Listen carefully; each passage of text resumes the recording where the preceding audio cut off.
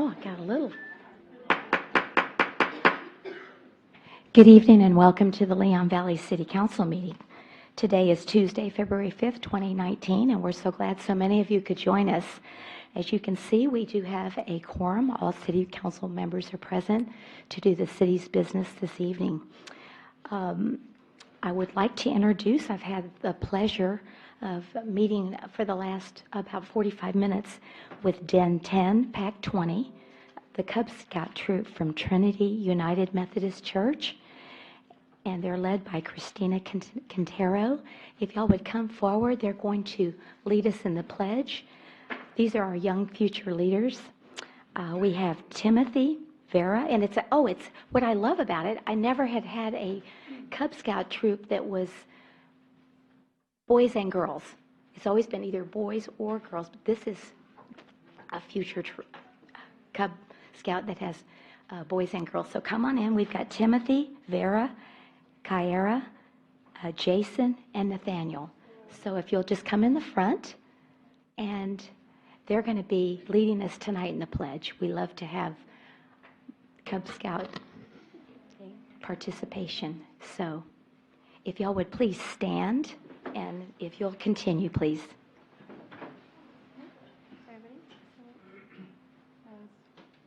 Go ahead, you want to start it? Please join us. Please join us in the Pledge of Allegiance. Okay, go ahead.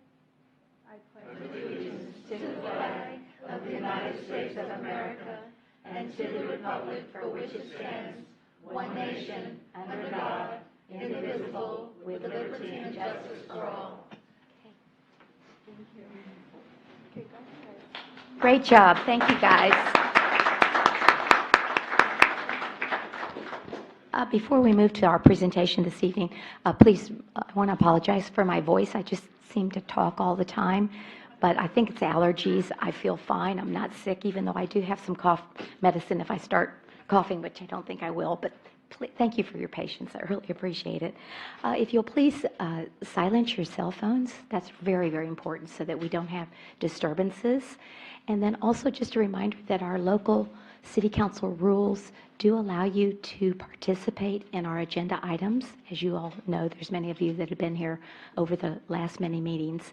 But after we have a presentation and the council asks their questions, if you have a question, we'll certainly hear from you. And again, we'll have a time limit this evening because we have a lot on our agenda. So with that said, I'd like to introduce Renee Green. She's the Bexar County Public Works Director. She and I have known each other for many years. We serve on the MPO together. And Renee is going to be here this evening to give us an update on the Hebner Creek Flood Control Project, which is right outside our door. And I appreciate it so much. So thank you and welcome on behalf of the City Council and citizens of Leon Valley. Thank you, Mayor. You Thank bet. you, and thanks for having me and giving me this opportunity to update you on the status Great. of the Hebner Creek Conveyance Project. As the Mayor said, my name is Renee Green. I'm the Director of Public Works as well as the County Engineer for Bexar County. And so I would also like to introduce Todd Putnam. Todd could stand up. He is the project engineer on this, and he works on our staff, and so he is the boots on the ground per se. This project is actually quite large. You're mostly familiar with Segment 3, which is the portion that goes in Leon Valley, but it actually started several years ago under Segment 1. Segment 1 was a hydraulic and hydrological remapping. Segment 2, it was actually the portion that goes from Timber Hill inside the city of San Antonio all the way to your city limits. It was a rechannelization work and the construction of a hike and bike trail. And then Segment 3, which is the segment in Leon Valley, goes from your city limits to Bandera Road. And it was a rechannelization and natural creek protection and restoration. Now you'll notice I left out the yellow part. That is the Ingram Road Bridge. For those of you that don't know, that's an additional part of this project where we built that bridge. That was early on in the flood control program. And as you know, any of you who ever watched the news media broadcast high water or inclement rain, they'd always go to that location because someone was always stuck in the water. So in fact, I was told by some of the media people that we took away their go-to shot for the stuck in the water, and I thought, I'm happy to do that anytime. So segments 1 through 3 had a significant amount of benefit. We reduced the floodplain boundaries. We were able to pull 54 homes out of the floodplain limits by reducing the floodplain. We also purchased 42 homes for channel excavation, so that results in 93 homes removed from the floodplain, and we were also able to recover about 73 acres. The rechannelization of Heebner Creek included the natural creek protection, and we wanted to preserve and promote the native vegetation, increase the aquatic wildlife, and all those things factor into improving the water quality that flows through Heebner Creek. We also put in erosion control measures, erosion control matting, drop structures, rock riprap, native species, channel seeding, and again, aquatic species planting. All this keeps the ground solid and keeps it from eroding rain, especially when we get a really intense rain. I'm moving. There we go. Unfortunately, it was set up so that the video automatically starts, but apparently it's not. And what I like to do is show videos of people. Let me see if this will work here. If I go like, you're doing it, you're working on it. Yeah, it may not go. You know, whenever we do a road project, people hate construction. They can't stand it. It's annoying. I get it. We always take a video of the road and what it looked like before. And then that always makes the meeting go a little bit smoother.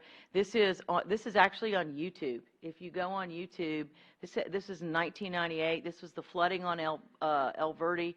The nice thing about it is the fire truck comes in the video, and you can see with a perspective of what really was occurring here and the danger that it presented to the people that live along that area.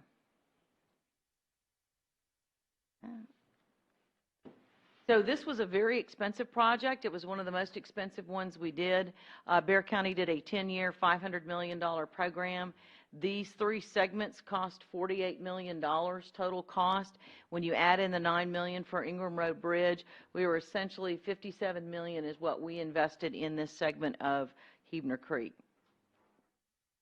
So segment 1, which was the remapping, is complete. Segment 2, which is the part that was inside the city, is also complete.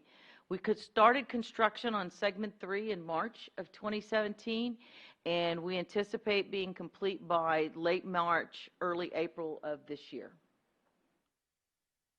So we wanted to make sure, I know that this city is very concerned about trees, and so I wanted to point out that we did do planting and watering of about 100 new trees outside of the limits of construction. So we were vested in trying to get the jump start on that creek restoration.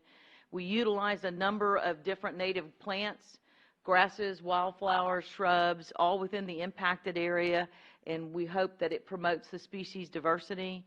As I mentioned before, we put a significant amount of erosion control matting, drop structures, rock riprap, native species, the seeding, and the aquatic species to help promote the creek restoration.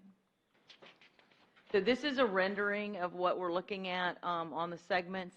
I know it may not look like that now, but that is what our vision is for this, so that you have a beautiful park-like place to go to walk in the evenings, and you have the benefit of the flood control for that area, so we never see what we saw on El Verde back in 1998. So that's my presentation, Mayor. I am available for questions. Thank you very much. I appreciate it. All right. Are there any questions from the council for Ms. Green this evening? Yes, Councilor Jordan. Yes, ma'am. Are you on schedule, or when you expect to have the project complete? Well, we expect to have segment 3 done by the end of March, the first part of April. And yes, we're on schedule. We did lose some time in September and October because we had those massive amount of rains, but every one of our projects is about 2 months behind. But we do believe we'll have this done in April. Okay, and preliminary, we've had a lot of rain since this started, and you can see the reduction in the Evers Road flooding and some other areas. So anticipation that it's going to be, do what it's being designed to do? Yes, sir, it is. There'll be some additional work going on, not construction work. Once we complete the project, we've got to go through a remapping effort. It's called a CLOMAR, Conditional Letter of Map Revision with FEMA. We've gotten that approved. We have to then file the LOMAR, Letter of Map Revision. That will pull property out of the floodplain. And the interlocal agreement that we signed with the city of Leon Valley many, many years ago before we started on segment 1, there's some property that will be given back to the city that I believe you have some future plans for, Mayor. So that needs to be removed from the floodplain before we go forward, which we will complete that. But that's all behind the scenes. You won't necessarily see that because the construction will be complete. And do you know if this will have a positive effect on our ISO rating for the insurance and flooding and so forth? I don't know the specific rating that you have, but I would just off the top of my head say yes, because you've essentially removed a significant number of homes from the floodplain, you've removed the threat of property damage, and you've basically enhanced and increased a major flood conveyance in the area. Okay. Thank you, Mayor. Thank you very much. Councilor Martinez. Is there any plans to continue the work upstream from Leon Valley? And I appreciate that's a very good question, and I know the mayor has asked us that. And I realize probably the majority of you weren't here, but about 8 years ago when we started this project, we were told in no uncertain terms we were not to go upstream past Bandera. We were told that Raymond Rimkus Park and the Onion Mansion were sacred. And so when we planned this project, this is where we stopped, and that was at the request of the then Leon Valley City Council and Mayor. Sorry. No, that's fine. But in the future, is Bear County considering an additional tax to do other flood control projects? The Bear County, is, as far as I know, is not considering any additional tax. Let me say But that. I meant projects. Projects, yeah, You've already flood got the control. tax. Do y'all notice on your property tax, there's a little line for Bear County flood, and it's a small tax, but it makes a difference. And that's a good question, Mayor. It's because I get it asked quite a bit. It's another flood control program. You know, right. this was part of a 10-year, $500 million flood control program that consisted of 85 projects countywide. So this was just one of them. And so, you know, the court has not made a policy decision. They do make policy. I'm just the staff. I just get to build it when they decide what they want to do. And they have not made a policy decision on how they want to move forward with flood control. There has been some immediate focus on completing San Pedro Creek, and that right now that's their focus. Subsequent to that, then I'm sure the judge and the rest of the commissioners will decide how they want us to move forward. Okay, and just one more question for me. When do you expect us to take ownership of the property that you're working on? I know we have to wait for that LOMAR. Is that a year and a half? It's probably, I hate to tell you, it's probably about that long. It's not something I control. It's FEMA. Once everything's complete, the engineer takes the as-built and has to do the paperwork and has to file it in there. I don't know. I'll go back and look at the agreement, Mayor, and I'll see when we can transfer the property to you. It may be that if it helps your planning, maybe that once we turn the LOMAR request into FEMA, we can maybe look at doing a transfer then. I just have to see if the DA's office will let me do that. So. Okay, that sounds good. Any other questions? Yes, ma'am. I have one more. Oh, yes, thank you. Follow-up. Councilor Jordan. Yeah, just like as the video that you showed, the 1998 flood, we've been in conjunction with San Antonio and finally have got them to retain the water upstream. Do you know if the county has been part of that conversation as far as future planning with the city of San Antonio to connect whatever boundaries that may connect that could affect cities downstream? They have not reached out to me with any specifics. I don't believe they've reached out to any of the flood control staff. But they're Art Reinhardt, who I believe is probably who you've been working with. I see him frequently. I will ask him that question, Councilman. Thank you, ma'am. All right, if there are no other, yes, Counselor Atkinson. I just wondered how it would be possible to get the county to be more responsive to individual citizens concerned who live along the creek without county personnel spreading false rumors or false information about the homeowners, as has been done, which is a large concern from a number of people that I've heard. I'm not aware of anything like that occurring. How can we get you to be more responsive? Who can be talked to that might listen to the homeowners instead of being dismissive to them? Again, Councilwoman, I mean, my staff is very responsive. I'm very responsive. I have not heard of any of county staff ignoring the individual residents. In fact, Todd is out here frequently. He met just the other day. He'll meet with anyone who asks him to. So I have not heard of anyone being rude or dismissive to the residents. And if they are, then please bring it to my attention. Thank you. You're welcome. Okay, thank you. Is there anyone in our chambers that would like to ask a question before we close this segment? Yes, Mr. Hody, if you'll come to the podium and state your name and where you live. Good evening and welcome. My name is Matthew Hody. I live on El Verde Road. I have for about 21 years, and we made the mistake of moving here in '97. Wasn't that great timing?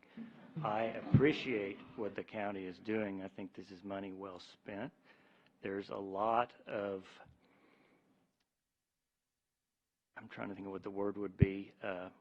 It's not fun having it going on. I know. But you know, that's what happens. That's the way things goes. It's improvement. Things move on. You know, we build Walmarts and Helotes. Whatever has to happen eventually happens. But having said that, I do have some concerns for Ms. Green, and I would like to read those. And I apologize for my cottony mouth because, like you, I'm on a steady diet of allergy medications, so my voice is kind of messed up as well. So, Ms. Green, is what I was going to ask you is then, other than your visit today, how can residents, especially those that are directly affected by the work, stay informed, and who can be contacted to answer specific questions?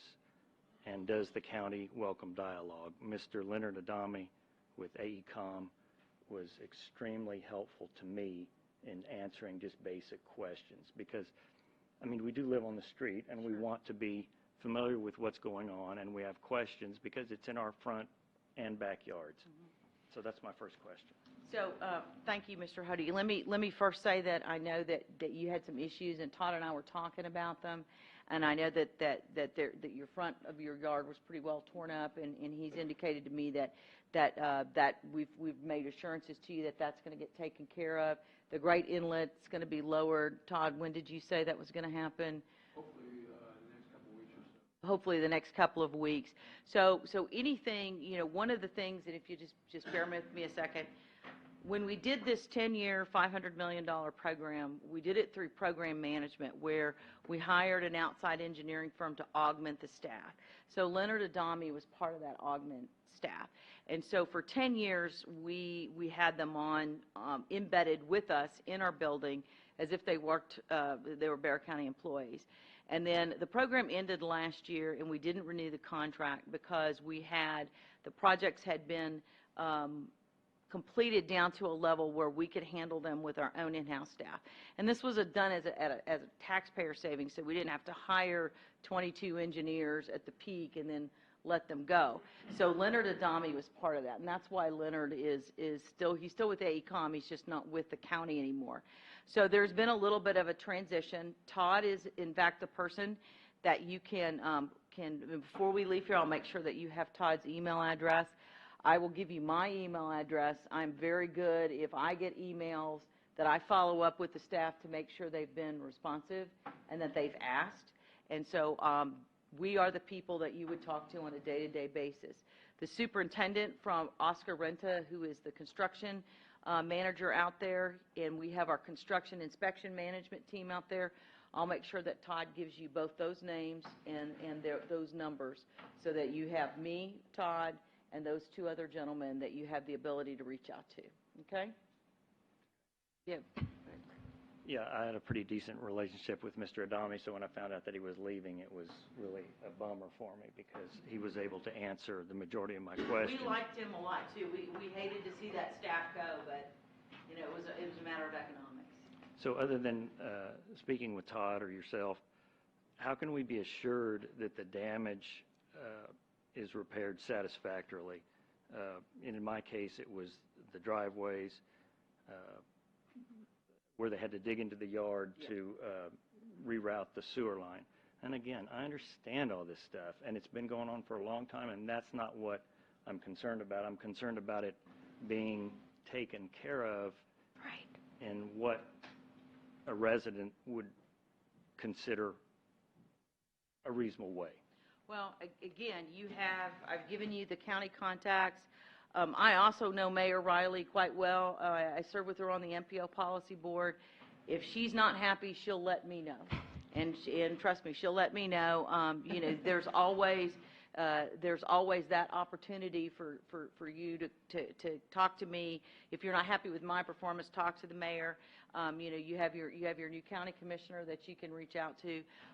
But in terms of this, we just have to let us finish the job. Let us do what we committed to do. And if you're not happy, we'll take care of what we can do to make you happy, okay? That's exactly why I'm waiting, and I haven't said anything, and I'm not going for yard of the month or anything like that. It's Yard of the month. It's just a fact of the life, and love it. as I said, I understand in the end, it's going to be nice. Now, I know you know my name because you sent me a letter about 1.5 years ago in response to some concerns that I had about trees in my backyard. So for those of you who don't know, in addition to the creek bed, there's also work going on behind a number of the houses where it's going to catch water coming off of Grissom, I believe. Is that the idea behind that? Anyway, I had correspondence with then Commissioner Elizondo, with his staff, with Mr. Dwayne Robinson. I don't know if he is still the small city contacts in Bexar County. Yes. About what I considered possible ways to not take out some of the nice trees in the back.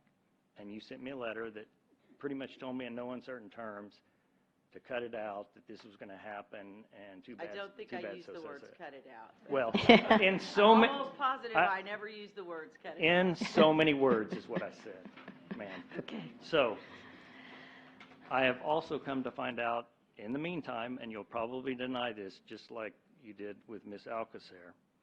I'm not on you about this. I just want you to be aware of it, that you have formed a completely incorrect opinion of me from your correspondence with several county representatives and whomever it was that you spoke with at the time. I don't know if it was Mr. Elizondo or whom, when you sent that letter. You never called me. You never contacted me directly. You never gave me your card like you're offering to do now. And that would have been nice, because those people in Leon Valley know the way that I am, and I'm not an unreasonable person. No, you're not. But you know what? I was going to suggest that maybe we could set up an appointment with you and Ms. Alcacer and Ms. Green, and we could talk about the specifics, if that's what you'd like. That's fine. Yeah, just because I know we have a huge agenda tonight, so. What's your resolution of this? My resolution would have been to sit down at the time instead of you taking somebody else's word for it. And then in the meantime, you continue to bring up me here to Leon Valley and how unreasonable I've been. I've never brought you up. Never. I have never brought you up to Mayor Riley or anybody. Wow. I have never said anything about you. Okay, that's I never have. That's not what I've heard, and the people that I heard it from, I have no doubt that it's true. But So, can we do that? Can we follow up? And I'll be more than happy to coordinate a meeting. Let me just make Yeah, sure that let's the do that. council is clear. The incident with the tree he's talking about in the letter was several years ago. that's correct. It was many years ago. No, it wasn't many years ago. It was more than 3 years ago. And so, Yeah. But at this point, I'm trying to- I'm yeah, fine, that'd be Mayor great. Riley, in having if he would email me his concerns, I'll be Okay, more than let's do happy to that. address them. And I will 'Cause- give you my card that has my email address on it. All right. Right. We were able to meet with another concerned resident on El Verde Road, one-on-one, and it really did help. So let's It's do a that. shame that we couldn't have done this early on, because this could have been avoided, but I felt like this was really the only way that I could address it. Okay. I'm glad that you brought it to our Get attention. Thank you. Information from the county. And as You I said, bet. Mr. Adami's been great. The job is going fine. It's a pain, but it's okay. I understand all that, Ms. Green. But is what I don't like is the way that that particular incident was handled. And it keeps being brought up, and I want it to cease and desist. I have because not I'm- brought it because I'm up, fine. and my staff has not Thank, brought it up. thank you, Mr. Hody, for sharing your concerns, and thank you, Ms. Green, for addressing them. Thank you. We do appreciate it. Mr. Martinez, did you have one other thing to say before we moved on? With this correspondence going back and forth, can all of us counselors be, and the mayor, be copied on this so we're informed of what's going on I in the resolution? can copy, I would prefer to copy Kelly, if that's and she okay can with get it you. out, yeah. And she can be That'd be fine. responsible for disseminating it to the rest of you. Is Sure. that okay? That's fine with me. I I would just like want to be see- clear for the record, do you want all the past correspondence from Mr. Hurt from this Here. point forward? Yeah. Got it? Yes. Okay, that'd be great. Thank you, thank you. Thank you so much for Thank your you. time. We really appreciate it. Todd, thank you so much for your time. Do appreciate it. And have a wonderful evening. And we do need to move on. Thank you. You bet. Appreciate that. All right, moving then to agenda item number 3, we have our city manager's report. Ms. Kinsler, good evening and welcome. Good evening. Thank you, Mayor. Thank you, Council. So we just finished our town hall meeting. Dr. Romero has been given all of the graphs, all of the citizen input from the charts. They were all put into one document and sent to her last week, so she hopes within a month she will have a final report to you. So that was done. I think staff had everything compiled and sent to her within the week. Which leads me up to what's happening next. It's February, and wanted to talk about our coffee in April. You all had discussed, I believe Councilor Alcacer was spearheading this, the animal ordinance was one thing you wanted to discuss at that coffee. You wanted to get community input on what our citizens also, I don't remember what this was, maybe it was you, Mayor, but maybe start some discussions about scooters. Yes. So those are the 2 items that I have for the coffee. Is there anything else that the council feels needs to be on that agenda? Yes, sir.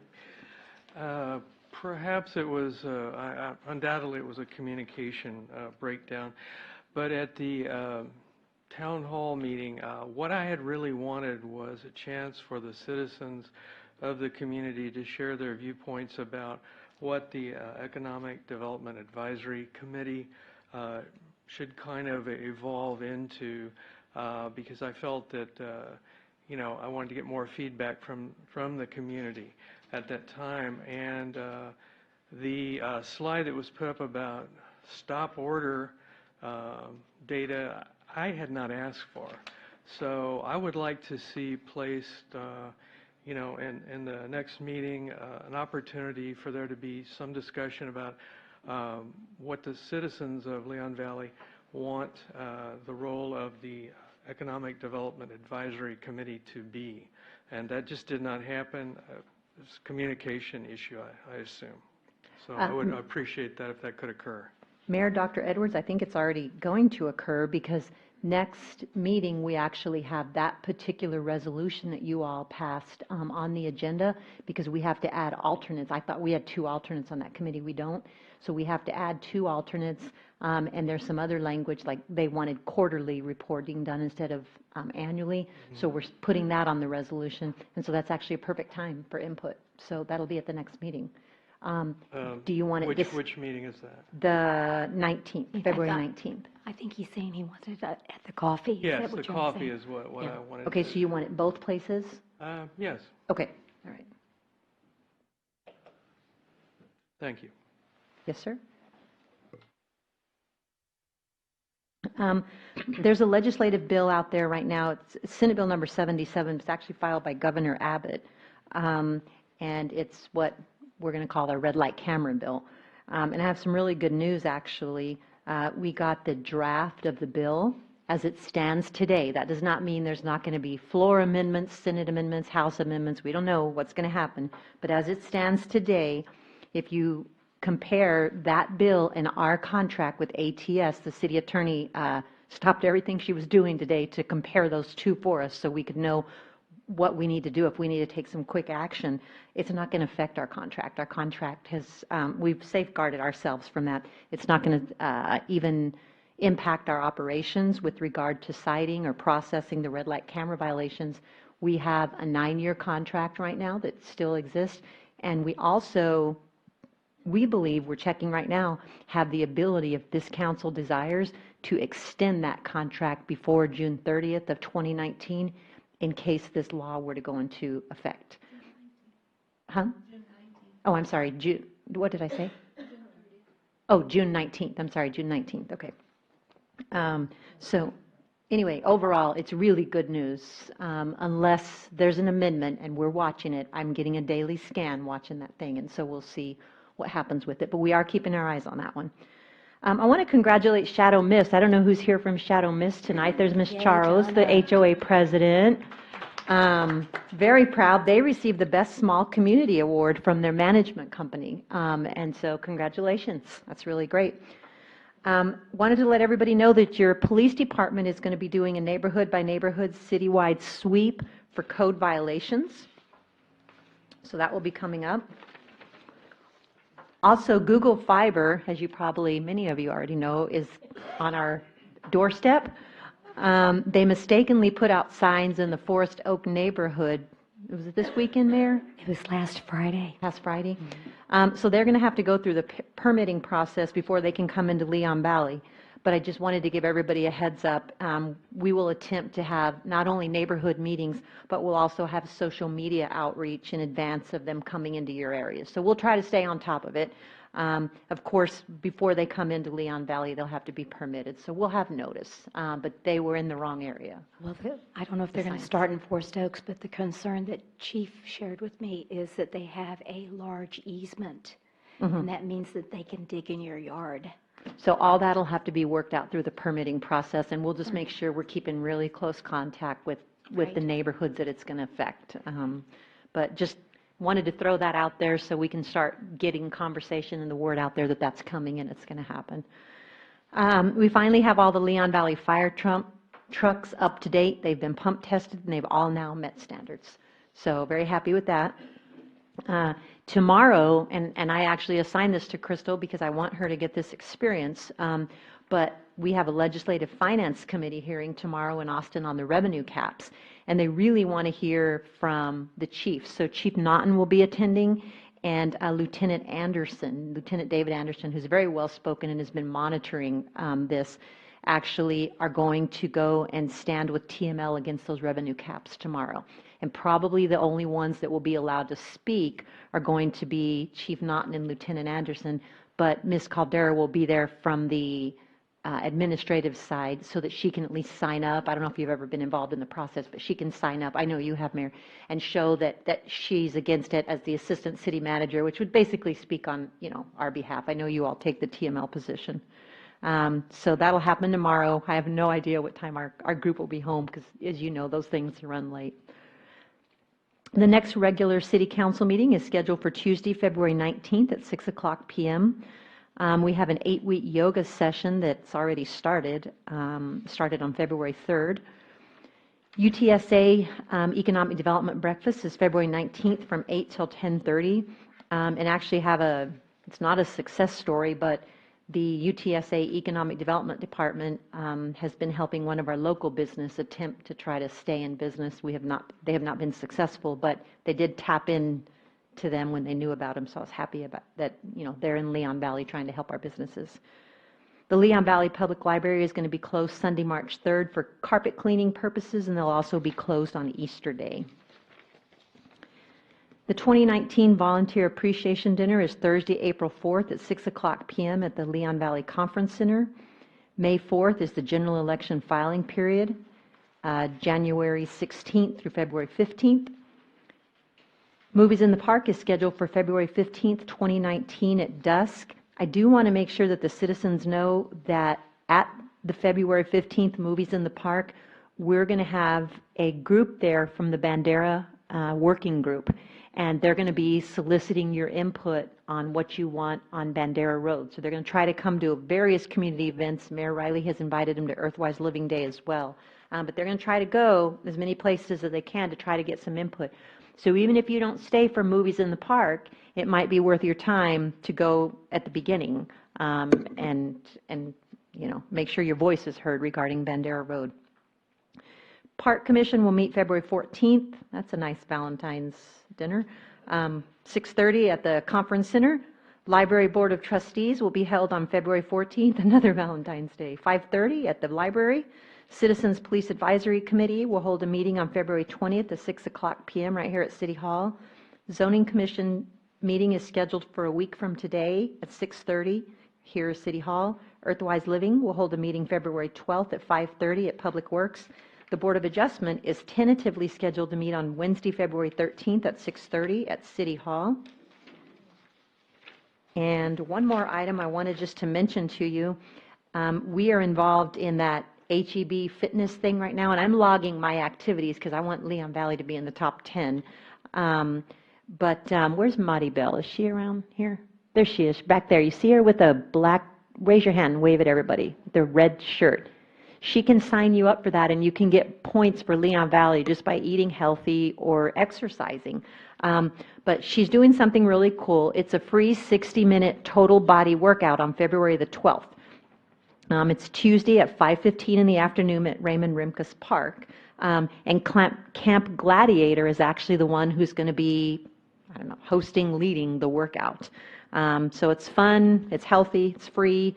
And then once you do this workout, you get a lot of points on the It's Time Texas HEB Community Challenge thing. So we've got information on e-news about it, and I think it's on our website and on Facebook.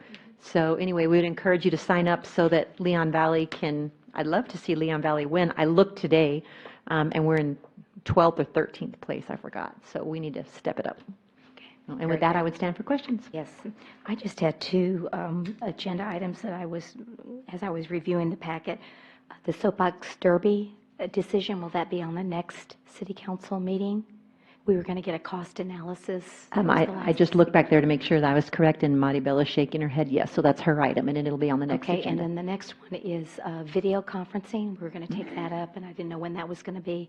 Ms. Caldera is going to begin working on that. She just finished the conference center, right, so and she if we said could she'd just have start that. like a summation of how much it cost us to upgrade the conference center, I think we saved money. So, and I appreciate all your efforts. I just wanted not to forget those two items. So, thank you. Any other questions for the city manager? Yes, Mr. Councilor Martinez. Excuse me. One thing that there's two things I've got. At the town hall meeting, he showed the video of the red light cameras. Now, where did that come about? That should have been a policy decision, and council should have known about it and voted on it as a policy to go ahead and create that video and show it instead of a staff function. So the policy actually was created. The policy is that you voted for red light cameras. There is money in the red light camera program there's money budgeted in the red light camera program. I actually thought when I very first saw the video, I didn't know the video was being done. I sent, it's a TML video. TML sent out these videos to all the cities and said, can you do something that, is conducive to your city or something that happens in your city? I'm trying to remember what the legislative phrase is that they're using. Our home, our decisions. Our home, our decisions. So they ask everybody to do a video about something that happens in your home that may work well in your home or your area, but may not work well in others, which is why the conclusion of the video with Mayor Riley on there saying something to the effect of, it's working in Leon Valley. It may not work everywhere else, but it works in Leon Valley.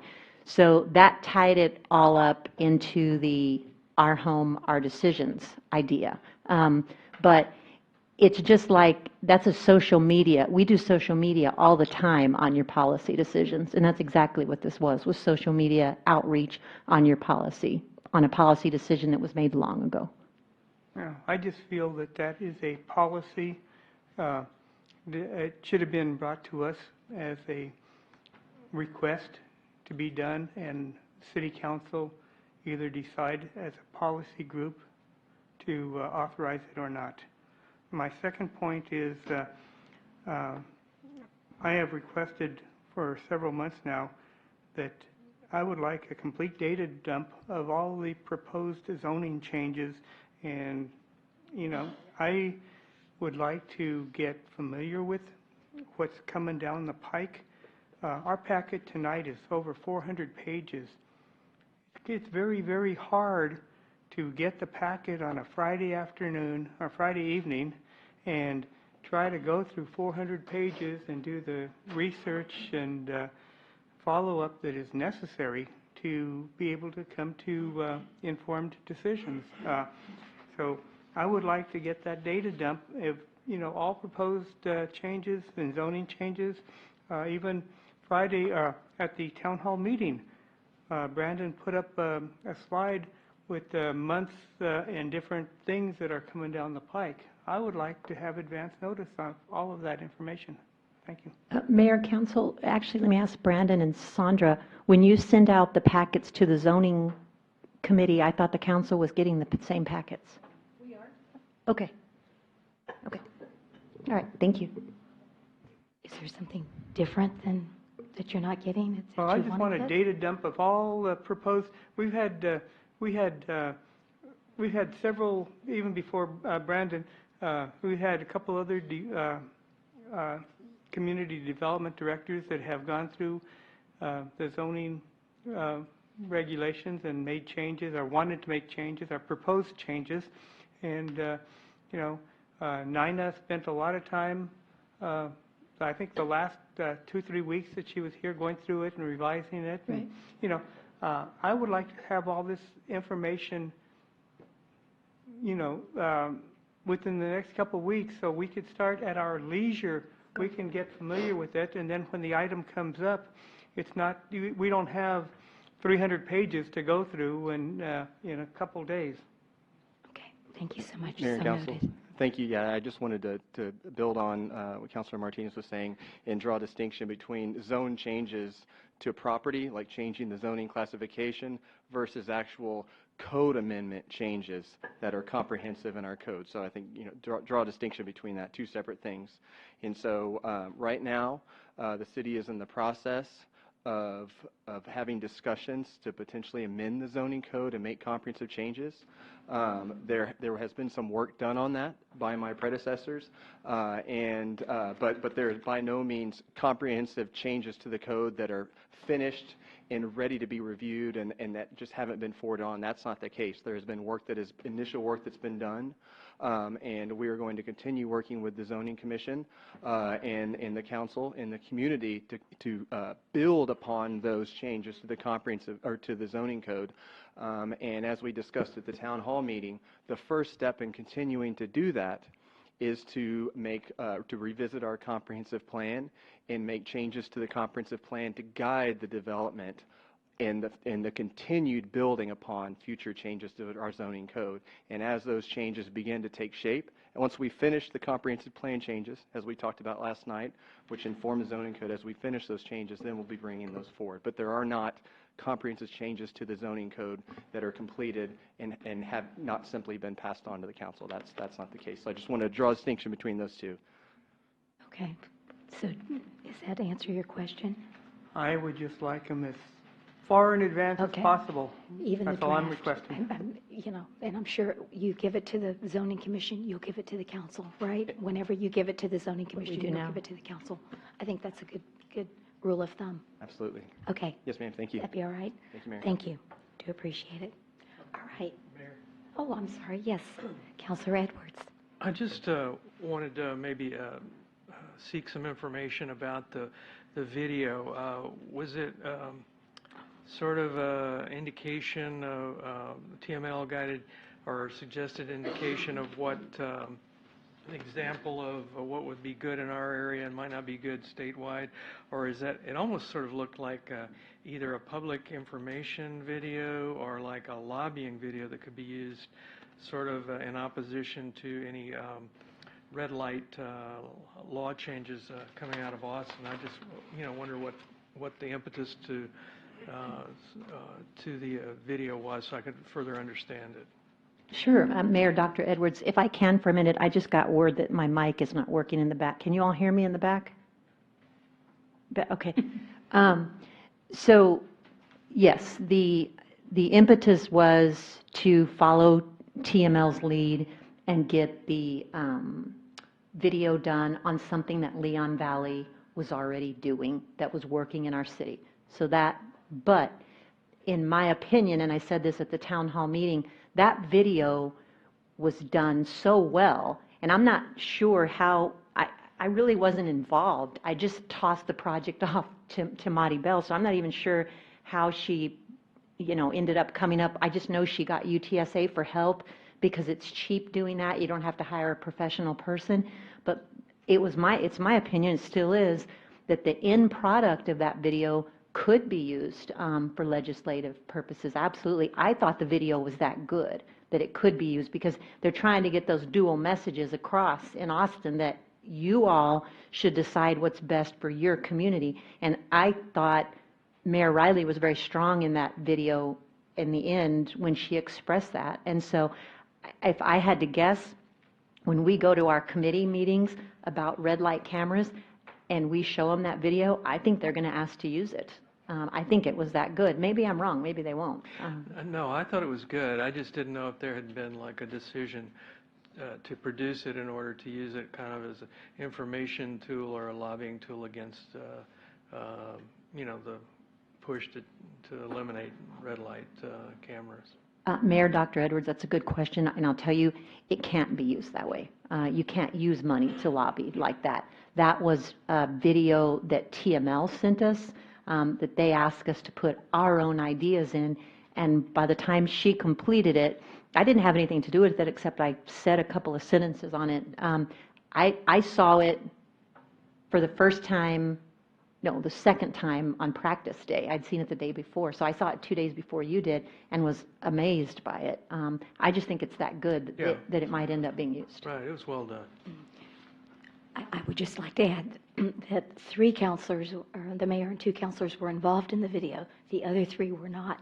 And I think it's just a matter of courtesy to let everybody know what's going on. And I think that's where we can learn in the future. Sure. So, And thank you. I don't know how I don't know how people were picked. I have no idea what happened there. No, I'd have to I'm ask just saying. Monty Bell just about thinking that. that Thank might you. be- That might be the disconnect. Mhm. So, okay, thank you. Anything else? Else from our chambers? Okay, let's move then to citizens to be heard. Anyone in the chambers that would like to address the council on any issue that's not on the agenda tonight, because you will have an opportunity to speak there. Please come forward, state your name and address for the record. Thank you. Good evening and welcome. My name is Leticia Romero. You need to speak into the mic. Yes, we are recording. Thank you, yeah. I applied for the variance, but I haven't received no information about it. Okay, so Mr. Brandon, I believe, and you know what? I met with the Cub Scouts, and I failed to follow up. That was my fault. Can you meet with Ms. Robledo about her variance? She was wanting to know what the status was. Could we do that maybe tomorrow or sometime this week? Would that be okay? Okay. Thank It you. is very important because I take care of the elderly, and it's about safety issue. Yes, ma'am. Thank you. We appreciate you bringing that to our attention. Thank you, Mr. Milan. I do appreciate that as well. Okay. Anyone else? Yes, Mr. Hody, please come forward.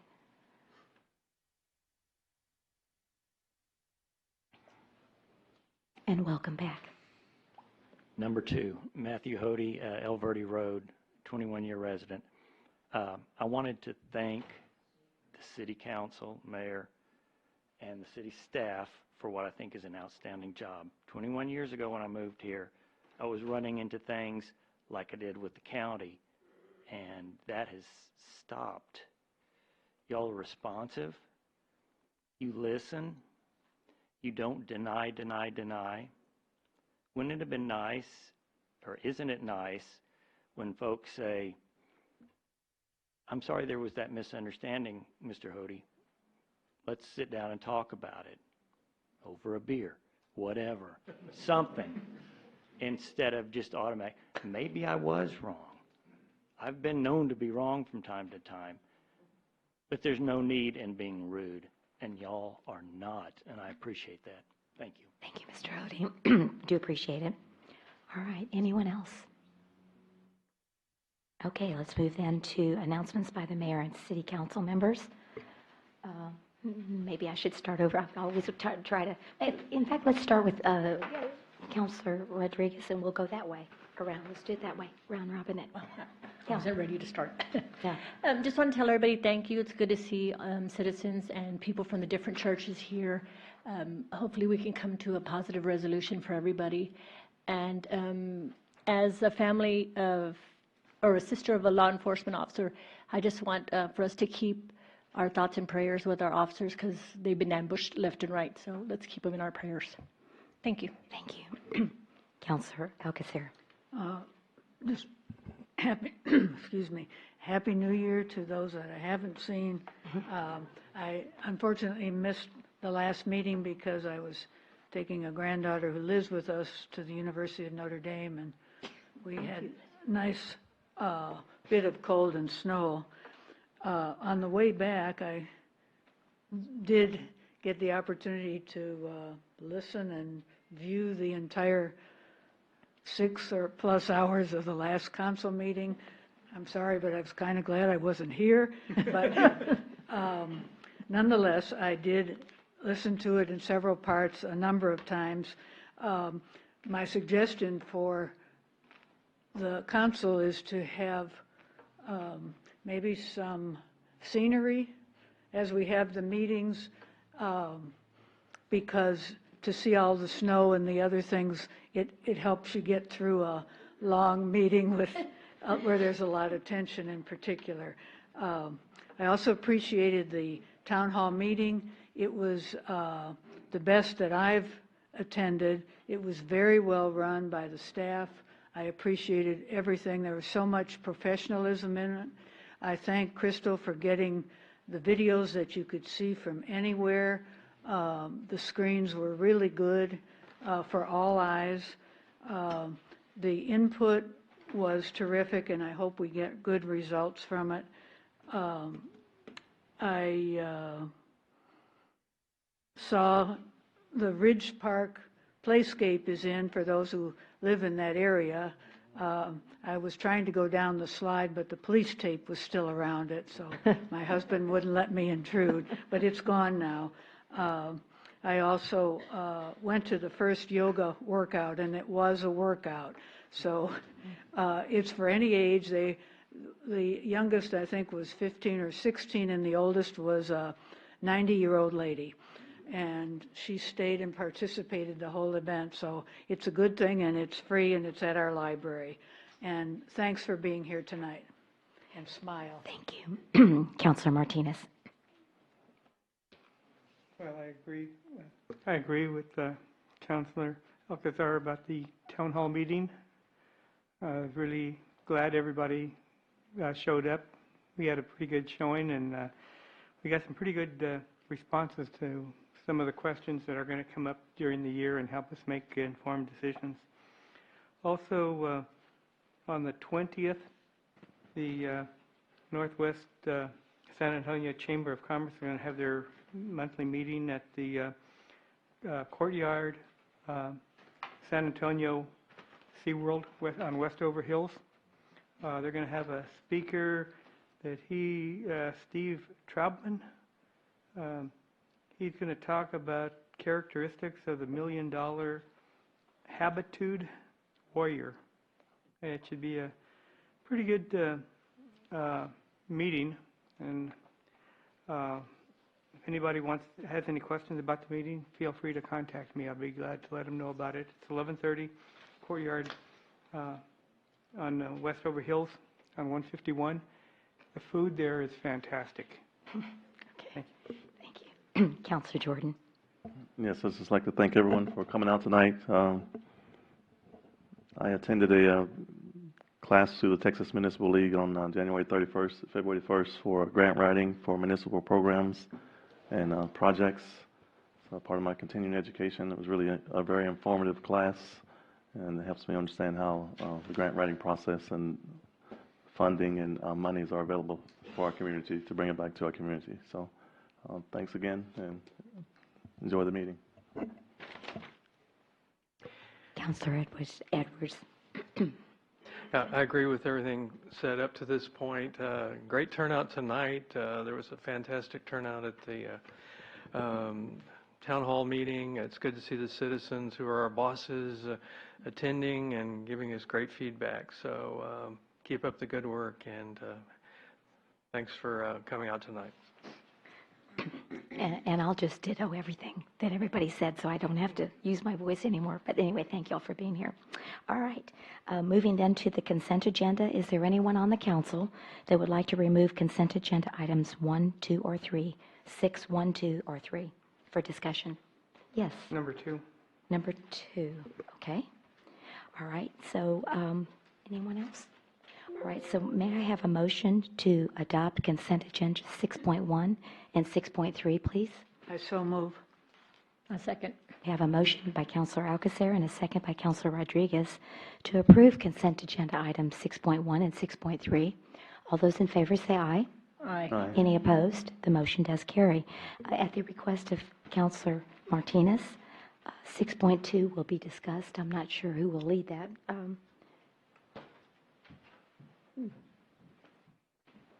Let me go ahead and read it. Discussion and possible action on a resolution authorizing a memorandum of understanding, MOU, between the City of Leon Valley and the Elijah Group for the use of the Leon Valley Community and Conference Centers. And we have Ms. Maribel Mendoza Good here evening, this ma'am. evening to present. Good evening and welcome. Yes, ma'am. We are going to possibly renew the contract with the council's permission again for an extended period of time because, again, their church is still under construction, or they're still trying to locate a church.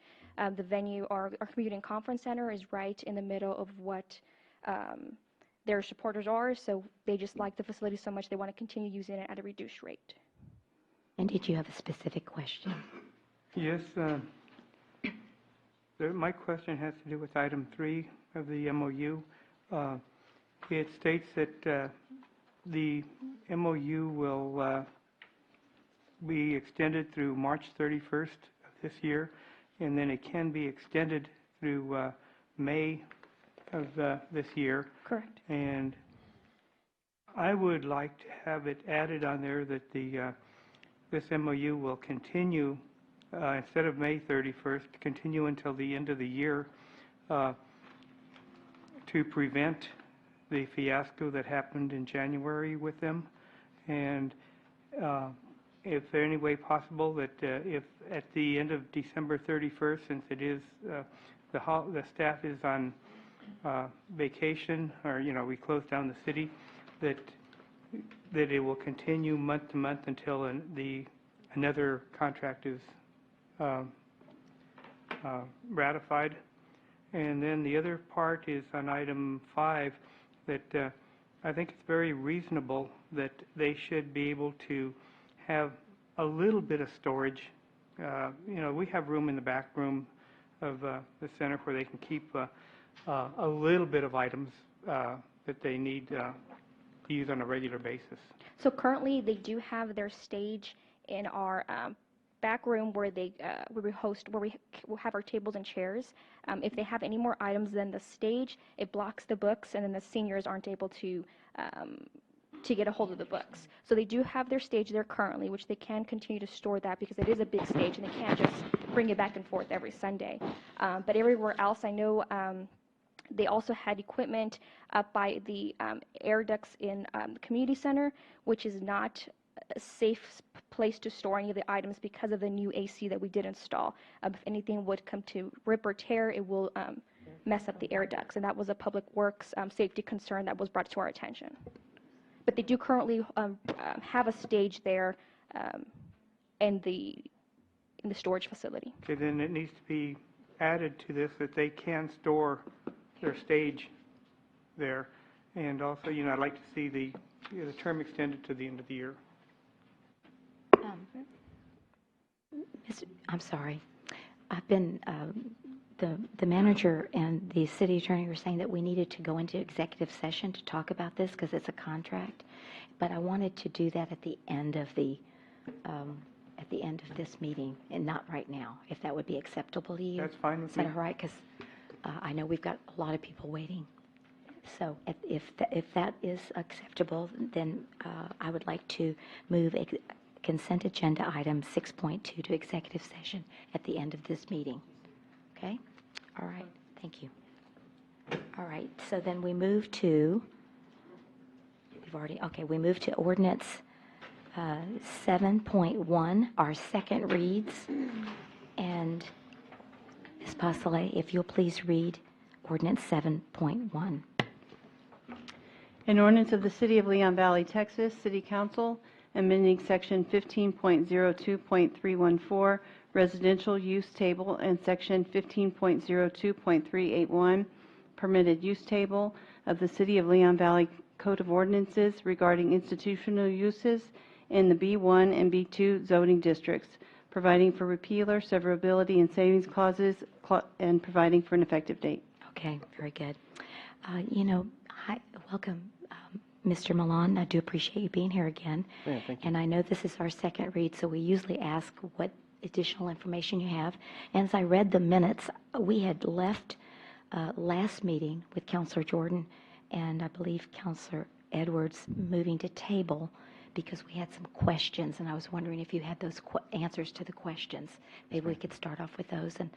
And we do want to hear from people, but we'd like to hear new information rather than, the stuff that we've already heard. Just if you could keep it to that. Absolutely. So we asked, Councilor Jordan had asked, what effects did the churches from the B2 zoning districts have on ad valorem taxes? Whoops. Did it decrease or increase? What are the new options? And then I also asked about the sales tax. And Councilor Martinez wanted to know how the civic district option would affect property values. And there was also a question about how churches can expand in a new district. And so we were going to ask for these answers. I thought we might start off with that. Would Yes, that be? ma'am. And I know we had two questions last night, but I don't, at our zoning meeting, I believe we wanted the history of how the churches went from this zone to this zone to this zone. And I don't know if you have that information yet. Yes, ma'am. Do. Okay. Happy And to then talk the about future land use map, how that changed. That was the other question that came up last night. that. Absolutely. Okay. Thank you. So, first I'll go ahead and touch on some of the first questions that you had. So, regarding the effect or the impact that churches and other institutions have on our ad valorem and sales tax base, I mean, definitely regarding ad valorem, that depends on whether or not the institution owns the property. If the institution leases the property, then definitely it's still a privately owned property, so there will be ad valorem contribution. In that scenario, if it's an institutional nonprofit use, it's not paying sales tax. That's not contributing sales tax. But if it's a situation where an institutional or nonprofit use owns the property as well, then it's neither contributing ad valorem nor sales tax.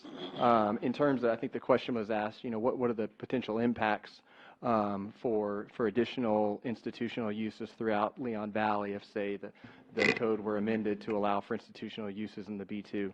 I'd have to say I think that's a good question, but that would definitely take a comprehensive analysis that we would probably need the council to give us a little bit more direction and maybe allocate some resources to doing more of an economic study for something like that, and that would involve looking at probably bringing in a specialist, someone that specializes in real estate economics, and also bringing in possibly an architectural professional that can look at, okay, what's our existing lease space, existing strip centers and big boxes, and say some of those uses transitioned, and what is the potential for turnover from ad valorem contributing, sales tax contributing uses?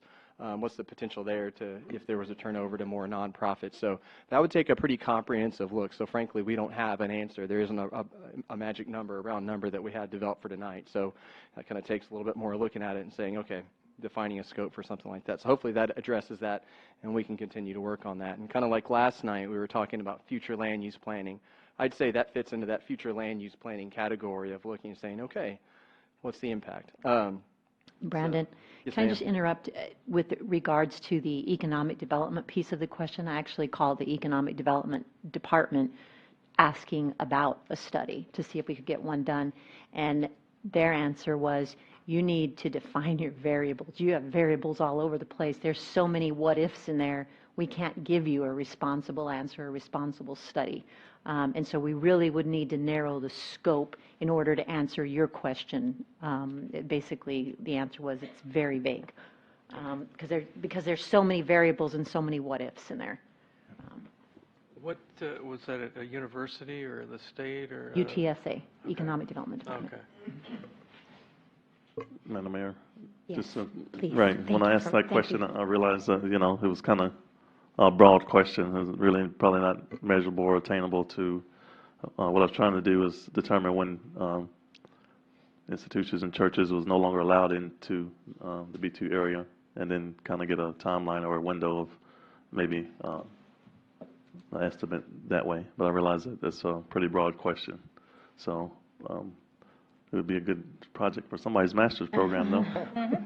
But you know, I mean, I think we could, I mean, have you identified each church, if they're leasing, if they own? You know, that's kind of like Exactly.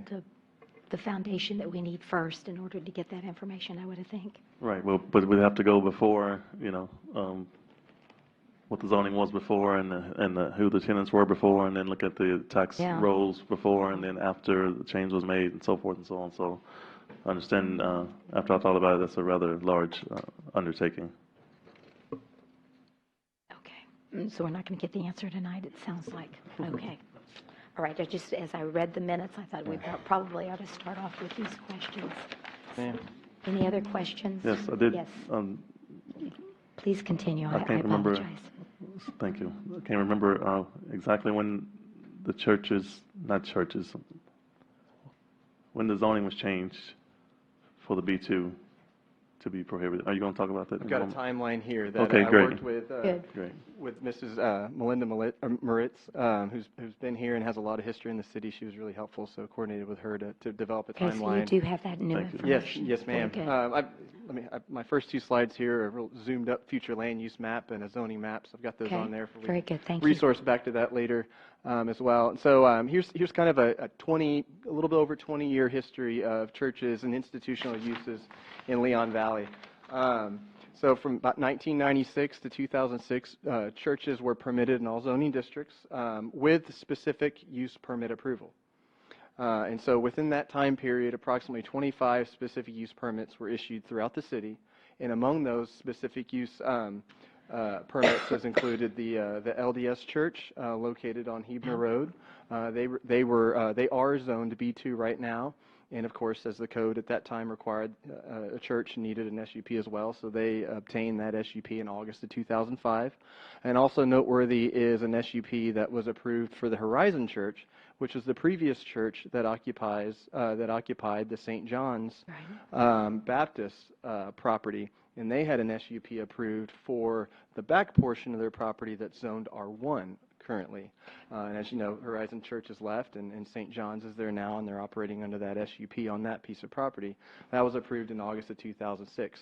But as the council knows, we've talked about SUPs before. You know, SUP is a function of the underlying zoning, and if that underlying zoning changes, that means that the expansion, and of course an SUP is limited to a site plan. An SUP is limited to the specific development of that property as it is proposed. And so any kind of expansion of use requiring an SUP, of course, needs to have the base zoning be consistent and allow for it. And of course, an SUP update is required too for SUPs. And so in March of 2007, staff seeing a dramatic rise and an increase in the number of churches and other institutions coming into this community, and of course seeing and anticipating the economic issues that could potentially come with such a thing too, you know, consistent with what, you know, staff's previous feedback given to the council regarding changing the B2 district, in seeing that and understanding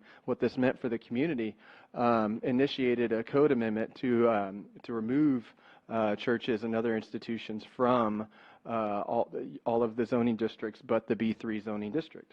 So that was the zone change that was made in 2007, and as the council knows, back in December, we amended in conjunction with the St. John's Baptist Church and their development proposal, and looking at their property and their plans to expand and looking to develop solutions that were feasible from a long-range planning standpoint and also might accommodate the St. John's Baptist Church.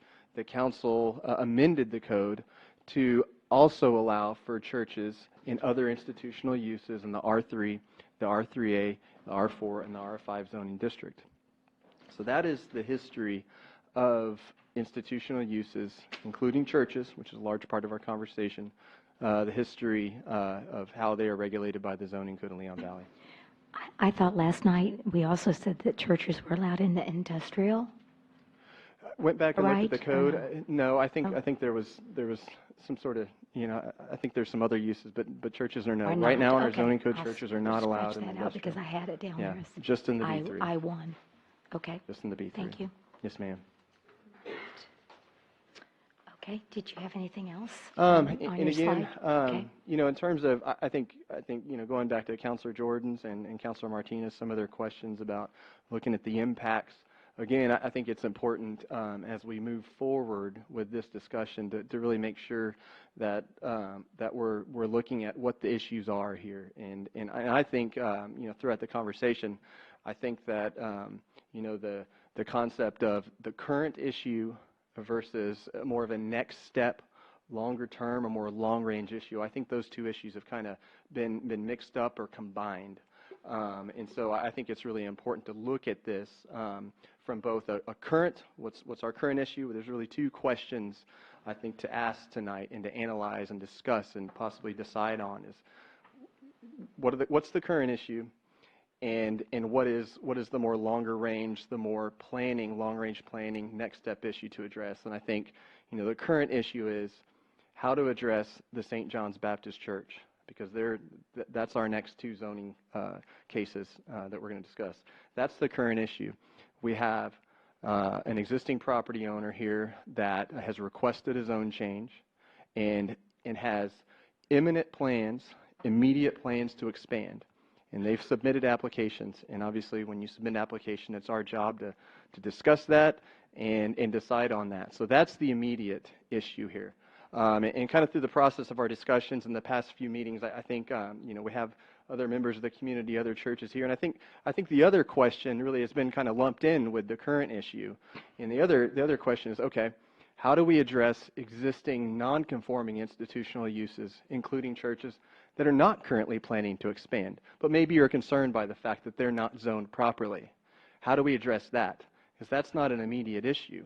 They're not planning to expand, but that's definitely an issue. They're here, and I'm sure y'all are concerned about addressing that for them and helping them understand what their next steps are. So that's a different question, I think. How do we address the existing non-conforming churches that are not currently planning to expand? Sorry, are you saying that on next step A, that we have the ability to amend a grandfathered B2 church to allow them to expand, or if they were burned down, they were allowed to rebuild? We have the ability to have dialogue and take a very holistic approach to coming up with solutions to how to address that. And as we discussed, there's a range of zoning options that exist. We expanded the zoning code to allow for institutional uses in the R3, the R3A, the R4, and the R5. It's still allowed in the B3. So I think it's important to take all those other churches and institutional uses throughout the city and look at those on a case-by-case basis, see how can we address these, because every piece of property is different, including the St. John's Baptist Church. And the other more planning-oriented question to ask is, okay, how do we address future institutional uses that are not here yet? And we talked about this last night at our workshop.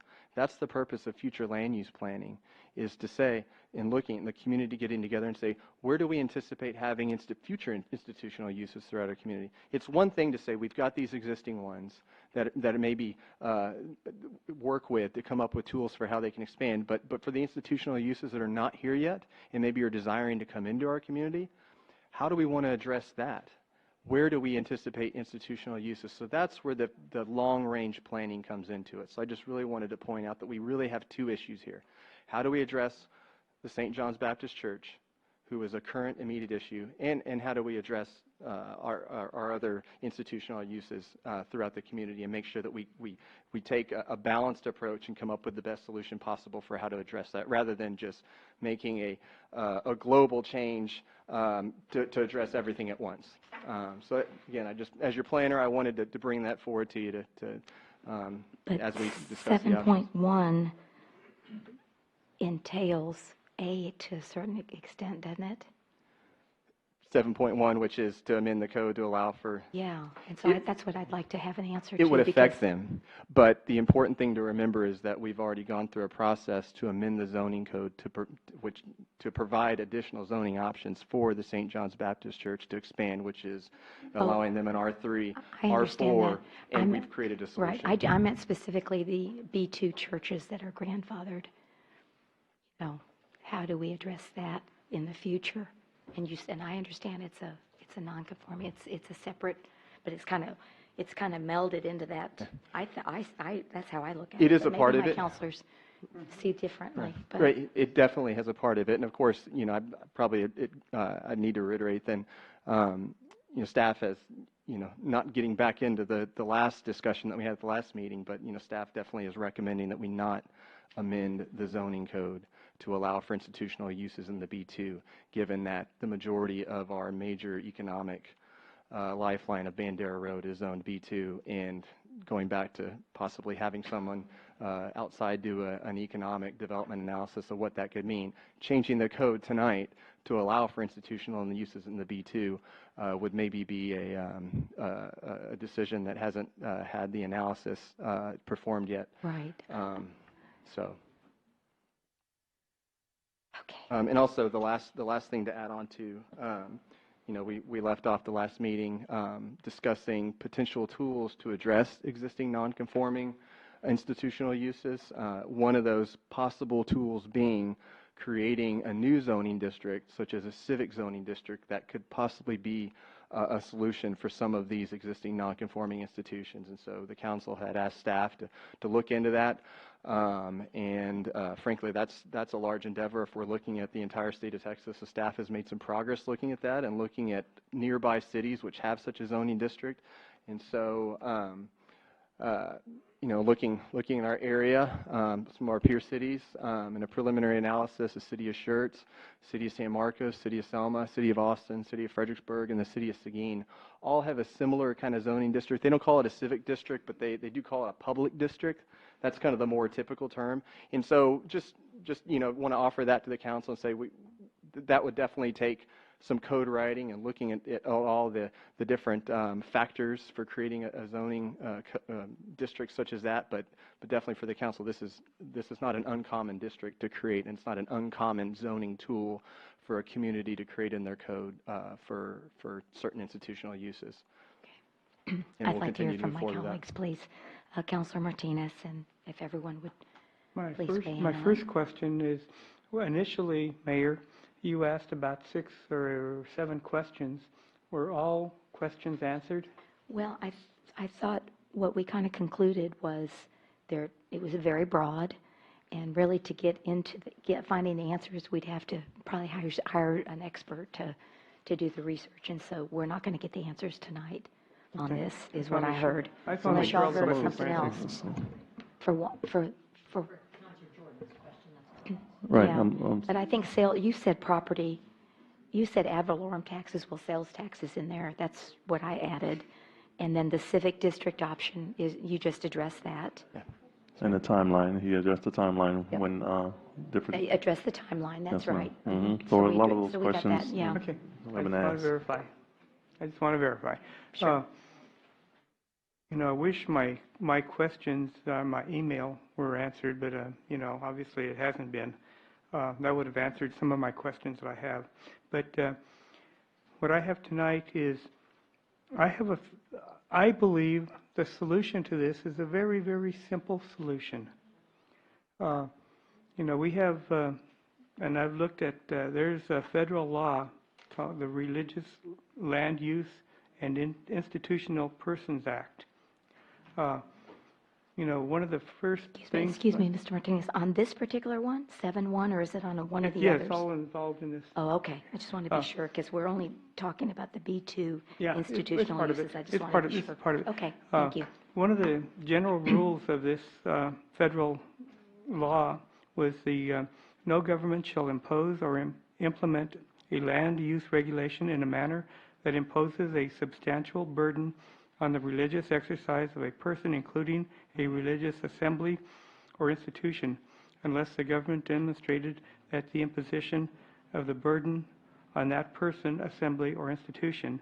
And it says, it further, as in furtherance of a government interest, and is that the least restrictive means of furthering that compelling government interest. And there is also mentioned that equal terms, no government shall impose or implement a land use regulation in a manner that treats a religious assembly or institution on a less than equal basis with non-religious assembly. Now, one of the questions I asked is, you have assembly type of institutions, museums, whatever, that you can't discriminate against a church. If you allow them, you have to allow churches. Now, one of the question I asked is, show me the reverse. Show me that where if you give a exemption for a church, where you have to give it to these other institutions. I couldn't find any case law the opposite way. There's a lot of case law. Don't interrupt me, please. I'll let you speak after him. It seems like the easiest solution to this problem, and other cities, this is where I found other cities have solved this problem by allowing churches in a B2 zone with an SUP, and you could make the SUP very restrictive in making it that it has to be in a freestanding building. One of your concerns that you brought up repeatedly is that you don't want churches along Bandera or in strip centers, and that would affect our economic base. So if you make it that churches have to go into a freestanding building, that solves that problem. You can also create other requirements in the SUP about parking and the size of the facility. The same goes for an R1 facility with an SUP, and a lot of people are concerned with in an R1 that you don't want a church to buy the house next to you and convert that into a church. But with an SUP, you can restrict that where you can require that there a minimum of off-street parking places. That's been done. I found case law that shows SUPs require a minimum, let's say 10 cars. You can also require that there's one ordinance I found that says that you have to be able to have one parking place for every 4 seats. There was another one that sanctuary will contain a minimum of so many seats. So that would block somebody from buying the house next door to you and converting that into a church. So there's zoning, there's SUP requirement that can be put into place that will solve this problem now and in the future. Okay, thank you. Thank you. And let me ask our city attorney to respond. Please, thank you. Mayor and Council, Councilor Martinez, I did answer that question for you in the email, and I did state that our zoning code is in compliance with that federal law that you just cited. We're not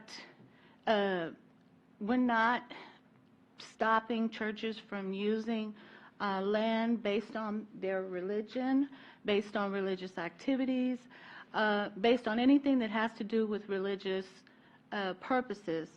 Our zoning is equal for churches and institutional uses. Wherever there's an institutional use, a church is allowed. Wherever there's a church allowed, an institutional use is allowed. At this point, our zoning is allowing institutional uses in the zoning districts that Mr. Maland already stated, including B3, which they were in before. And so as your city attorney, I have to disagree with you on, and I'm not sure at this point what the SUPs have to do with the federal rule, but that in and of itself would seem to be spot zoning to me, and that's against the law. So I'll let Brandon, Mr. Milan, address that part of it, but I just wanted to tell you that I did address your questions. I did answer them fully, and I explained to you and used the law, the federal law, as a guide to answering the questions to allow you to see where we are in compliance with that federal law. So if you have any further questions on that, I'd be happy to address those. Okay. Thank you very much.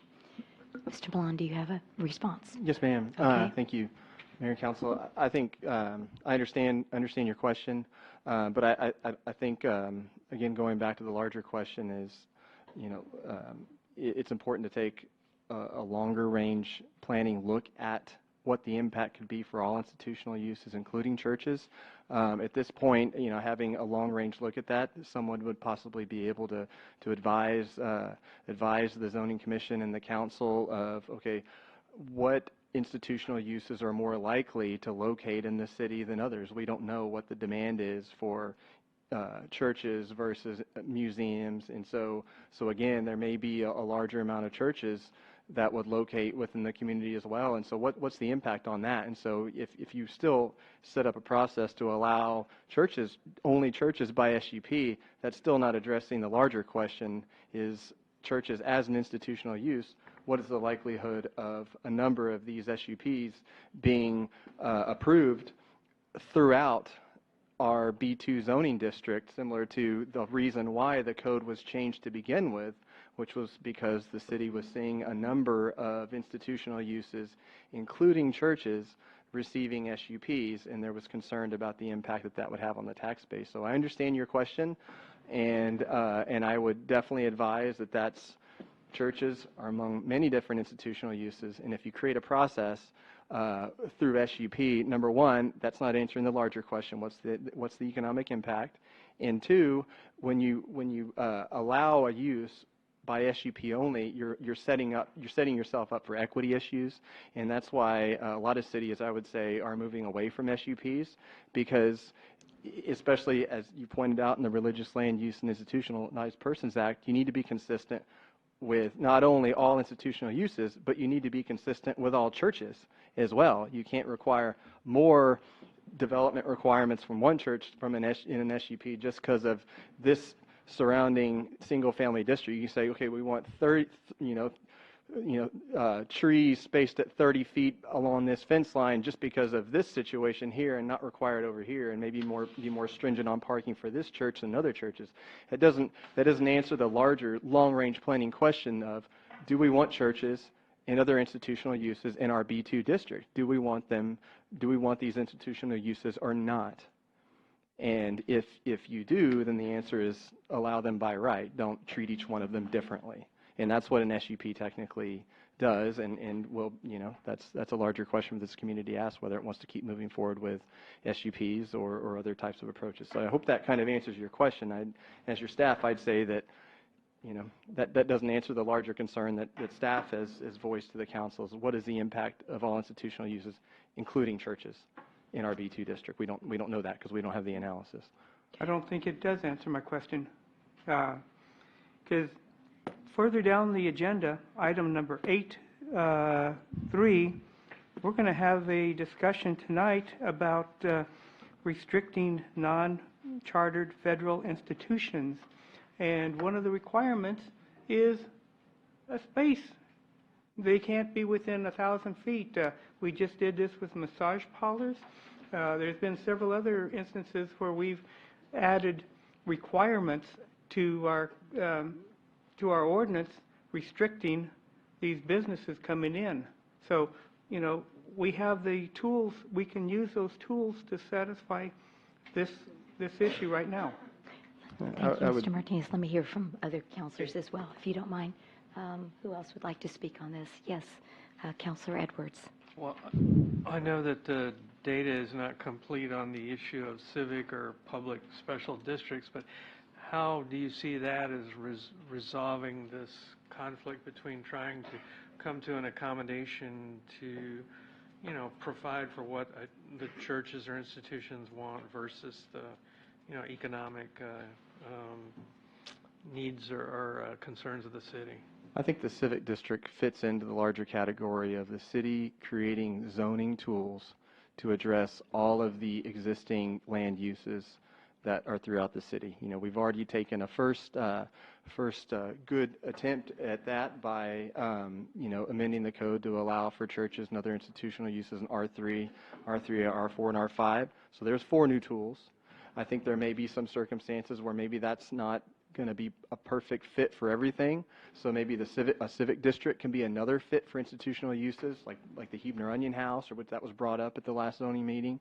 Maybe some other nonprofits or some other, you know, schools that aren't school districts, schools, or other things. So the civic district's yet another tool. There's really, in the planning and zoning, there's never any one tool that solves everything. It's really just making sure that you have a broad category of tools to address everything. And so civic district could be one of those tools as well. And so that's maybe another tool once we do an analysis and see what we have to work with here. So it really fits into the broader toolbox of zoning that we have. Did you have anything, Counselor? And I don't know if you, Brendan, I don't know if you addressed it, but supposing we do move the churches into what you're calling the civic district or public use, are they going to be allowed to further develop on that land? If such a district were created that allowed for churches and other institutions, that would allow for their expansion. Would it also take care of, I know that the gentleman right there had talked about if more than 50%, say, of his church burned down, would they then still be able to fully, I guess, reconstruct their building? Yes, ma'am, because in that scenario, they would be located in a zoning district that allowed for their use by right. So that they would no longer be legally non-conforming, so the 50% wouldn't apply to them anymore. If they were, you know, destroyed, they could be completely rebuilt. And my last one. So let's supposing we move St. John's Church into that category.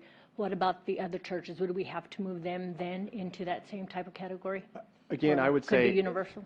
I'm sorry, I didn't mean to. Oh, no. Yeah, I would say, again, you know, I think it takes a holistic approach to all these existing churches. I mean, there's some churches throughout the city that might be in a B2 that's located right next to an R3, and I'm just speaking hypothetically. Mm-hmm. Okay, in that case, maybe the R3 could be expanded onto that piece of property, you know, and so that wouldn't be a little spot zoning case. So there may be some churches that are located in a B2 that's located right next to a B3. Mm-hmm. That might be an option. So, or there might be instances where you have a church that's located next to a residential subdivision that's R1, but then maybe it has B2 on the other side. And so, you know, you look at that, maybe the R4 would be a good option because that's always a good, you know, transitional residential zoning district. So really, if I can, you know, implore one key element is that there's really, you know, the civic district is not one perfect solution for everything. The R3 is not one perfect solution, but all together, this creates a menu of options, a toolbox of options to take each of these properties on a case-by-case basis, because I'm sure, just like in everything, each one of them is unique. Thank you so much. Ma'am. Yes, please, go ahead. Mayor and Council, I just want to make a point of clarification. Regarding your question, replacing the districts, it would have to come from the property owner to request a rezoning. The city does not just automatically put them in a zone. So they're in a zone. If some churches are in B2 and they don't want to be in B2 anymore, they will have to request a rezoning, apply for rezoning, is that correct? Thank you for pointing that out. That's really what it comes down to. And, if there's really one thing I could also ask our churches that are here this evening, definitely reach out to me. Always happy to meet. I've already met with one church. We've had 2 meetings, had a great meeting, and just talking about planning and talking about all the options and understanding, there are paths forward for these things. So definitely it's just a matter, that's what we do. We meet with our property owners and we come up with solutions, next steps forward. Thank you. Councilor Alcacer, would you like to say anything on this topic? Yes, ma'am. Thank you. I'd like to get it focused back to this issue. This issue has been kind of, we're here on the issue of whether to allow any institutional uses in B2. That's the issue at hand right here. And the fact that it keeps getting sidetracked because one church might not want an R4 or an R3, they might want more value to their property or whatever it is. But when I see first that 10, 12 years ago there were possibly 25 churches with this type of issue, and now we're down to 6, so we're 25% of what we were then. Our aim with the zoning code and what the zoning commission has gone through many hours is trying to get something that's good for the city of Leon Valley. We aren't here for one church or 6 churches or 25. We're here for the city of Leon Valley.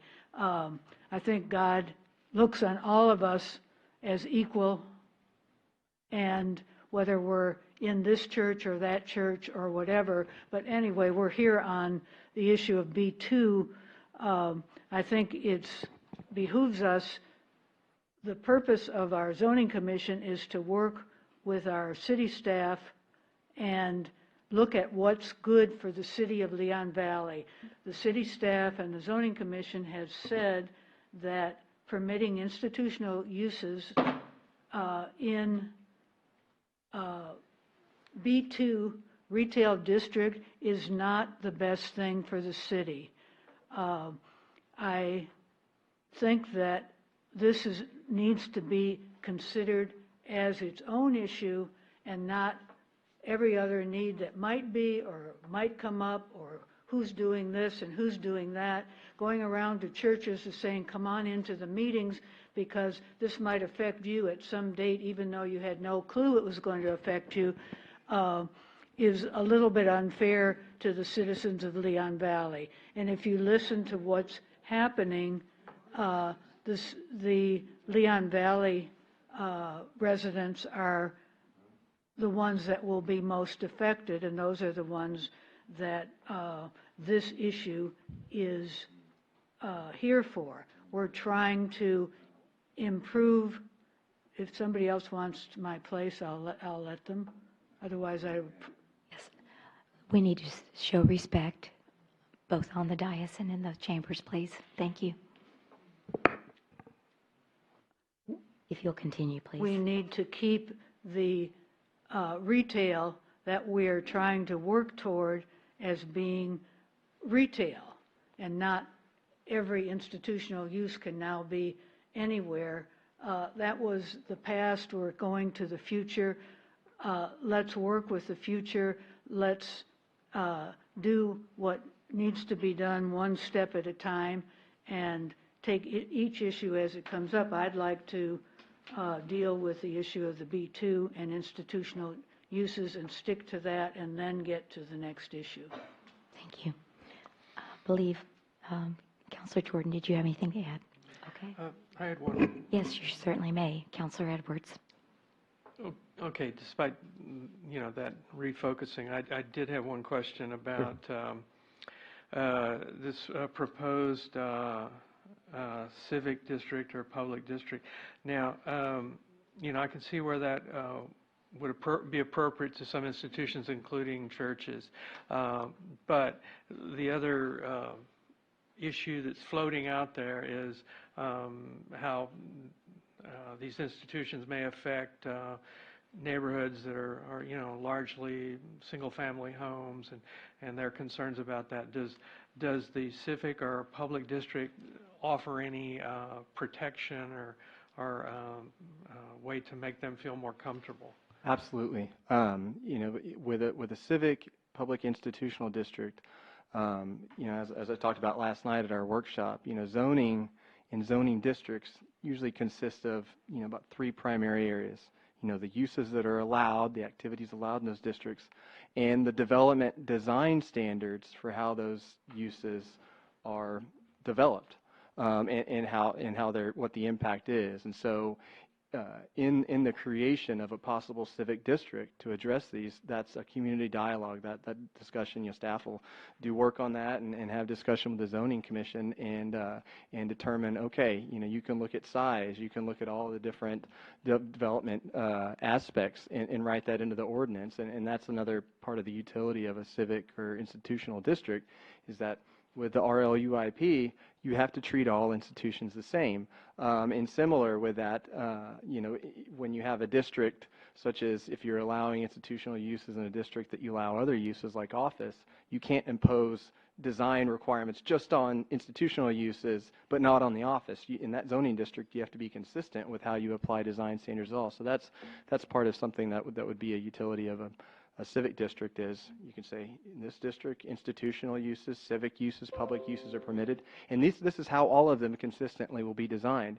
And so if there was an event where a civic institutional district was applied next to a neighborhood and those were concerns, well, that's where those development standards would come into play to make sure that there was buffering or there was size and there wasn't a certain amount of expansion that would happen. Or, you know, you can look at all that stuff when you look at zoning and address impact that these would have. So Thank you. Yes, sir. So I just think, yes, we'll stay focused on number 1, but I think what it revealed to me was that non-conforming use. I didn't know that when we got into this discussion.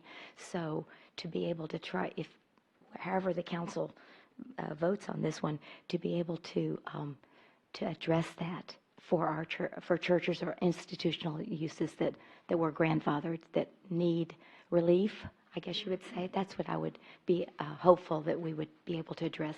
Maybe not tonight, but in the future. Well, and we learned last night that the non-conforming use doesn't put them out. They can stay there forever. Definitely. As they are. Right. And it's only triggered if they want to do something different, or if 51% of their place burns down. Or if they have a disaster, then they wouldn't be able to rebuild. That's a concern. And that's a problem. Yeah. Exactly. So that's part of looking at the longer range exactly. of it. You know, Okay. and that's the separate issue. Very good. All right. Anything else up here? So before we take a vote, is there anyone in our chambers that has anything new to offer on this particular? I know Mr. Fletcher. Is there anyone else that wants to talk on this issue? Can I kind of see a show of? Yes. Okay. And Mr. Fletcher got 2. How many? 3 people? 4? Okay. Yes. They knew. Yes, I did see her hand as well. Okay. Sounds good. So, Mr. Fletcher, do you want to go first? Do you want to go last? I know you're here for the applicant. And how much time do you think you need? I want to kind of limit. 10 minutes, if I may. I'll try to keep it brief. And it's all new information, or relatively new information? I do want to address, first, Paul Fletcher, 745 East Mulberry. I do want to address some of the new information that you got today. Okay. And just do a quick presentation on information that you haven't had before. Okay. If this is new information, we'll accept it, and I'll keep you to a strict 10 minutes, since we have other people that want to speak as well. 2-minute warning, please? Yes, thank you. Just like court. Thank you. I'm serious. I agree with Mayor, members of council. I'm here to ask you to ensure the survivability of 6 churches in town. I agree with, is this on? Yeah, it's on. I agree the agenda item right now is whether or not to allow churches by right in B2. It's not specific to St. John's, but it is specific to churches within the city limits.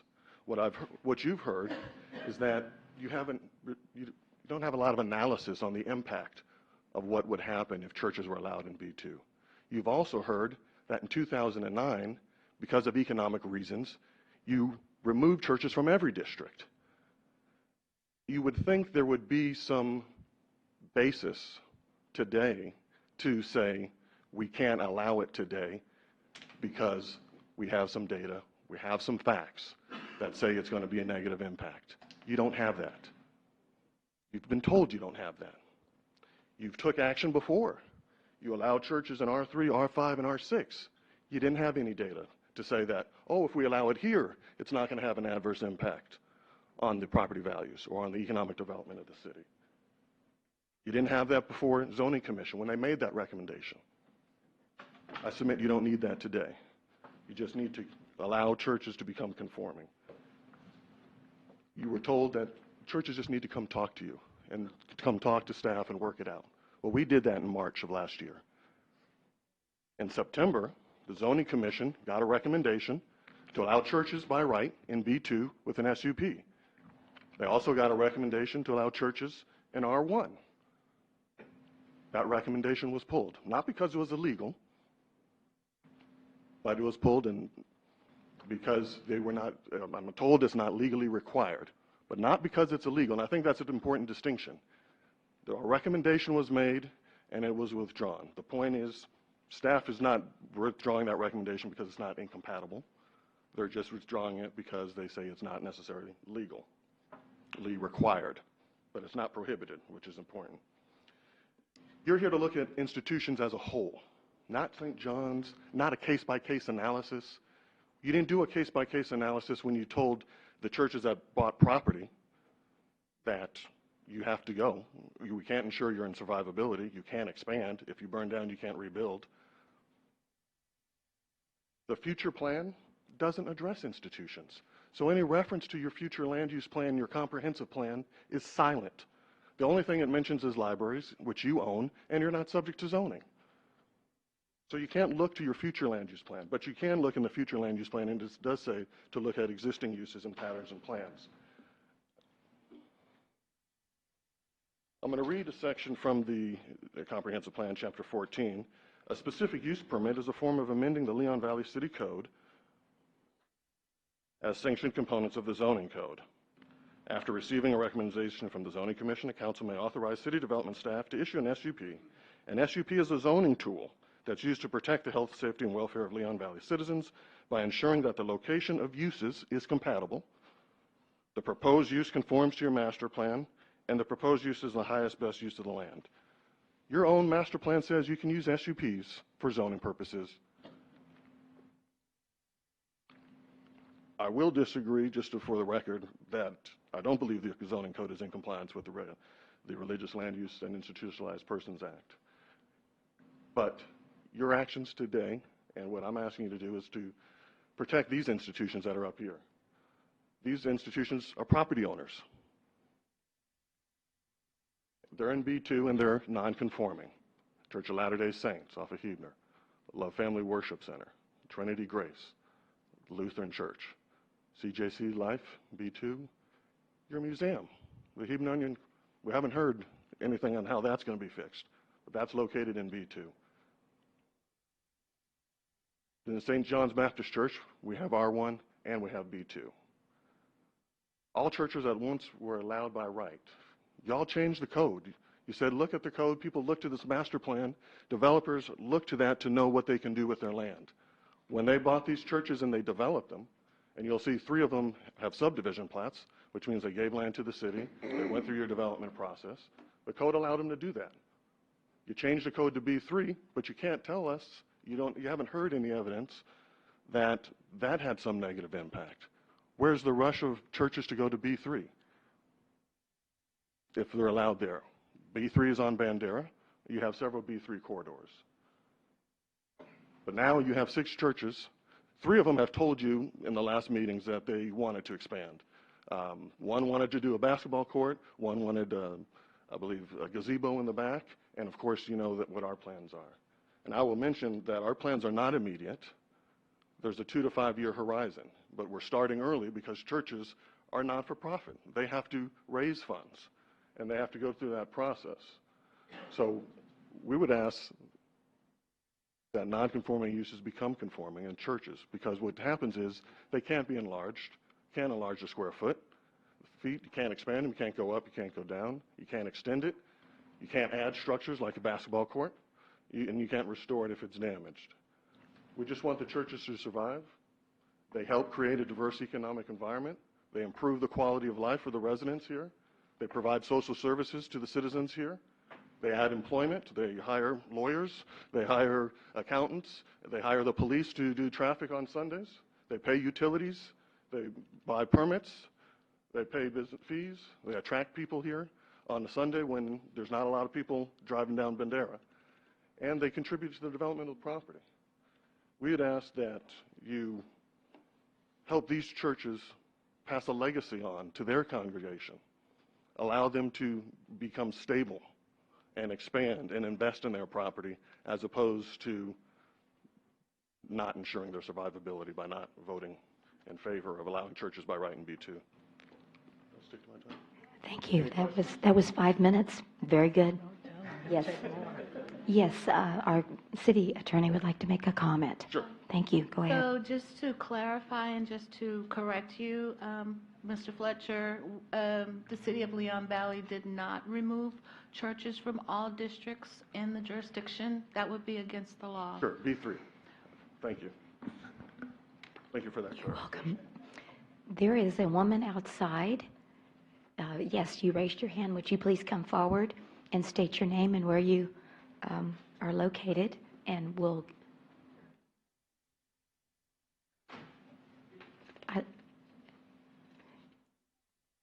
I'm looking for about 3 minutes, if that would be fine with you. Thank you. And your name, please? My name is Michelle Pena. I live in the Michelle. Stillwater Ranch area in the fireworks district outside San Antonio in Bexar County. But Lutheran Church of the Resurrection, I've been going there for about 17 years. That's where my husband and I got married. So it's a special place to us. And when we learned about this B2 zoning, it was very confusing when we were discussing it at church. And I agree with Mr. Fletcher with this, approve a motion to allow institutional uses in the B2 zoning district. But I just had one main question, because I went home. I normally don't do this government stuff. I'd rather play in my garden, but this was important because it's my church. And I went on Google, one of my favorite places to go online, and I found that other cities had created these ordinances with the same intent. But what they did is when they changed a zone for the churches to B2, they also gave them a timeline and what to expect. And right now, none of us at our church know what to expect with a B2 zoning district. You said we'd be allowed to be like we are forever. But you can say that, but I believe it needs to be written down somewhere. Because in these other cities, they actually wrote it down how long they would be expected to be changed from non-conforming to conforming. So some got 5 years, some got 10 years, some got 20 years. And that's all we want to know. We just kind of want a map of some idea of what we can do as a church, whether we can add a retail spot or try to change the zoning or relocate. Thank you. I appreciate it, Ms. Pena. And I know our city attorney is looking it up. I'm thinking if it's silent and it doesn't have a particular time frame, does that just mean it's forever? So It's she's in looking it up. perpetuity. It says it's under our code for 15.02.181 under the city code. Within the districts established by this article or amendments thereto, there exist lots, structures, uses of land, and structures and characteristics of use which were lawful before this ordinance was enacted, amended, or otherwise made applicable to such lots, structures, or uses, but which do not conform to the regulations of the district in which they are located. It is the intent of this section of the ordinance to permit such nonconformance to continue under regulations herein contained until the same are removed, but not to encourage their survival. So that's where, when we talk about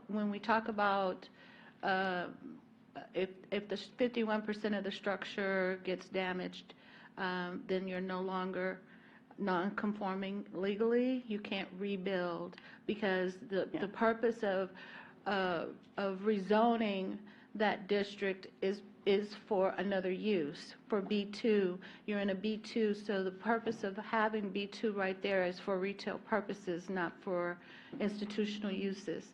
So you're there, we're allowing you there, unless you want to, the code also states that if you want to change the structure in any way, in other words, add on to it, or purchase more land around it or whatever, you cannot do that without changing your non-conforming status. So I say the way the code reads is that you can stay there in non-conforming use until it's either rezoned or you decide to do something else. Okay. Okay. Thank you. Thank Appreciate you. it. Thank you, Council, All and right. everyone present.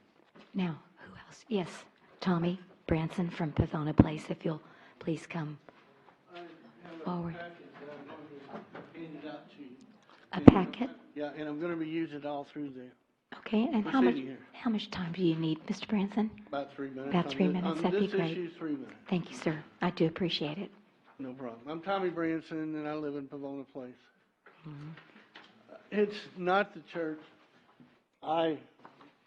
When the church came in, they came into this facility, and I welcomed them to the church. It's not the church. What it is the zoning. If the church happens to want to leave or move or whatever, and they get a B2 or a B3 zone, sir? Again, we need to show respect to the person at the podium. And if you want to add something, then you'll just need to take your turn and be respectful, please. Thank you. Go ahead, Mr. Branson. I'm sorry. If they get zoned into a B2 or B3 zone, they can sell the property for, and I don't want to go through all these, but I'll go through some of them.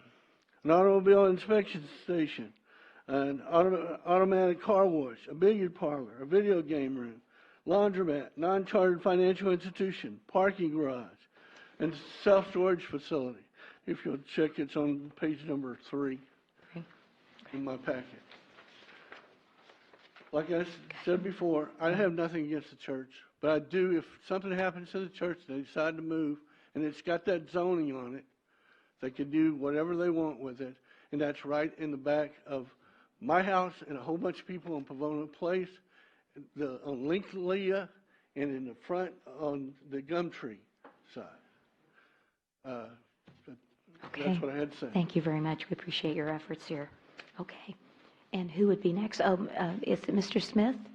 Oh. Mr. Alonso, who's our Vice Chair of the Zoning Commission. Good evening and welcome. Good evening, councilors. It's a pleasure again to be in front of you. We need a scalpel, not a sledgehammer. We have a lot of tools already in existence, and with the potential use of the public zone, we will have even more. If we were to use this sledgehammer right now and change the status quo of the B2 without fully understanding the impact to our economy, we would not know what's going to happen. We would be opening up to any institution whatsoever to come in and not pay taxes and not pay the ad valorem or I don't know all the tax names, so all those sales taxes and stuff. So we could dramatically lose potential revenue in those locations. I also want to address this church burning down thing.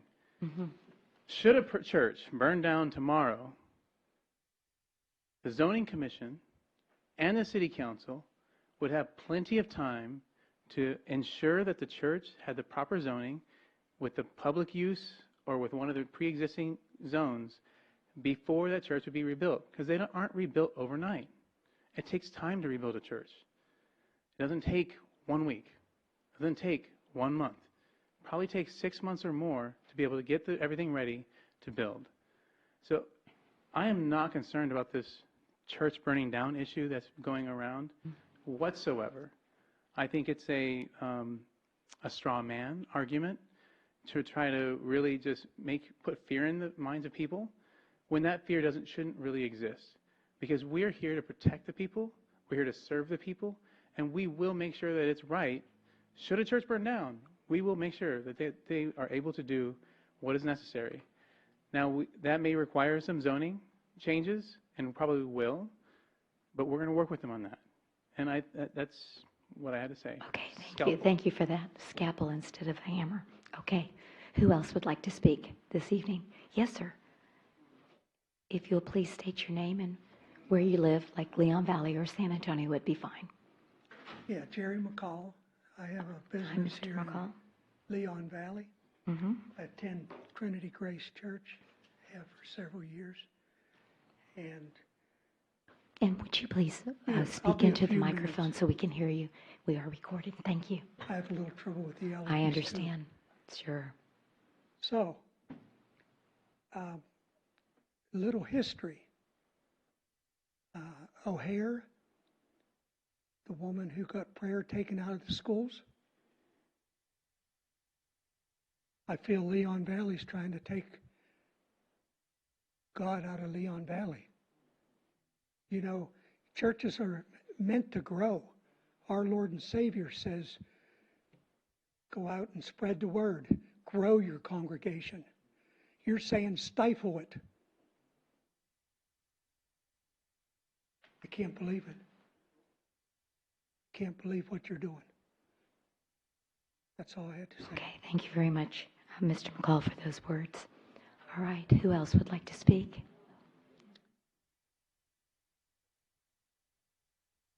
Anyone else? Okay. I'd like to make a motion. Yes. Anybody else have anything else before a motion? I think Ms. Alcacer is going to make the motion. Go ahead, please.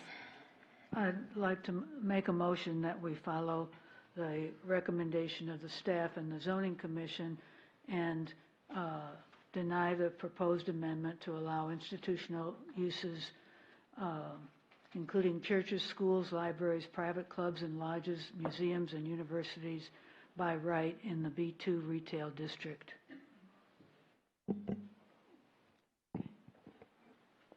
Do we have a second? A second. All right. We have a motion by Councilor Alcacer and a second by Councilor Jordan to follow the recommendation and deny the zoning amendment on B2 institutional uses as presented. Any further discussion? All those in favor say aye. Aye. Aye. Any opposed? No.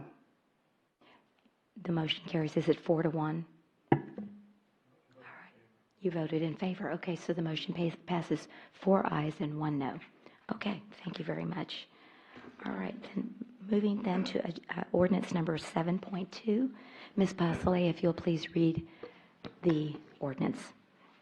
An ordinance of the City of Leon Valley City Council amending ordinance 2018-08, excuse me, revising previously established land use designations on the future land use plan of the City of Leon Valley Comprehensive Master Plan on approximately 9 acres at the southwest corner of Huebner and Evers Roads from single-family dwelling and retail to commercial, providing repealer, severability, and savings clauses, and providing for an effective date. Okay, thank you and welcome back. Mr. Milan, if you'll Thank you, Mayor and continue. Council. Second reading, I do not have any You additional. don't have anything additional here? Yes, Does ma'am. anybody have a question or comment on this particular agenda item? So is this, let me make sure. 8-2. I'm happy to give a little bit of recap on it, though. All right.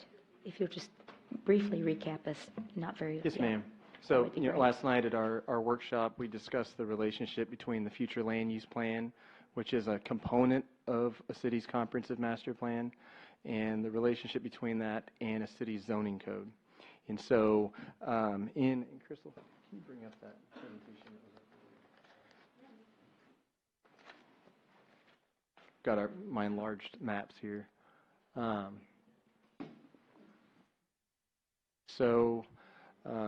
The applicant, St. John's Baptist Church, they originally requested a zone change on their property, which is located right here.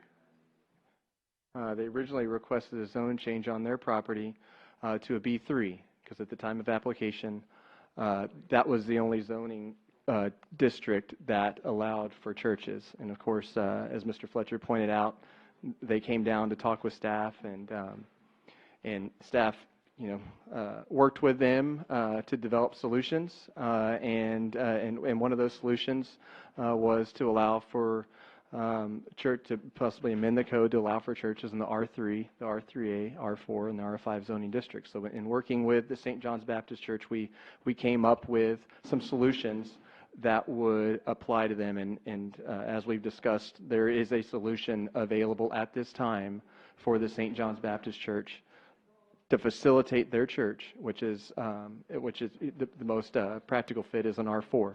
So there's a solution for them. It's a possible solution, the R4 district.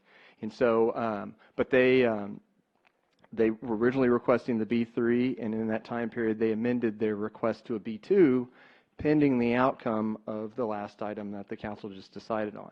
And so they kind of have two requests, either B2 if that worked out, but B3 if that didn't work out. So those are the two requests. And so, as we talked about last night, in order to change the zoning on that property, that zoning change would need to comply with the future land use plan. I use the analogy, the dog wags the tail, and the future land use map is the dog and the zoning is the tail. And so in order to change the zoning on that property to a B3 or a B2, the future land use classification would need to be changed on that entire tract to either be retail or commercial.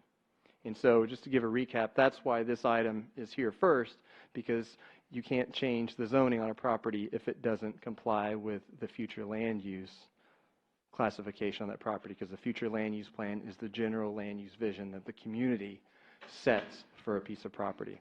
And so right now, the request by St. John's Church, the next request, which is the zoning, is a B3 or a B2, but y'all just decided on the B2, so it essentially cannot no longer be or it could potentially be a zone change to B2, but that wouldn't allow for a church. And so those are the two zoning requests, a zone change to B3 or B2. So in order to facilitate either one of those, this future land use plan would need to be amended first to either specify retail or commercial. And as staff previously, and I won't go into my whole discussion that I went into last time, but just to summarize, staff was not recommending that you amend the future land use classification on this property for the entire piece of property to be B2 or B3. Okay. So if we kept it like it is, B2 in the front and R1 in the back, and I know you and I have talked about that, is there any way, because I saw that the church straddled into the B2 a little bit, not a whole lot. Right. They can't just move that line up, that platted or replatted to encompass the new church into R1 and leave the B2 in the front? They could, yes, ma'am. And so as we talked about last night, you'd asked a great question. What is the minimum lot depth for a B2? And that minimum lot depth is 130 feet. So right now, that depth is exceeding 130 feet. And so if the church were to move forward with one of our zoning districts, other residential zoning districts that allow for for a church or other institution, such as the R4, and if they were to request an R4 zoning on the back portion and possibly move that red line closer to Heavener Road and increasing the R4, the area for the R4, they could request an R4 zoning. And in this zoning action, or in this action right here, y'all could potentially take action to amend the future land use plan to allow for townhouse on that back piece. And then by doing that, by changing the future land use classification to townhouse, then you could complete the next step, which is applying an R4 zoning, because that would, at that point, then be consistent with your future land use plan. Okay. A townhouse, why would you put a townhouse on a property where a church is? I'm confused now. Because R4 is our townhouse zoning district, and the R4 district, which is the townhouse zoning district, was one of the residential zoning districts that was amended by council that also allowed for churches, because in our discussion we determined that institutional uses such as churches, libraries, museums, post office, schools, those are considered from a planning standpoint to be compatible uses with an institutional use, which, as we discussed, is a use that's used by neighborhoods. Yes, sir. Yes, Counselor. Yeah, sorry. So just for the record, the proposed blueprint that St. John is proposing can still be built on their 9 acres of property. Is that correct? If they were to request a zone change for an R4 district on the entire tract, or on the back portion, as the mayor pointed out, and maybe that B2 was moved up a little more. If they were to request an R4 zoning, they would be able to, a church is allowed in the R4, so they would be able to move forward with their plans. They'd still need to get an SUP, because the code requires an SUP when you abut, when a non-residential use abuts residential uses. So according to our code right now, they would still need an SUP, and they've requested an SUP, and that was tabled by the Zoning Commission pending what the outcome was of our decisions tonight. But in the R4 district, it allows for townhouses, it allows for various residential uses, and it also allows for institutional uses. So that change was made with the mindset that churches and institutions would also be compatible uses with townhouse and in other single-family residential zoning districts. But are there some requirements for standoff landscaping, siding, and so forth on those type of facilities? Those are things that you look at in SUP, and as we discussed earlier, there's definitely there's things that you need to keep in mind when you're considering SUPs. You need to be consistent. So I would say, if we move forward with the SUP, definitely we're gonna look at making sure that we're applying consistent standards in that SUP and applying standards that we would apply to all institutional uses from now on, while our code is still structured to require SUPs. We're going to amend our code probably this year, and we may come up with other approaches other than SUPs. But while that's something that's required, we make sure that we're consistent with that SUP. So what SUP are they requesting right now? You said they have one pending. They've requested an SUP for a church because they've requested a B3 zoning, which is the only zoning district that a church was allowed in at that point in time, and because their use abuts a residential area, they also need an SUP. Under the SUP section of the code that states SUP is required for uses that say in our permitted use matrix, I showed that last night. If it says an X, if it has an X, that means it's not allowed. If it has a P, it means it's permitted. And if it has an S, that means that it requires an SUP. So an SUP is required anytime the code says you need an SUP, and an SUP is also required when you have a non-residential development that abuts single family. It's always required in that case. Thank you, Madam Mayor. Thank you. Councilor Martinez. You keep on mentioning the future land use plan, but previously you mentioned that item can be either strictly enforced or just kind of loosely enforced. And it looks like you're using that as a hard, fast, strictly That was last night. use instead of just as a guideline. No, what I said last night was there are different approaches to creating a future land use plan. There is the specific, strict approach, which is the approach that we have up on the screen right now. And then there's the more broad, general approach that some cities may take. And so I used a different example, which had a more general approach. And so that is a decision that the community makes when they're discussing how to do their future land use plan. And so as of right now, this community has made the decision to have a specific future land use plan. And so that is why these future land use classifications are specific to each property. So as long as we have a future land use plan with this specific approach, we have to be strict in terms of the application of zoning and in terms of how it complies with this. So no, you can't, with a specific land use, future land use plan like this, you can't loosely interpret it. Okay. Did that answer your question, sir? Yes. Okay, thank you. Anyone else? Yes, Councilor Edwards. So what you were discussing, if there was a replat. Well, I guess what I'm learning is that it has to be rezoned because R1 is no longer, churches are no longer allowed in R1, right? So they can't keep that. Yes, ma'am. But when I saw the diagram in your office, I thought, gosh, it's just the front of the church, and that's their whole purpose. They want the church in the front so people can see it. And I questioned, I said, well, can't we just move that B2 up a little bit and just Absolutely. adjust the line to where, but then I'm hearing we have to change the R1 because it's no longer allowed. You're recommending R4, but it could be R3A, it could be R5, or whatever or what they're asking is B3, but I know that the neighbors are opposed to the B3. Yeah, platting is something that comes Yeah. later in the development process. But in terms of tonight, in terms of this evening, this is the future land use, allocation on the map. So if there were an alternate zoning requested by the applicants for an R4, y'all could discuss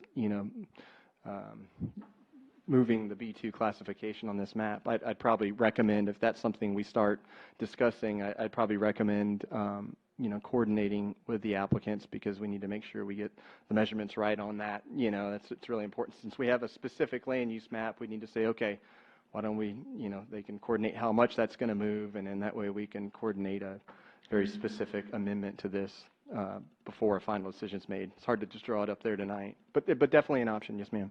Has that been discussed? The applicants have not stated to me that they have any intent to request a zoning on that property other than either a B3 or B2. And that's what I have formally received from them. Got an application for B3 and an email saying we'll take B2 as well. But nothing else. Yes, Councilor Jordan, so this is amending the future land use. That's what this item is about. Yes, sir, go ahead. Okay. Go ahead, ma'am. I'll wait. No, go ahead. I just wanted to be sure. I was thinking we were voting on the actual zone change, but that's the next one. So I just wanted to clarify that for myself, and I apologize, Mr. Jordan, No if you problem. go on, please. Was it either a all or none approach as far as the change, either for B2 for the entire 9-acre tract, or B3 for the entire 9-acre tract? Right. They've requested either a B3 on the whole entire 9 acres, or basically extending the B2 on the front all the way to the balance of the tract. Those are the two requests that they have currently pending. So B3 or B2? Yes, ma'am. They're the only B3 or B2, which would require, if the council were to move forward with a B3, or if the applicants were, continue to move forward with a B3, then in terms of the future land use map, you would need to change the future land use classification on this whole piece of property to commercial. Because that is, as we looked at that little zoning matrix, the conversion last night from the future land use classification of commercial, the translations there, I think it was 01 B2, B1, B2, and B3. Those are the applicable zoning districts that you could potentially apply. But if they wanted to move forward with a B2 zoning, then you would need to extend the retail, the red, on the balance of the tract, because that's a land use classification that a B2 district But just as a, applies I'm to. sorry, a point of clarification, this reads to me that their request on this issue is to make the whole thing commercial, which is B3. That was the original request, and in the time since Is that we... not what we're voting on today? So, and I'll let the city attorney, weigh in a little bit more on what the law is for downzoning, because there are in the possibility, when we send out notice, you send out notice for a commercial, or you send out public notice for whatever the zoning classification is that an applicant is asking for, and in some cases, you can possibly approve a zone change for a less intensive zoning, provided it's not more intensive. And I think that's a matter of policy, and I think that was kind of the direction that the applicants were going in, was that they wanted to see, well, we sent out notice for B3 zoning, and they changed that for B2, so then we sent out a new notice that possibly would allow for B3 zoning or a B2. So, but as we know, in order to give them a B3 zoning, they need commercial, but in order to give them a B2, they at least need to get a retail as well. So, Just to follow up with what Ms. Elker says, is the council voting on either approving B3 as the future land use for that property, all 9 acres, or denying it? Is this what they're focusing in on? I just want to clarify. The way the caption reads and the way the ordinance reads is that they're requesting that you do amend the future land use plan to from single family and to retail or to commercial. So. Okay, so that answers my question. The retail portion is null and void because you just voted against changing the zoning there or allowing institutional uses into B2. So, and then the next item on the agenda is their request to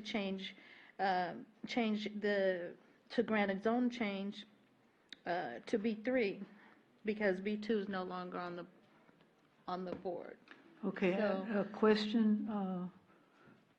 It's, as I read it, it says the bottom part, and maybe it's not correct here, from single family and retail to commercial, not single family to retail or commercial. I'm sorry, what I meant was their retail portion as well into commercial, the single family and retail. I guess that's in the event that the B2 was denied tonight. That's the first. R1 plus B2 is the way it's shown now. Yes, I understand that. This says take it to B3. Okay. Okay, well, I'm sorry, Mr. Milan was saying it might be possible because it was posted for either or, to do either or, but it's not written as that, and that was the question to Denise, was whether you can downzone if ours says B3 because B2 is a lesser, can it be, even though it doesn't matter?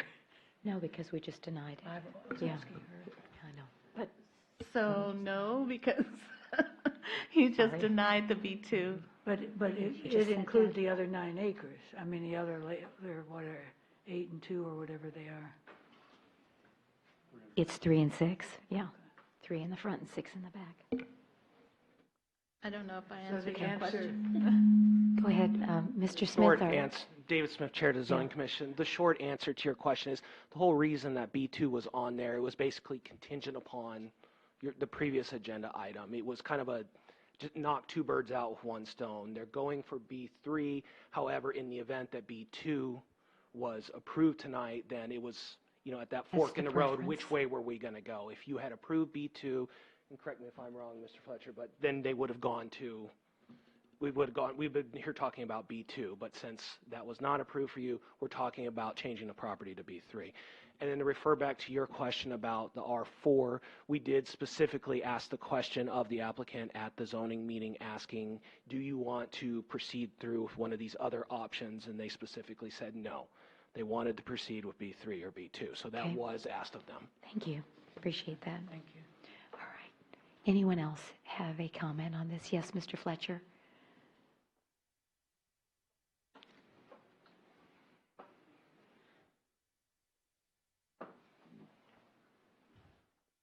Paul Fletcher, 745 Yes, East sir. Mulberry.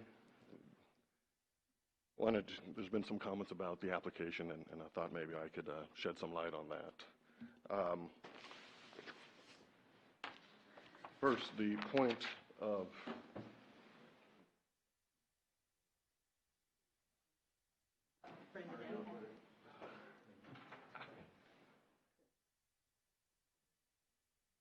in March of last year, we came to the city, Brandon's predecessor actually, and we told him we wanted to do this. This is what you call urban development in your master plan. You want to bring the buildings to the front. Our church is in the very back. We're trying to follow your plan in that regard.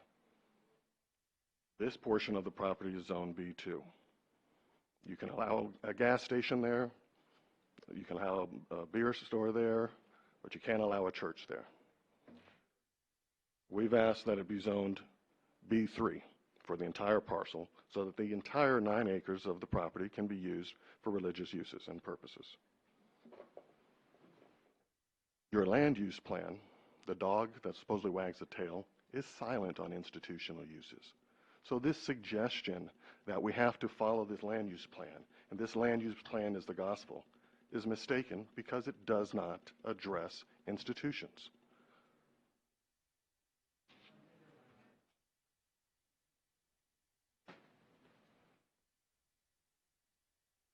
It was also suggested that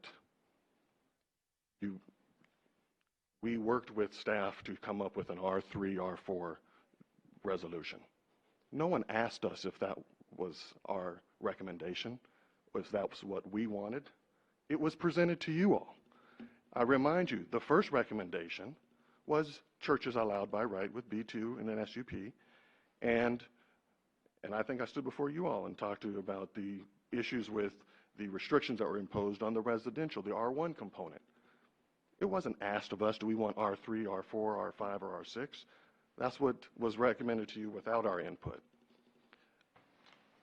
It should also be clear to you that we've offered to the neighboring association to put deed restrictions on our property. You've heard that there's 167 some odd uses in B2 or B3. We want one use, a church. We were willing to put deed restrictions and made that offer. The response is B3. So what we have here is everyone deciding what's going to happen to someone's property, except the property owner. And you ask, well, why is B2 so important? This is a nonprofit. Their biggest asset, just like most individuals, is their home. And if you zone someone's home that said you can have a single family home, but all of a sudden now it has to be a garden home, there's going to be an issue on the value. If you go from B2 to an R4, there's going to be an issue on value. When a church goes to develop its property, just like any business, they're going to use their largest asset as collateral. And changing the zoning changes that function and that collateral and the value of that collateral. So the impact is very real for churches and other institutions that don't have or aren't making a profit and aren't out to make a profit.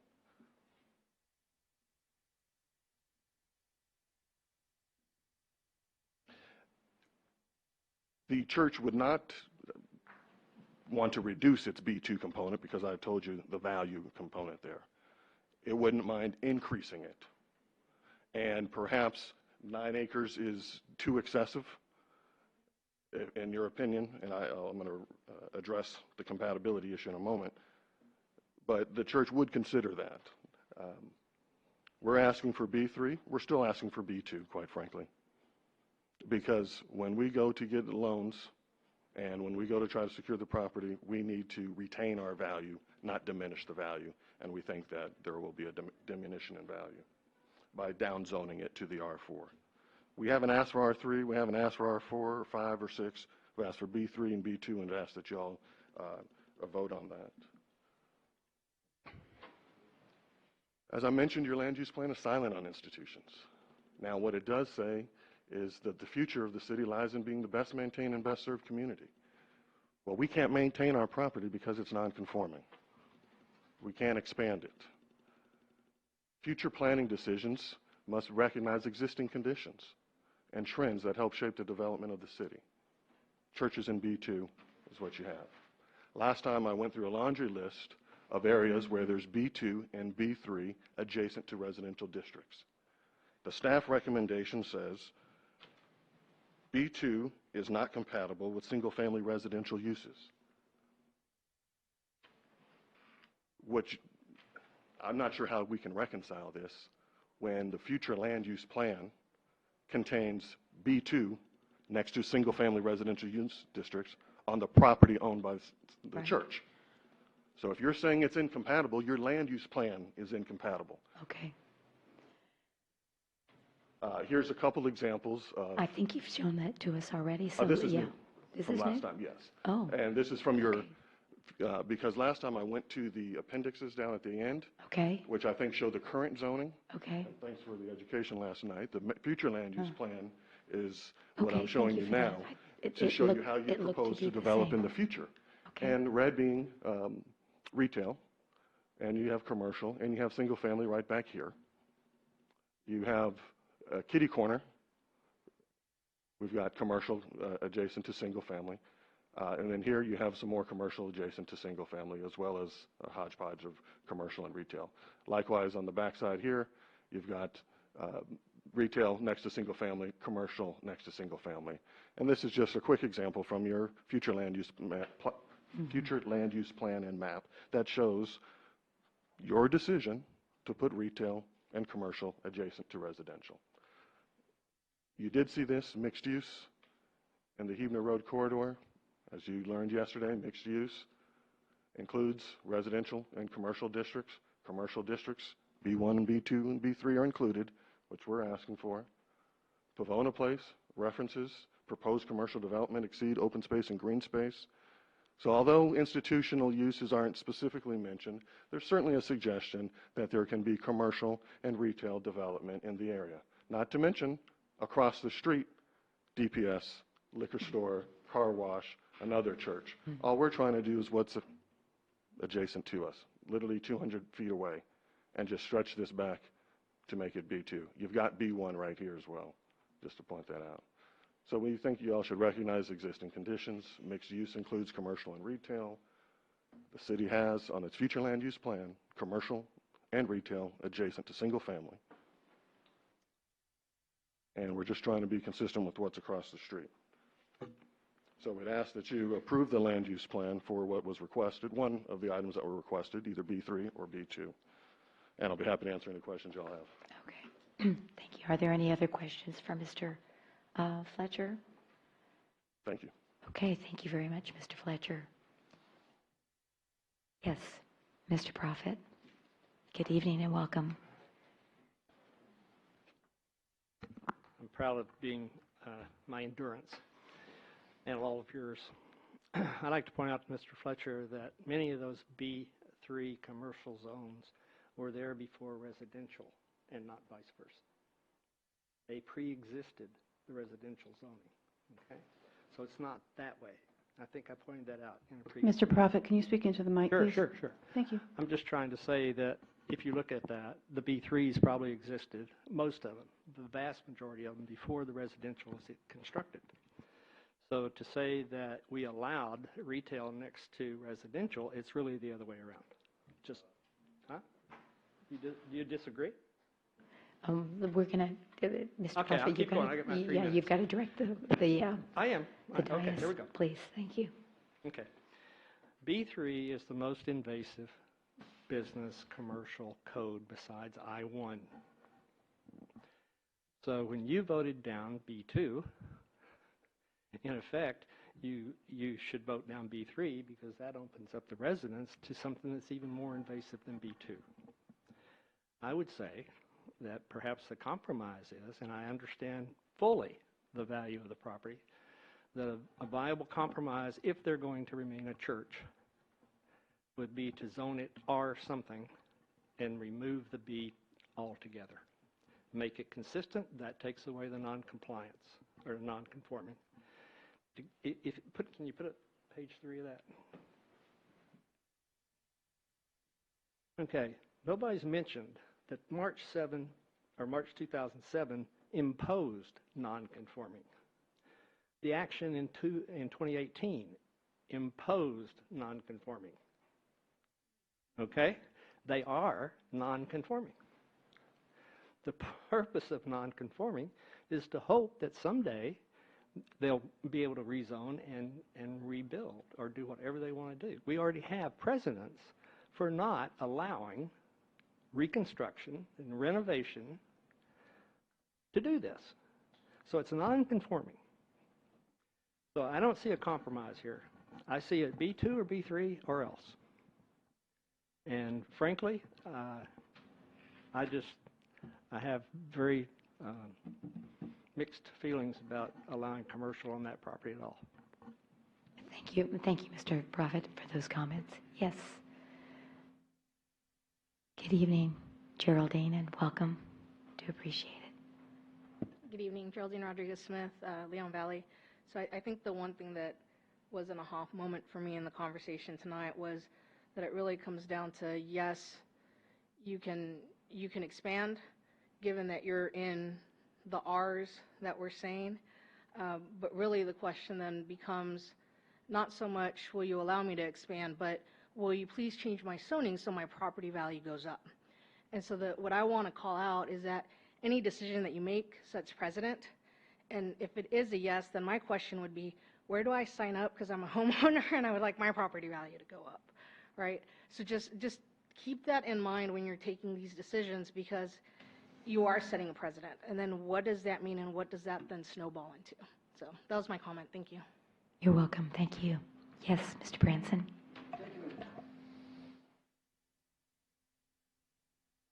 If you go back to my packet, please. This time I'm going to go through it.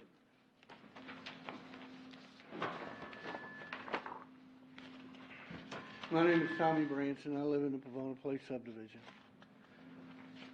Reasons for denying the proposed zoning changes for the property at 6800 Evers Road at the corner of Huebner and Evers.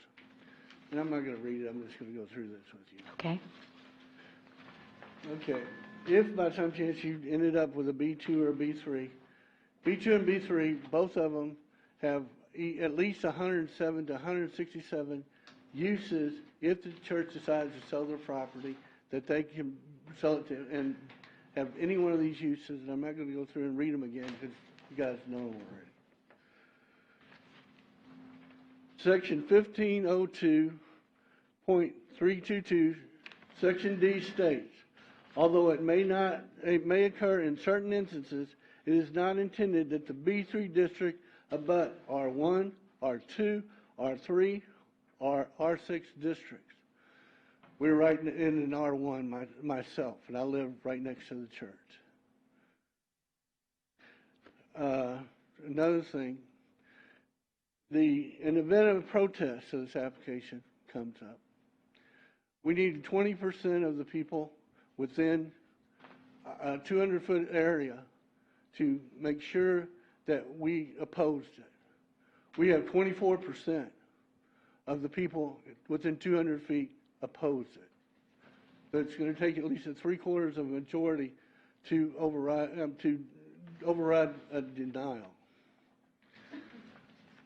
The other thing was when we were collecting letters of opposition, 80 to 90 people within the Pavona Place, Linklea, Gumtree, etc., signed letters of opposition to the church changing their zone. We don't have a problem with them changing over to an R4, an R3, or an R5. I have no problems with the church. I have a problem with them changing their zone. And excuse me, I got to thank you guys for putting up with me. Oh, thank you very much. This is a democratic process here. Do appreciate it. I did have one question that I didn't understand, Mr. Fletcher. Yeah, you mentioned deed restrictions. I just wanted to understand that before, and I don't know if y'all had that same question. So you said we were recommending a deed restriction. So could you explain So that? deed restrictions, as many of you know, with like an HOA, if you live in a homeowners association or a community that's subject to deed restrictions, there's rules in place. And primarily you see it says residential uses only, the size of the house, the construction. Oftentimes when people are developing the land as a way to relieve some of the neighbors' concerns, you can impose deed restrictions on your property to say, this property cannot be used when sold to sell alcohol. It can't be used for a automobile repair shop. In fact, I've done a daycare. They were concerned about tire shops. So we said, okay, we'll never sell it to anyone who wants to do anything with tires. So that's why I indicated earlier that through Brandon, we made the recommendation that we'd be willing to impose deed restrictions, not on every B2 use, but the ones that are offensive to you, that are of concern. Tire shops, no big deal. But if it's office, that doesn't seem like that would be incompatible. So we've made that offer. That offer stands, and that's a way that we can do the use that we want the church. It gives them the protections, because we could put the deed restrictions would be enforceable by their HOA or by individuals adjacent to the property. And if someone were to come in, first of all, if it was sold and a title company sees it, the first thing they say is, oh, there's deed restrictions here. You can't do an auto tire shop. And then they're protected. The property doesn't get sold. So that offer stands if that is a way to allow us to achieve our objective in expanding the B2 and protecting the adjacent property owners, because we want to be good neighbors. We're not trying to come in there and put in offensive use. We're trying to use the land that we've invested in. I guess I get that now. I didn't realize. I thought when you said deed restriction, I kind of took it that you would say that it would always remain as a church. We wouldn't be that restrictive, but But that's what I was thinking. Okay, yes. well, B3, if you said you'll always remain as a church, because well, then again, you couldn't even sell it for a house. But yeah, I understand, but that's so. But when I look and see B3 has 167 uses, I mean, wow, you have to go through all of that. That would be very laborious. And certainly not all those uses are objectionable. Yeah. If there was So an anyway, office there. but thank you for that clarification. That was it just kind of jumped up out of me, and I wanted that answered. But thank you. Can I All right. also just briefly? All right, briefly, and then we'll move on. The member from the zoning commission indicated that retail residential came to the commercial areas. Those commercial areas were there first. Well, the city could have put a buffer there before the residential came. So it was still allowed, and it's still on the existing zoning map. And we became non-conforming in 2007 after the properties were purchased. So the rules were changed, and we're just trying to get what we initially have. Okay, very good. Thank you for that, and I appreciate the response. Yes, did anybody else have? Yes, Councilor Jordan, do you have a question for Mr. Fletcher? I was just trying to see and verify if the staff did speak with the church in reference to the R zoning districts and the different kinds to be offered up. Because from the testimony, Mr. Fletcher, he's saying that the staff did not. Staff has been completely transparent with Mr. Fletcher and the church all throughout our process of considering amendments to the code and letting them know the direction that that's headed in. And they have been at every single zoning meeting throughout all the dialogue and have had the opportunity to weigh in on that dialogue during those code change proceedings. So they've been involved. They've been involved in the process. As a clarification, it was Mr. Smith who said that it was offered, And not staff. Yeah. Might clarify that, Mr. Smith. Okay. Mayor, Council, thank you. We did offer, well, when I say offer, I mean I asked specifically at, do you remember which meeting it was? I'm sorry, there's been so many of them. I believe it was at one of the December meetings, and I did specifically ask the applicant do you, because the first question was, I believe, why not go to one of these? Are you sure you don't want to go to these? Do you want to go call your client and ask them to make sure? We have asked on multiple occasions, is this the actual route you want to go?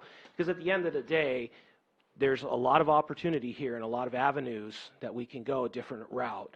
It may not necessarily be specifically what the applicant wants, but there are other alternatives available that were asked and answered by them. Thank you. Appreciate it. Is that it? Or did you have a follow-up? No, ma'am, that's it. That's answer my question. Thank you. Councilor Martinez. Now, according to this chart, if I remember my dates correctly, the March 2007, where every church was moved to B3, that was because of the Elijah suit. And that was the city's way to satisfy the lawsuit. Now, would it be possible, now, I wish we had a real estate agent or somebody in here, wouldn't R4 property be of a higher value than R1? Go ahead. Can't ask him.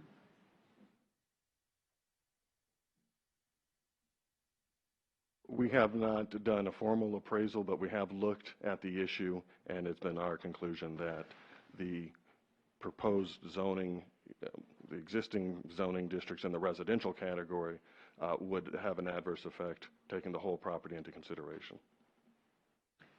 That's a variation of saying you can't count 3 acres, which are worth a lot more than the 6 acres in the back.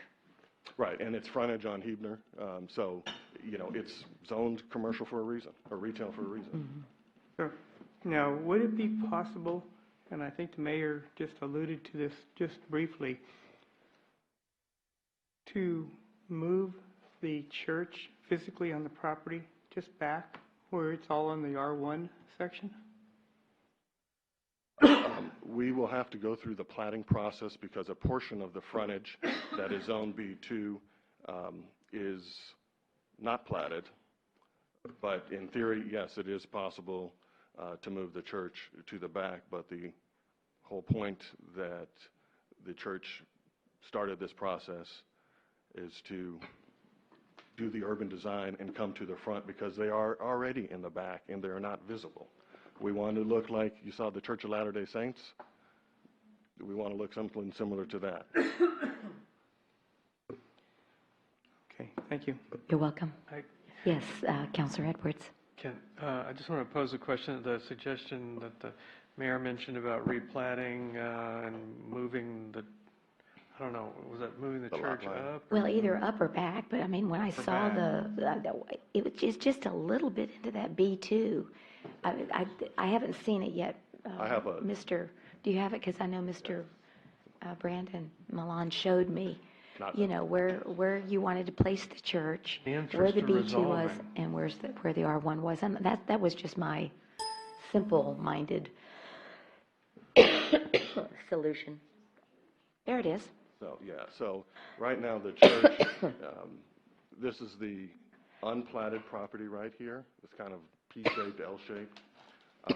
So because of the drive right here, we want to have another entrance furthest away from the intersection.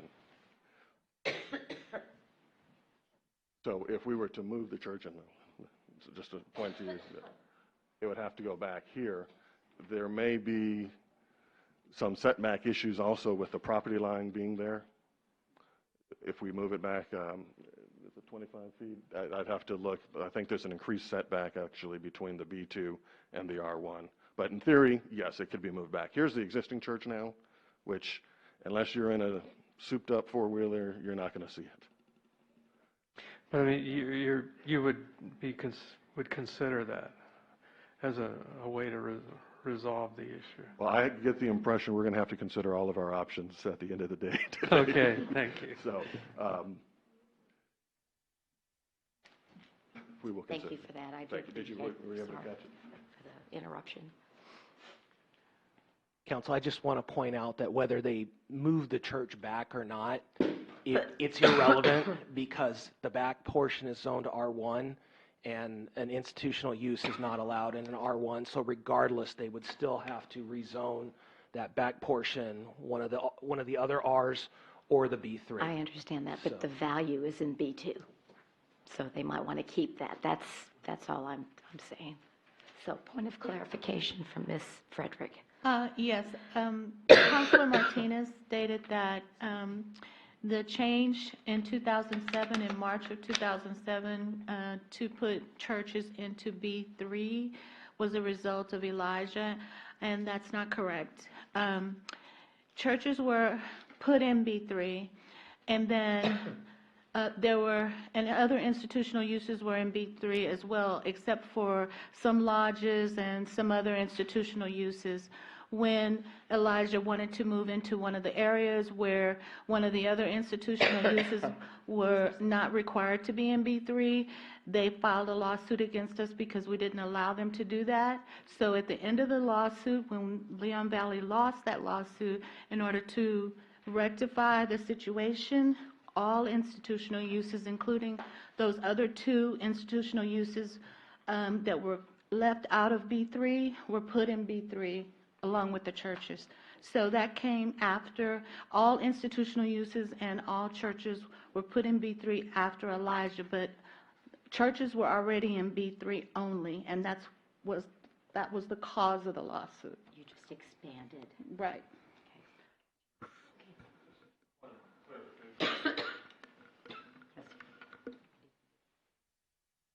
I think we heard that churches were banned in all areas for economic development reasons.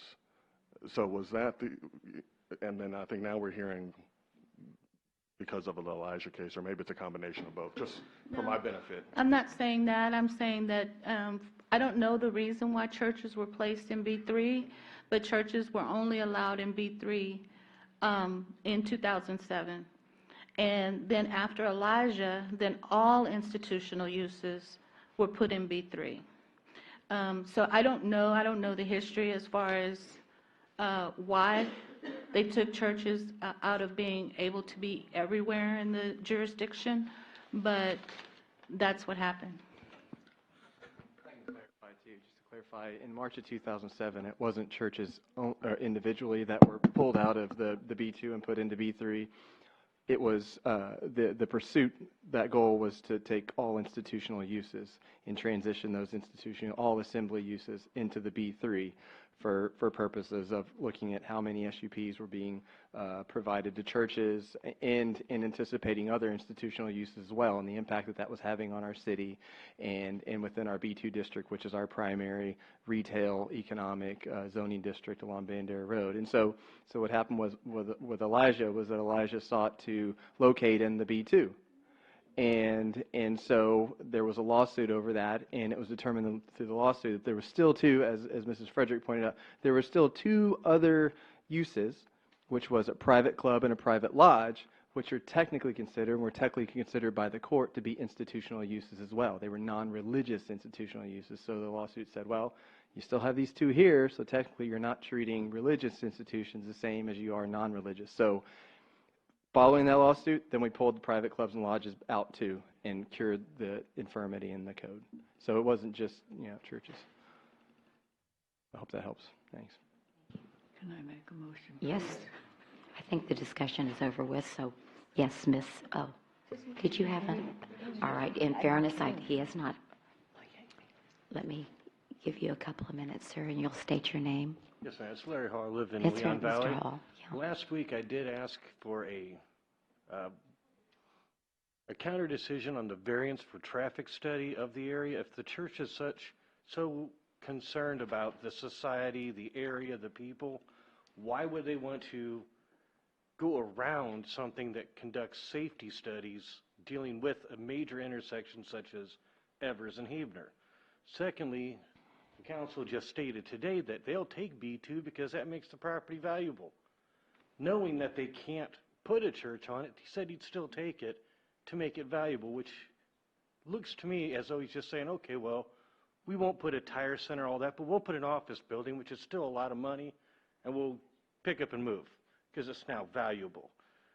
by him not stating that we only want B3 now, but that we'll take B2, which is non-conforming, he just contradicted what he was saying last meeting we had in stating that it was only going to be a church and they'd never consider anything otherwise.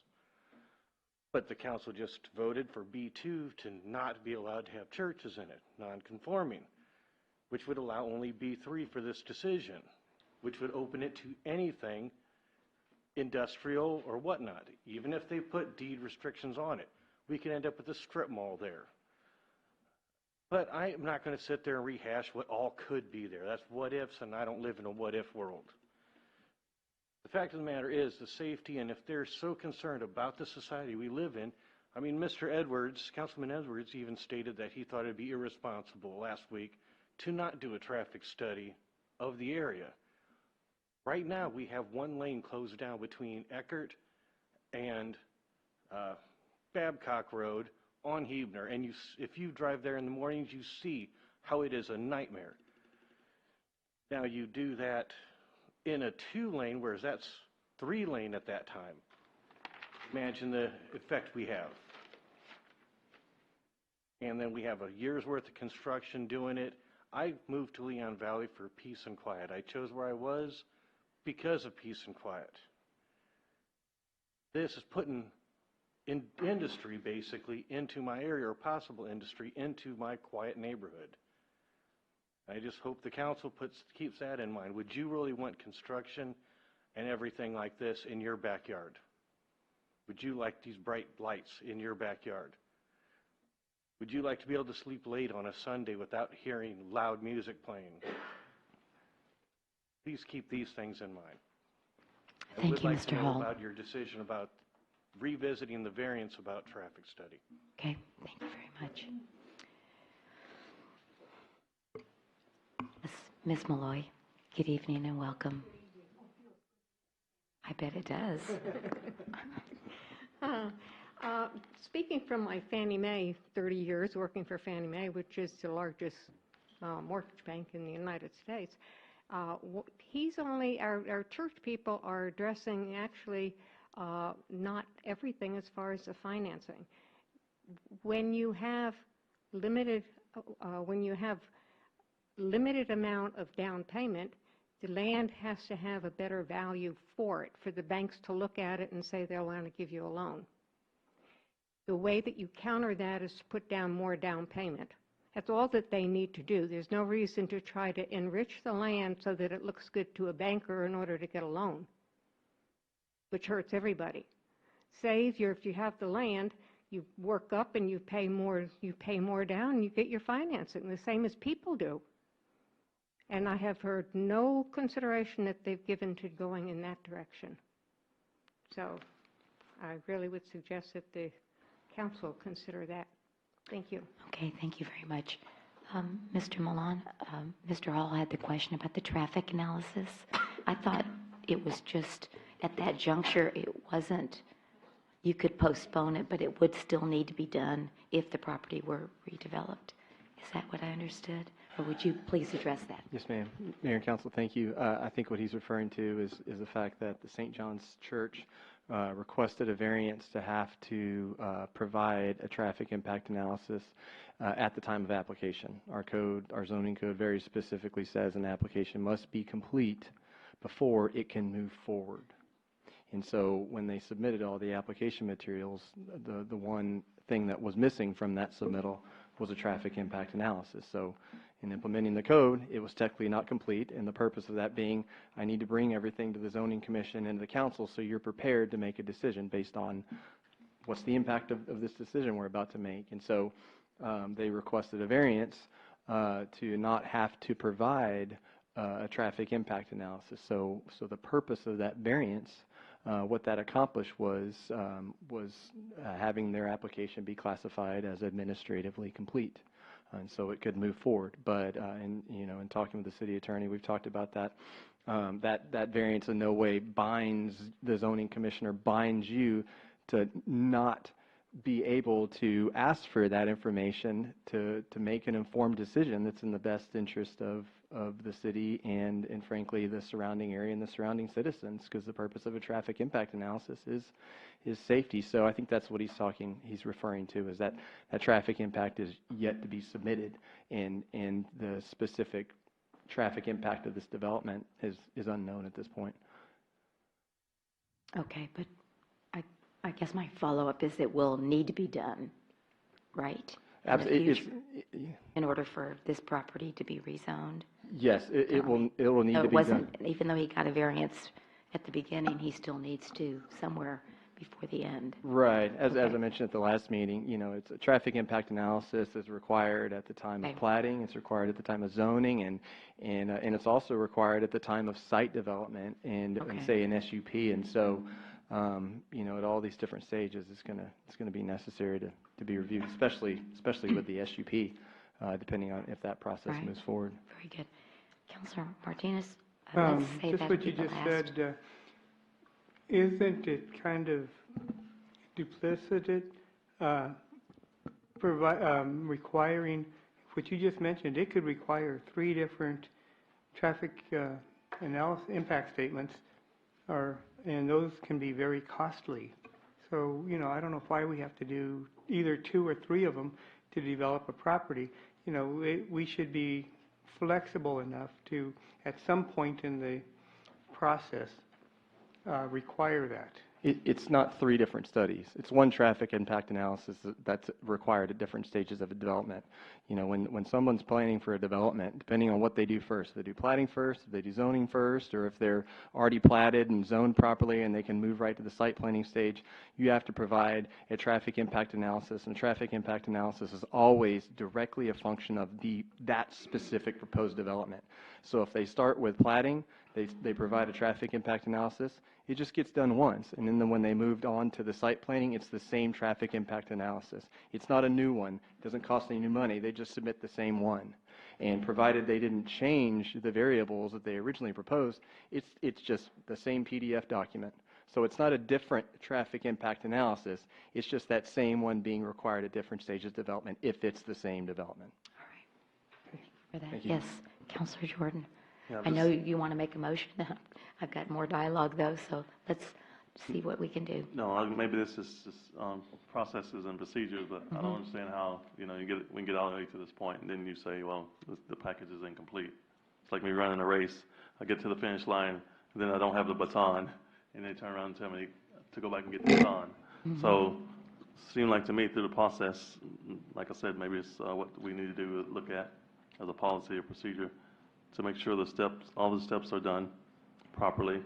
So when it's presented, it's a complete package, and we have all the information necessary to make the decision. And then, there won't be a loophole around one part of it. And okay, if we get to the next step, that's approved, then we're going to go back and get to analysis, and then we're going to come back. It's just too confusing to me, and causes a potential applicant to have false hope. Okay. Yes. Quickly. You certainly may. Mayor and Council, Councilor Jordan, I just wanted to answer or clarify your question or your statement on that. Using that same analogy as far as running a race and winning the race and you forgot the baton. Let's say you had a board of adjustments at the end of the race and they said, oh, you can win the race without the baton. That's the same thing. I mean, that's what happened. They filed a variance to not have to have a complete application when they, and that did not include a traffic impact analysis, so they were able to move through the process. So they are going to have to provide a traffic impact analysis at the next stage, which I don't know whether it's going to be platting or rezoning or whatever it's going to be, but when that stage comes, that's when they'll have to provide a traffic impact analysis. I understand all of that. I understand all that, but it seemed like to me we're way down the road to be turning around and going back and get this to have a complete pack to present. But it's not because of anything that the city did. It's It's what the applicant requested. No, Well, I agree with, the policy, that's what I'm saying. Yeah, Perhaps we need to look at the policy or the procedure, which is us. You know what I'm saying? The Board of Adjustments Right. or the city Right. That's all I'm saying. yeah, I would like to agree with Mr. Jordan that we shouldn't be able to bypass the application process by a Board of Adjustment request for a variance, and that is something we have to look at. But I'd also like to make a motion that we deny the request for an ordinance amending 2018-08 to amend the future land use plan as presented.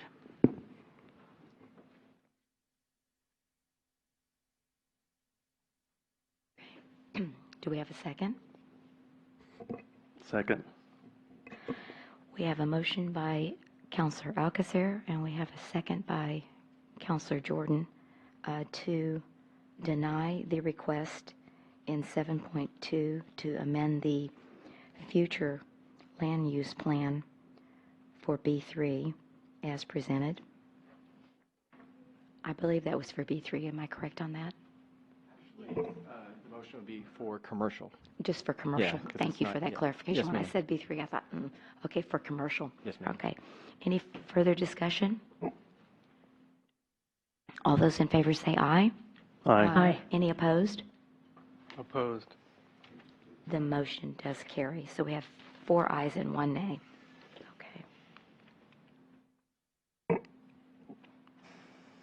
All right, moving to, well, I was going to take a break, but I thought the next one is related, and then after agenda, would that be all right with my colleagues? All right, just go ahead, and then we'll take a formal break after 7.3, because I know we still have people that are here for that zoning issue. Okay, so we're moving then to 7.3, and Ms. Posley, would you please read the ordinance? An ordinance of the City of Leon Valley, Texas, City Council granting a zoning change from R1 Single Family Dwelling District and B2 Retail District to B3 Commercial District on approximately 9 acres generally located at the southwest corner of Huebner and Evers Road as requested by Langley and Bannock, Inc., providing for repealer, severability, and savings clause, and providing for an effective date. Okay, Thank you, Mayor and Council, You'll again. just generally direct us here. Yes, ma'am. What I need to add on this item is an update. You know, we've talked in the past about public noticing, and let me get to my slide here. We've talked about public notice that's sent out, and so on this particular item, you know, the state law says that we're required to send out public notice to all properties within 200 feet. That's the requirement. Back in December, we had discussion about sending out an expanded notice for a courtesy. However, as the state law states and our zoning code states, if up more than 20% of the land area, of the land ownership area surrounding that property, the subject property, if more than 20% objects or protests the zone change, then it requires a 3/4 majority vote of the council in order to approve the request. And so in this case, staff has received numerous protests from the neighborhood, and as I mentioned, we continue counting that number all the way up until the very end, which is now. And so based on what the protests that were submitted and looking at confirming those from properties surrounding the subject property, that current percentage is at 24.8%. And this was as of January 30th, 2019, I think when the packets went out, or in preparation for the meeting. So that would mean that based on the protest, it would require a 3/4 vote of the council to approve the zone change to B3 or B2 as the applicants have requested. Okay, thank you. That's all I have, Dad. Thank you. You're welcome. Councilor Martinez. We requested, or from the citizens requested an expanded zone. And with the expanded zone, what is the percentage? You mean the expanded notification? Yes, we approved an expanded notification area, and I want to know what the percentage of people that are opposed to it. We didn't calculate that because that's not part of the calculation. Well, that's what we requested, and you should have had that. Well, that's not legally what the code states we have the authority to do, sir. Excuse me, Mr. Martinez, it isn't whether we care or not. He's trying to present something. Please let him talk. The expansion was done. He's just not counting it in the percentage. Okay, and I just had a follow-up question. Of the expanded, was it still greatly opposed or in favor? Would you just say, I know you didn't count it, but just, I know you saw it. Just, yes, we received a number of signatures from the Pavona Place neighborhood. I think, I think Sandra tallied up all those numbers for you. And so to give the council an idea, again, the purpose of this is for the council to know what's the percentage of properties within the 20%, because that's the legal impact that we need to look at. And then, of course, with the courtesy notice that was sent out for the expanded area, that was all of those signatures are in your packet, and those were signatures that were received and are a function of the expanded notice. So the council can get an idea of how that expanded area feels. I think it was almost unanimous, was it not? Maybe it was just one. I think it was just one that was in favor and the rest were opposed. So I just wanted the record to reflect that. Yes, ma'am. So. Thank you. Okay. Anything else? Anything else from our chambers? Mr. Flesher, welcome back. I know you are a trooper. I'll take this time just for clarification. Page 145 of your packet, you will see a traffic impact analysis. Okay. Y'all did do it? We identified the number of trips that would be required, but there is another level, a second level, that is required. So you have a baseline, there's another level. Are not hiding it, we're not trying to beat the system. We're simply, and if you look at that, you're going to see the type of development permit. And you'll see that this analysis worksheet's required for zoning, a specific use permit, a plat, and a C of O. And as I've mentioned before, this is a 2 to 5 year horizon that we're looking at. So we know that Huebner is going to change in 2 to 5 years. And a traffic impact analysis today is not going to be the same baseline information when we start developing after we raise money to develop, which is 2 to 5 years out. So that's the basis of that request, not to hide. Believe me, if we knew this, we would have gone through that process.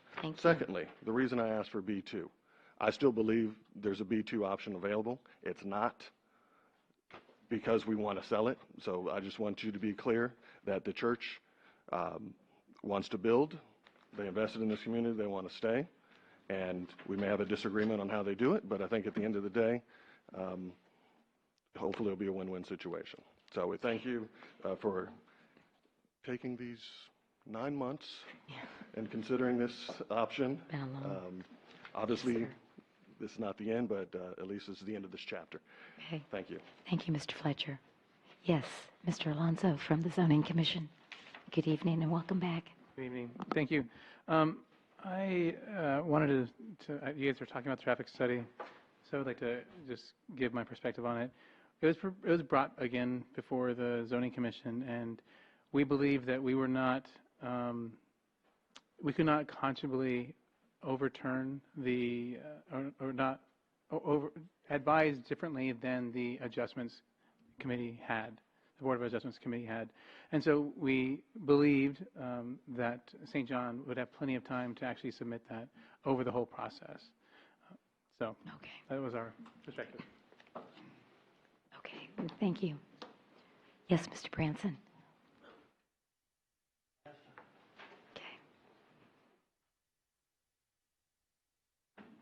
I'm Tommy Branson from Pavona Place Subdivision. Like I said before, if the church is allowed to have a B2, they can have 107 uses. If they get a B3, they can have 167 uses if they decide that they want to move away and sell that property. And I'm not going to go through all the Yes, that's right. I think Your handout explained that very well. Yeah. Although it may occur in certain instances, it is not intended that the B3 district abut an R1, R2, R3, or R6. And that's one of the things that's in your ordinance that you're trying to pass. Very good. And like I said before, thank you for listening to me and my constituents. Okay, very good. Thank you, Mr. Branson. Okay. All right, any other comments from the counselor, questions from our chambers? If not, we'll stand in line for a motion. I make a motion that we deny the request for a zoning change from R1 single family and B2 retail to B3 commercial or B2 retail as requested. Okay, thank you. And is there a second?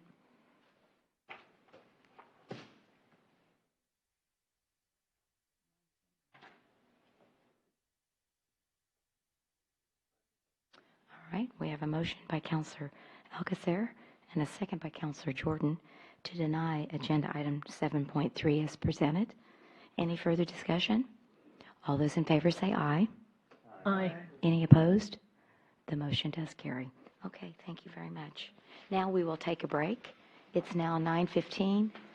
We'll take a 10-minute break to 9:25, and we'll continue with item 7.4.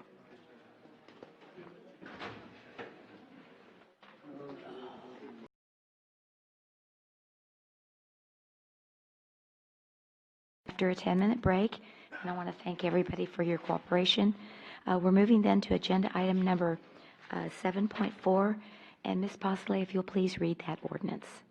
This is a second read.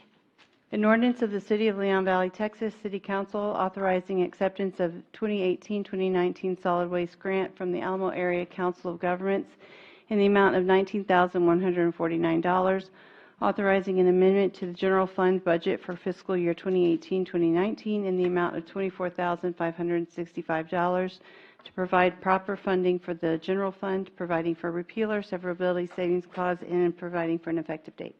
Thank you. Good evening, Mr. Demeline, and welcome back. Thank you. Thank you very much. We just heard this last night at the City Council, at special City Council meeting. Is there anything different? Mayor, I have nothing to add this evening. I'll be happy to answer any questions that you may have. All righty. I just wanted to have a comment, and that is the Cub Scouts asked me, what are we doing for pollution in our parks? And I gave them this answer, that we just got a grant. And I asked them what a grant was, and they all knew it. And so anyway, so thank you. I think this is going to help us on the beautification of our parks and pools and everything. Definitely. So I move that we approve 7.4 as presented. I'll second. We have a motion by Councilor Alcacer and a second by Councilor Rodriguez to approve 7.4 as presented. All those in favor say aye. Aye. Any opposed? The motion does carry. Moving then to agenda item 7.5. Ms. Pasley, if you'll please read that. An ordinance of the City of Leon Valley, Texas City Council authorizing the acceptance of the lowest responsive bid, authorizing the execution of an agreement of the amount in the amount of $278,400 with 15% for contingency for with NG Painting LP for the purpose of constructing the Grass Hill ground storage tank painting and rehabilitation, providing for repeal or severability and savings clauses, and providing for an effective date. Thank you. And again, we heard this last night. Any updated information? I have nothing to add or to Okay. update with. Thank you very much. If you have any questions? And the pleasure I of the make a council. motion we approve as read. Okay. Second. We have a motion by Councilor Martinez and a second by Councilor Jordan to approve agenda item 7.5 as presented. All those in favor say aye. Aye. Aye. Any opposed? The motion does carry. Moving then to the regular agenda, is Chief Salvaggio here?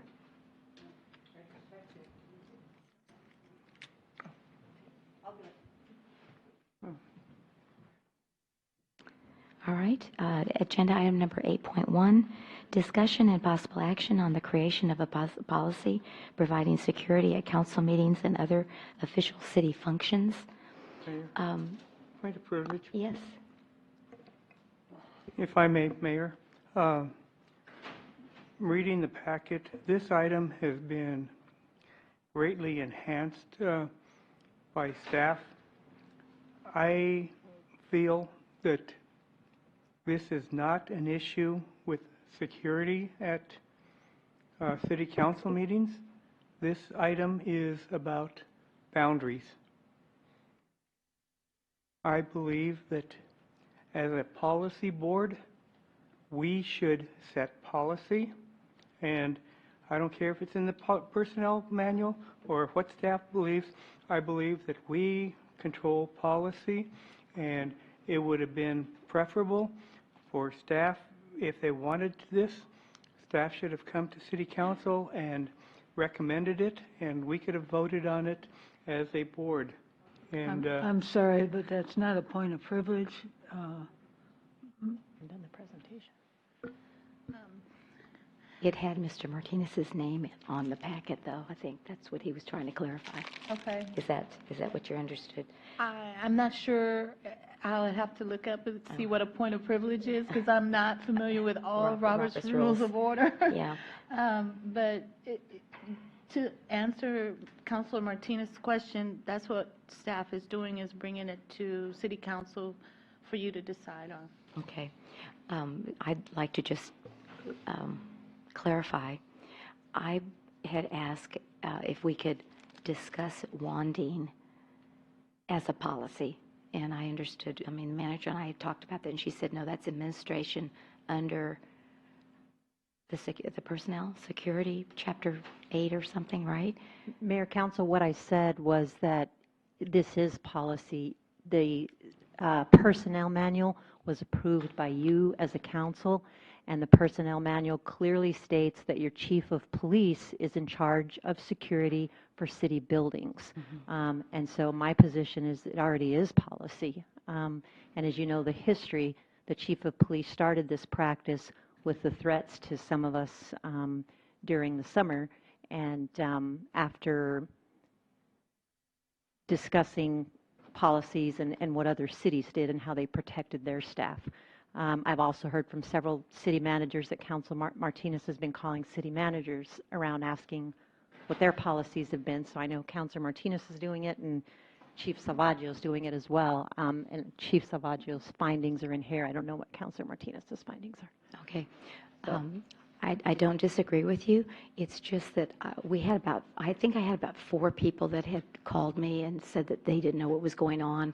And I guess the way I was looking at it is that, yes, I agree, the chief is in charge of security, but this was we've never had a policy of wanding. Not that I disagree with it. I do. I agree. I mean, this is life, like you say in your presentation.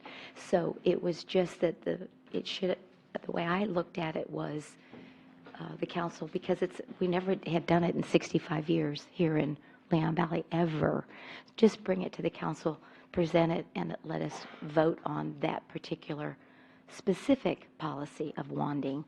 And, when I was at TML, I got it confirmed by somebody up there. So that was the reason I put it, I requested it on the agenda.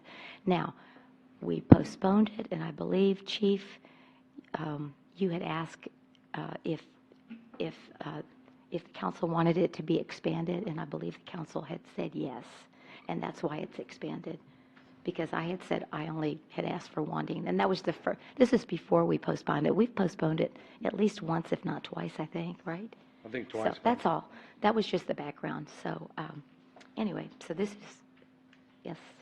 I'm sorry, Mayor. Just, Mayor and Council, just to clarify, I do believe that the point, I just looked it up, and the point of privilege,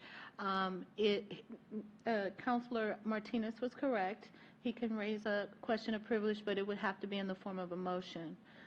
The point of privilege would be such that you would raise the rights of the assembly, and I think that's what you did, but you just didn't put it in a motion. What motion did you want? Well, if I want to make a motion, and especially at this time of night, I would just like to make a motion that we approve expanded, or the policy for expanded security at city council meetings. Yeah. Okay. And we can make this go away. So there's more than just that in here. I would like to give the presentation, Mayor, because there's not only the issue of searching here, but we also every year continue to have the issue about 4th of July, whether or not our security is appropriate, and then the question of who should be the one that is advising y'all based on our policy on security. I think all those things need to be agreed upon today, and not to mention the fact, Mayor, that you know, if we go through a process that you just described about coming to council for everything, it takes a month to get approval. When we have a threat, and when that threat is real, well, we have an obligation to protect our citizens and every one of y'all. That's what we're here doing. And I have no way of waiting a month to make those decisions. Everybody was notified in advance that we were going to start the searching and why we were doing it.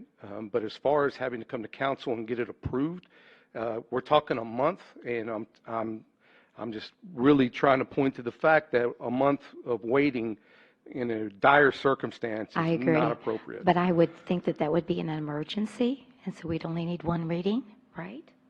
I mean, I'm just trying Well, to think that's it correct, through. Mayor, but just So- point of order, I'm not sure whether or not that was a motion that Councilor Martinez made. And we needed a And we need a second. second, and we need to go through that before Chief is Okay. allowed to continue. All right. Is there a second to approval of agenda item 8.1?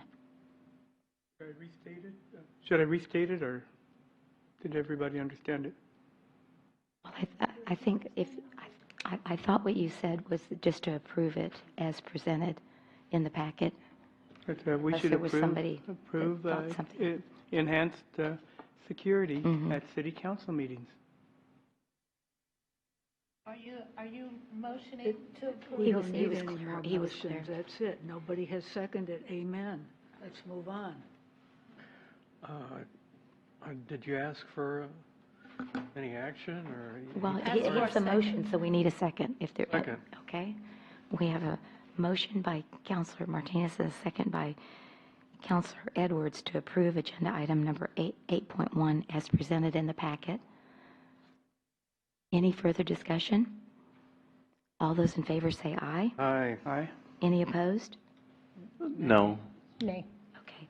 The motion does fail. 2 ayes and 4 nays. So, Chief, if you'll present your packet item. Thank you, Mayor. please. Thank you, Council. 8.1. As the Mayor, you stated that we've put this off now for several months, but in reality, we've had this discussion now for the last couple of years, actually. And so we want to clarify these things and get this stuff completely out in the open, and so that we don't have to go through this every year when it comes to these special events. Just as a reminder, I know all y'all have seen my bio, and all of y'all were here when we got hired. My background is really in this type of stuff. It's more than just the police department.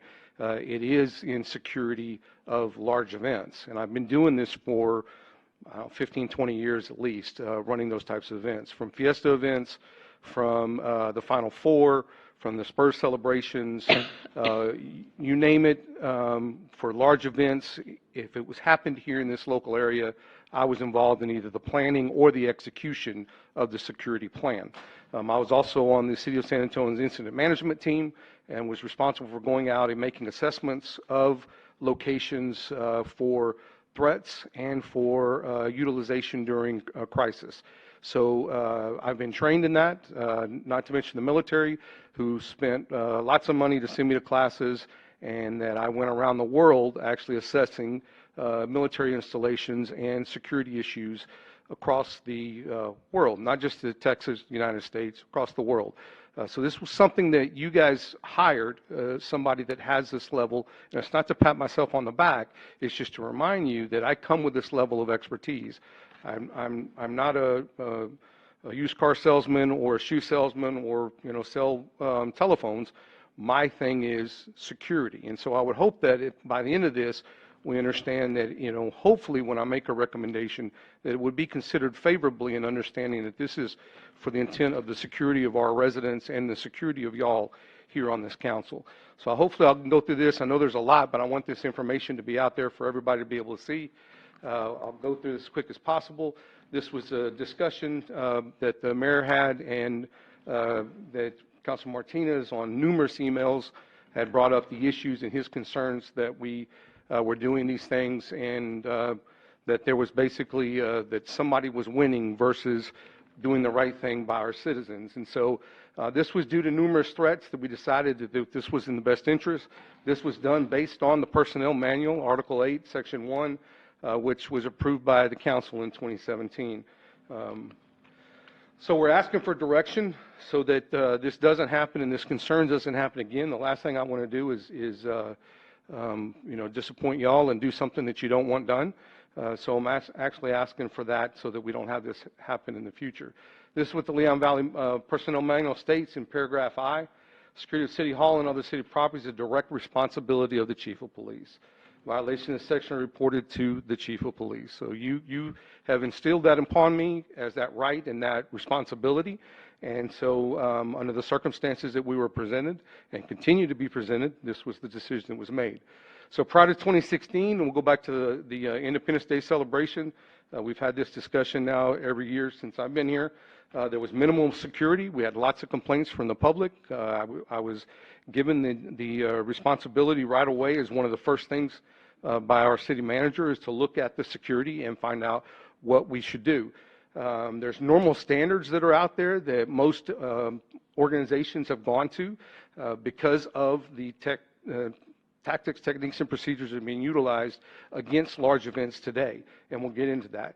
But during that time period, we noticed that there was no fencing, there was no controlled ingress and egress, nobody searching anybody, so people were coming in with whatever they wanted to come in. No prohibited items, alcohols, guns, weapons, all those things. There was no street closures to protect the pedestrians, which could have been very, very bad. There was no control of the parking, the VIP and vendor passes. Basically, they were re-Xeroxed and passed out to family members, friends, and whoever. So we implemented a formal plan, a security plan, an operations plan for security for that event. It's what we should be doing. It's a written plan, and it should not be done based on, willy-nilly, but we did it based on the standards at the time. So we asked and received approval to put the fence up. We're paid through the budget. With the controlled ingress and egress points, everybody was searched. Only diaper bags and medical bags were allowed, and I'll show you in a second why these types of things you're going to see it's not we're being overly zealous or anything like that. It is the norm, and it's the norm right here in this city with our beloved Spurs. So no guns or weapons were allowed, no outside food and drinks, and that's a big thing for our vendors as well. They had the best year that they'd ever had starting when we did this. Provided for street closures to protect the pedestrians, and we maintained the control of the parking, VIP, and vendor passes. What was the result? For the first time in anybody's history, 0 arrests, 0 incidents, 0 injuries. Everybody, I wasn't here previous, but this was based on not only the staff that told me about it, but also the Citizen Police Advisory Committee, all the residents that came and just raved about what we have done and the results. So we got outstanding feedback from the people there that night. Everybody came up and said they felt the safest they've ever have. The bigger part for everybody else, not only is the safety of everybody, but also we cleared that event in less than 20 minutes with the planning and stuff that we had. And so that's normally took an hour and a half to 2 hours to clear and get everybody home. 20 minutes. Now, why is that important for y'all? Well, it saved money for the city. So everybody that's normally out there on overtime, they went home pretty quick. And so did we as staff. So that was nice. So what did we do? The same thing as what the Alamo Dome does. If you go online right now, alamodome.com, you'll see that they control the ingress and egress points. Everybody is searched. Only diaper bags or medical bags and clear bags, which we hadn't implemented, but we were going to implement this last year, are allowed. No guns or other weapons. Outside food and drinks not permitted. Yes, sir. I don't think that's true about the AT&T Center, about the clear bags, because I go to several Spurs games, and I've never seen that be an issue there. I personally go with my wife and friends, and they take their handbags, like a woman's purse and stuff. So I'm just telling you what's on the alamodome.com. So that's exactly what they're saying that they do. And I've been. But that's the Alamo Dome. This is AT&T Center. That's Exactly. different. This is the Alamo That's Dome. different. Alamo He Dome. said Alamo Dome, so that's different. AT&T's got a lot of similar stuff. I just don't know about the clear bags. Yeah. Outside food and drinks are not permitted. The street and parking lot areas are maintained. You can't get in them or secured without either an officer or somebody there to let you in based upon your parking pass. And they also reserve the right to prohibit any items they deem dangerous. Prohibited items include alcohol, animals, except for service animals for guests with disabilities, balloons. I mean, this is how restrictive their security policy is. Bottles, cans, beverages, cameras with long lenses, chairs, stools, or other seating devices, any kind of chains or metal, costumes, all kind of different things there. E-cigarettes, firearms, flasks, inflatable objects, including footballs, pocket knives or knives of any kind, large purses or backpacks, large hats or signs, laser pointers or laser pens, mace, noisemakers, on down the line. There's just a host of things that they do not let you bring into the Alamo Dome. Our stuff is, in looking at that long list, and you look at the small items that we are keeping you from bringing into the event and the control that we're doing, we're not only in line with what the norm is for society today, but we're also even less restrictive than what our own Alamo Dome requires. So also here at Leon Valley City Council meeting, we had no formal security in place. There was no searching of individuals or bags. There was no prohibited items. Even though in 2016, you as council voted to not allow weapons in here. It wasn't unanimous. Councilman Martinez was the only one that, January of 2016, according to the meeting minutes, that said we did not want weapons in here. So it's already been brought up that weapons were not supposed to be in here, and we'll go over the law in just a second. Chief, dogs. I got so many calls on dogs last year. Why do we not, and I'm sorry, you've gone on to city council. I wanted to go back to the 4th of July. Why are we not allowing dogs? That's a misstatement, ma'am. We are allowing dogs. They just have to be serviced animals. Yeah, but I'm saying these are people that want to just bring their pet. Because you're taking on a lot of the liability, ma'am, because it's your event. When that dog bites somebody that actually has a... That would be our liability. It wouldn't be the person who owns the dog. It's your event. Really? And the norm out there is that people aren't bringing dogs to events like that these days. I had probably 3 or 4 calls saying, we've always been able to bring our dogs. Right. So I didn't They've know always why. been able to bring all their beer, too. But, Okay. And then we have more complaints on that night. All right. Thank you. But that's the reason, ma'am. It's for the safety of the people Liability. that are there at the event. That we have a state law that specifically says that you can't carry weapons into open meetings. We'll go over. There was nobody identifying of people attending the council meeting, so under the circumstances at that time, we had issues that we needed to identify. No formal plans on dealing with high-risk situations or critical incidents, and we went over that and got everybody trained. And here's some of the reasons why, for those in the audience that haven't seen some of these. We had to bring your sidearm for protection. Every American has the right to defend themselves. Let a tyrant cop get out of hand, fear for your life, and execute. The chief is a marked man, will get what's coming to him. Leon Valley School will be in session tomorrow at 11 a.m. You've been put on notice. You have kill pigs, good God Almighty, go through there. The one down below, you couldn't, I think it's on this next one, 100,000 people to march on government buildings, shut down the city, grab all the top employees, which includes y'all, and cops, and hang them. These were the type of things we were dealing with at that time. They also threatened all our families as well. So, and this is just one of many, hundreds of threats that we were receiving. So I was asked to poll the other cities to find out what they were doing.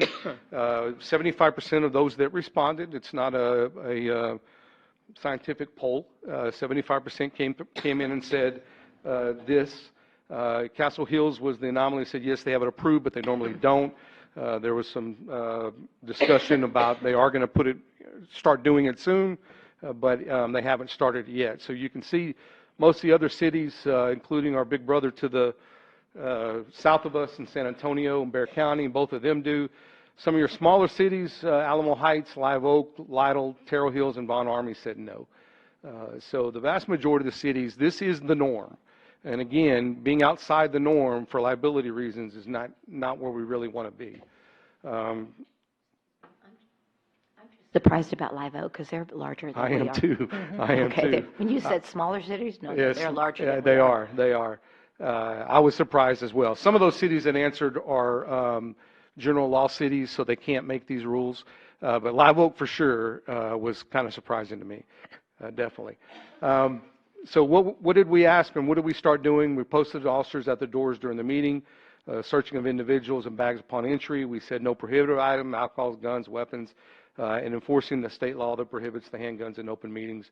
We identified the unknown persons attending, and we formalized a plan in dealing with this and got everybody trained. What law are we talking about? Unlawfully carrying.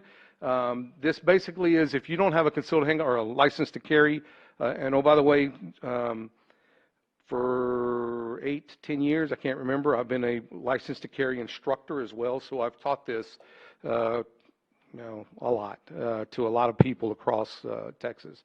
So a person commits offense if the person intentionally, knowing, or recklessly carries a bond about his person, a handgun, a club, and is not on their own premise and or inside or directly en route to their motor vehicle. There's some other things that you can also throw in there, like a boat or going to the shooting range or going hunting, but these are the two main things. So most people that don't have a license can't carry a gun inside of at all.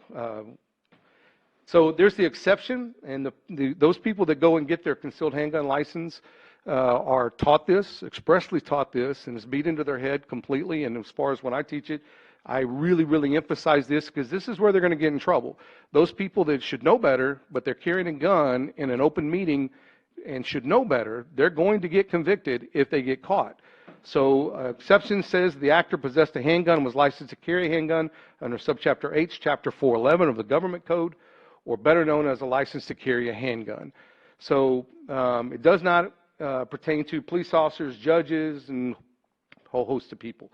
So this is what the law says. A license holder commits an offense if the license holder intentionally, knowingly, or recklessly carries a handgun under the authority of subchapter H, chapter 411 government code, regardless of whether the handgun is concealed or carried in a shoulder or belt holster in the room or rooms where a meeting of a governmental entity is held, and if the meeting is an open meeting subject to chapter 551 of the government code and the entity provided notice as required by that chapter. That notice is not what you think. It's not what's been quoted. That notice is the chapter 551 government code notice, which is your 72 hours, and I'll show it to you in a second. So yes, there is something that's called a defense to prosecution. In police work, we commonly refer to that as you can beat the rat, but you're not going to beat the ride. That's for you to argue in court. And so subchapter does not apply if the actor was not giving effective notice under section 30.06 and 30.07 license to carry signs, which is what we put up here up front. So even if it was an open meeting and we didn't have the signs up, they can argue in court that they did not need to, didn't know any better. That's the argument. That wouldn't apply to somebody that was, let's say, a council member or a member of, let's say, the people here that come here all the time and know better and should know better. You know, we forgot the signs up. They might argue it and might win in court, but it's not going to be stopping them from getting arrested. So that's what the law says. So what is chapter 551 of government code? It says a governmental notice of meeting required. That's what it is. A government body shall give written notice of the date, hour, place, and subject of each meeting held by the governmental body. And that's what Ms. Pasolay does in advance notice. The 72 hours in advance must be posted in a place readily accessible to the public, which is out front here. So defense to prosecution. The actor at the time of the commission of the offense was a police officer, active judicial officer, a bailiff designated by the active judicial officer, and engaged in escorting the officer, a judge or justice of federal court, or the attorney general and all these other different types of attorneys. So those are exempt from those laws, which includes by federal statute a retired police officer, because by law they have the same right as a police officer to carry anywhere in the United States. So going to Gun Violence Archive State Society, you can't go anywhere. I was kind of shocked even going into the elementary schools here and the stuff we're doing with them. You know, they're going through, and even with me in a police uniform, having to show my ID, having to be buzzed in, and those types of things. It's become the norm. Do I like it? Absolutely not. Is it the best friendly in customer service? No, it's not. But I think most of the people in this world have come to expect this type of behavior, and especially as you saw, 75% of the cities are doing it. So why are we doing it? Well, there's a good number for you. 314 mass shootings. That's 3 or more people getting shot in 2018 alone. Just that 1 year, 314. And that was only as of November 19th. The FBI, all these come from the FBI, active shooter incidents from 2000 to 2017, there was 250 active shooter incidents. 2,200 people killed and wounded. 799 were killed in just 250 of those incidents, and 1,418 were wounded. 799 people in 17 years were killed. Where are those things happening at? Here's your breakdown. As you see, it's not going down, it's going up. Much as a gun lover I am, this is a staggering statistic for me. When I look at the fact that we're not having an impact in bringing it down, it's still going up, as you can see here, those incidents. 2017, this is the casualties. So as you can see, last year in 2017, last year the FBI brought this together, you had 3-4 times the amount as any other year. So it's not getting better, it's getting worse. And to bury our head in the sand and act like it's not would be irresponsible. And why does the government concern us? Well, as you can see, government is 10% of those governmental entities where the shootings occurred. 10%.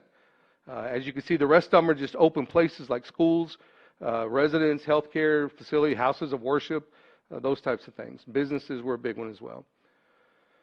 So knowing that the rest of the world has gone to this type of security posture, it's my professional opinion that it's absolutely necessary that we apply this type of security principles to our events. We don't want to be a soft target, because when you harden your targets, that's when they look for those soft targets. So unfortunately, and I would never wish it on another city, but they look at us and say, okay, they know what they're doing. We're going to go over here to one of those 5 places that were up there and do something. God willing, that never happens, but at least that's going to be the thought process for somebody that's wanting to do harm at one of our events, and you don't want that. All of us have that fiscal and moral responsibility as part of our jobs to make sure that these types of things don't happen. We might not be able to stop it, but we should take every action that we can to make sure that that doesn't happen in the future. Anything less is going to open up to that litigation that we talked about. Why is it important? This is what the 2007 Virginia Tech shooting, 32 deaths, cost $38.5 million to University of Virginia Tech. That's what it costs that taxpayers. That's a publicly funded school, $38 million, when we're talking about upgrades of just a few $1,000s that could have kept this from happening at that time. Is that what they had to pay out, like in settlements and things? Settlements, the safety and security upgrades, the cleanup, the support for the survivors, all kind of stuff, healthcare costs, and settlements were $9.5 million of that. So there was a lot of other things that they ended up having to do. So I already said that again. So we all recommend, at least from the law enforcement side, talk to Ms. Kinsler as well, that this type of activity continue, and that it also, and I'll take myself out of this because I'm recommending myself, but it should remain the direct responsibility of the chief of police to make these type of security decisions. I went as fast as I could and stand ready for your questions. Are there any questions for Chief Joe? I just agree it should remain. We shouldn't be nitpicking every little thing that somebody thinks may be a policy when that's the role of the police chief. Thank you, Ms. Alcacer. Again, I was responding to 3 or 4 people who came to me asking me, why are we doing this? So I just felt obligated to follow back up with them. So thank you. Councilor Jordan. Right, no, I was just going to say I'm in favor of the enhanced security for obvious reasons, and it should be left in the hands of the law enforcement officials to ensure that our citizens and that we are safe. We don't give, another reason is if we have a meeting and we tell the potential shooter what we're getting ready to do, then that takes away our own security. Saying next week we're going to implement the search policy. So if I'm crazy, I'm going to come in this week and I'm going to shoot everybody up. So there's a whole lot of elements that if you're not law enforcement or security expert, you don't understand. Just like we might not understand what your field of expertise is, but we have to trust in our leaders to ensure that they're giving us the right information and protect us, keep us safe. Yeah, I mean, I don't disagree with anything you said up there. I mean, it just was a question. Now it's come all the way like, wow. Okay, I'm sorry. I opened my big mouth. Go ahead. Councilor Rodriguez, I'm sorry. I just think it is a good idea to, Yeah, I mean, I don't disagree with it. to It keep the is life. security measures. Only having been on the side where the auditors were harassing me and calling and stuff and threatening, you know, that may not be the biggest police department, but I sure do feel safe just knowing that their presence, you know, they're here to take care of us. Well, that was another question of the Cub Scouts. Are children safe in Leon Valley? And I said, yes, they are. And I gave this statistic about 4 new police officers and the flashing lights and, you know, all this other stuff. So safety is at the heart of our city. And as I've told you many times, Chief, that's why people live here, because of the police, fire, and EMS primarily. When you go door to door, that's what they love. Yes, ma'am. So again, no disrespect. I think it was just a different way of looking at. I was like kind of looking at it like red light cameras, for instance. That's safety, that's security, right? But it's a new thing we've never done in 65 years. But we went through the process of getting it embedded in our grassroots and growing support for it. So that's all. It was a new thing, wanding, that we'd never done before. So that's all I was trying to clarify. Your question wasn't the reason that we put this together. It was not. Oh, okay. It was, we brought it here because we were continuing to get beat up on it's a policy decision. Everything we do, these are all policy decisions, and we can't make any of those decisions. So my only way to bring this up, to get that answered once and for all, and why I wanted to continue to get this answered, was whether or not, when it comes to something that is life-threatening like this, is it a policy decision for you guys to make that? I get it, it's something that's a year and a half. It took us a year and a half to actually get those red light cameras in. There's no rush on that aspect of it. We went through a process. Gotcha. But life and death stuff doesn't give us the ability to spend 2 weeks discussing this or a month before it gets approved. Yes, sir, I understand that. Now, I would like to see the statistics because, let's see, we just did, were you here for 16 and 17? Or just 17? 17 and Just 17 only, so you have 1 year. But I think we've been doing the 4th of July since, y'all help me, those of you that are here, 13, 14, 15. You know, we did it without the, and I never, and if you'd look up those statistics, I think we did pretty good in spite of not having all this, you know what I'm saying? As far as people getting hurt. Now, I agree with you, it took forever to get out of here. But I thought it was more like heat exhaustion, but I don't think we I can tell you in 2016, before I got here, did we have a lot? I mean, you had one vehicle alone that caused 8 accidents, drunk driver. Really? Going out okay. down Post Road to, which was the... Oh, that's right. So That's right. I brought that, it's not a statistic, I can Right. tell you, just it was feedback that Yes. these guys had, but I know for specifically, because that one was brought up at the Citizens Police Advisory Committee, and we discussed all this afterwards, and the people in the Citizens Police Advisory Committee, including Councilman Martinez, was there during that time period, and I believe he'd tell you that we got rave reviews. Everybody said it was the best one ever, and they felt the safest they had ever felt. So You know, we did get some feedback from the community after the fact. I had not one complaint. It was all positive. Well, and I thought the way I looked at the way we approved the 4th of July when you did it in 17 and 18 is we just presented the whole total 4th of July package with the money, and we voted on all of it. Right. That's the way I looked at it. I agree. So, you know, so we didn't take it individually, we took it globally. So I didn't have an issue with that. Now, Councilor Edwards. A few people, asked, well, what's going on with the wanding, but I understand that there was an imminent situation.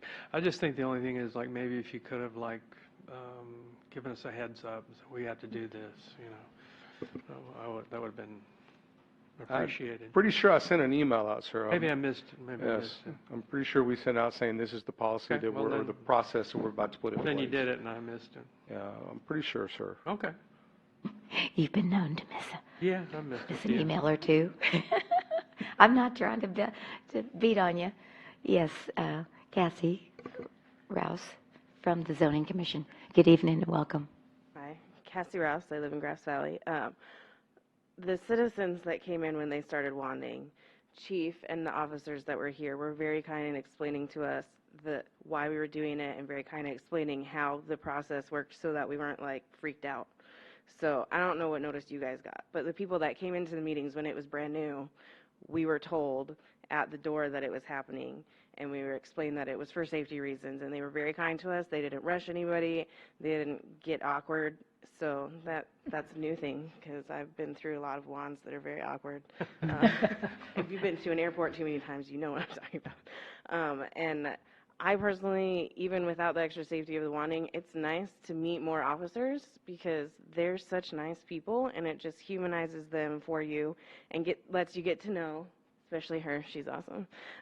It helps you get to know the officers that are in the city so that you don't feel any sort of like threat of, oh no, there's a police officer, I'm going to be in huge trouble every time you see one on the road somewhere. So I don't know, even without needing the extra safety of the wanding, it's nice to get to see extra people.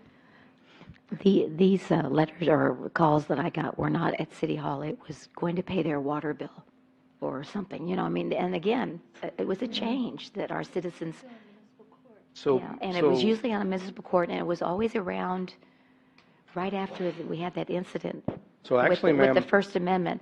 But after we followed up, then they understood. But I'm just saying, that's what prompted the question. actually, we put this in place for municipal court a year prior. The judge who has the authorization, not us, to say. It wasn't just this past summer? No. It was before that? It's over a year ago. Okay, I can't- I We, thought it was later the than judge that. have the right, because it's their courtroom, to dictate the court decorum and processes. seen And that, yeah. we were approached by judges, both of our judges, and they wanted a bailiff and searching. At the time, it was before we had the manpower, we said, we can only do one or the other, choose. And so they chose security at the door, searching everybody, and we hired I don't know what we called her, but she ran back and forth. She wasn't a bailiff, but she was Runner. a court runner to do the stuff that the bailiffs used to do. And so that was well over a year ago now. Okay. So that can't change at this point and hasn't changed since that time period. All right, very good. Anyone else? Yes, I saw Irene and Ms. Martinez come on. And I hate the most when I see her get searched, more than anybody. Y'all, No, her. Ms. Baldridge? Pat Martinez, Leon Valley. I'm wondering if you search bags every time somebody comes in here. Because the last 2 nights, nobody searched my bag. They wanted me. So the officers are given some latitude, especially on frequent flyers like you, Yeah, especially that's on right. frequent flyers, especially on frequent flyers like you. They're given that autonomy to Well, that's good. They to know do you. that. They Hey, know that's not fair. They're always searching mine. I know you. Right. Now, in the security world, it's called a RAM, random anti-terrorism measures. So you'll find us doing the same thing at municipal court. And then other times, during the week when court's not there, since it's still an area that's essential to the court, we will set up and do them sometimes for an hour, 2 hours. We don't always do them based on manpower and stuff like that. Okay, thank you. Yes, ma'am. Ms. Baldridge? Oh, right here, in the microphone. Thank you. Speeding in the neighborhood has been nulled pretty much in our neighborhood. Occasionally, there's one guy that drives a yellow car that still comes by 60 miles an hour, but he'll get caught eventually. But, and the safety of the children, you can notice how attentive drivers are during school hours. It's remarkable, I think. And I think all of our citizens should be very grateful for having that kind of service continuously. Very good. Thank you for those comments. Mayor, Appreciate it.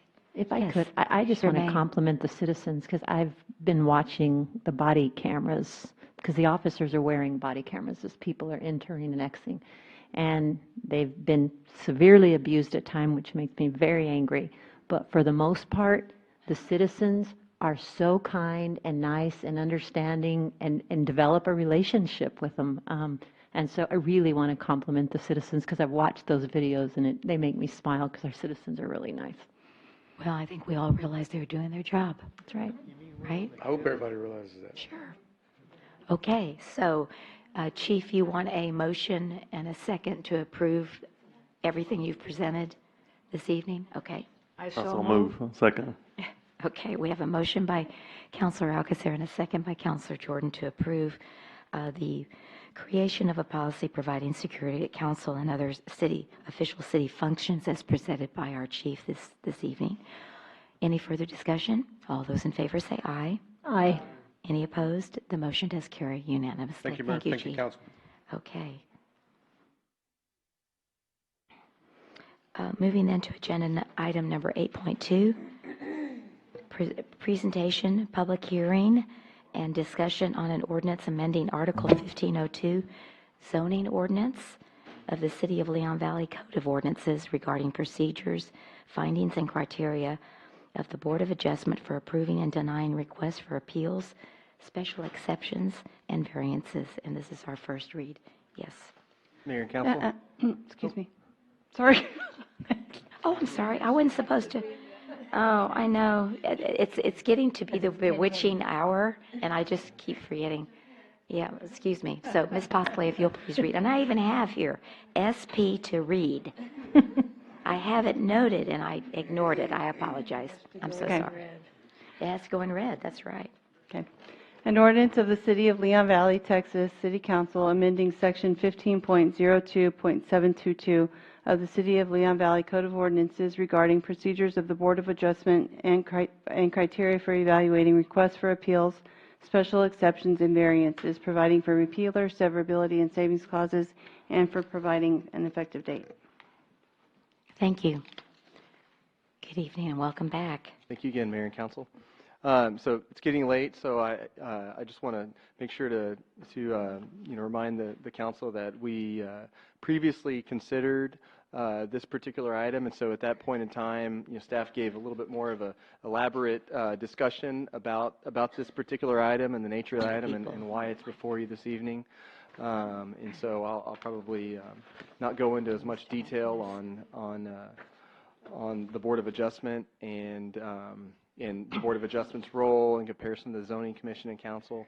No, I've already sent it to them. Excuse me, I'm sorry. Oh, that's fine. Didn't mean to interrupt. And so this item this evening is an item to potentially amend the zoning code, to amend the criteria and findings by which the Board of Adjustment uses to evaluate requests for relief from the zoning code. And so the Zoning Commission and the City Council, make the laws and regulations. Y'all are the policy makers. Y'all legislate the laws. And it's the role of the BOA to uphold those laws and to potentially evaluate requests for relief from those laws. Zoning Commission is policy. Council's policy. BOA is the law. Zoning Commission and the City Council implement the vision of the community. Through the comprehensive planning process, like I mentioned, the Board of Adjustment implements equity And the purpose of council, again, is to create good and just laws, and the zoning commission advises on those laws. And it's the role of the Board of Adjustment in rare circumstances when you have unique situations that are unique to one particular property, as well as other criteria. It's the role of the BOA to be equitable and potentially provide relief from those rules. And so again, what we're going to be talking about tonight is the criteria by which the BOA uses to potentially provide relief from those laws. And the BOA is specifically deals with 3 types of relief: special exceptions, appeals, and variances. Now we don't do special exceptions here typically. We rarely do appeals. Most of the time what the Board of Adjustment considers is variances. And so in considering variances, let me go ahead and get into my presentation here. The code currently has criteria that has been established for some time, and that criteria is,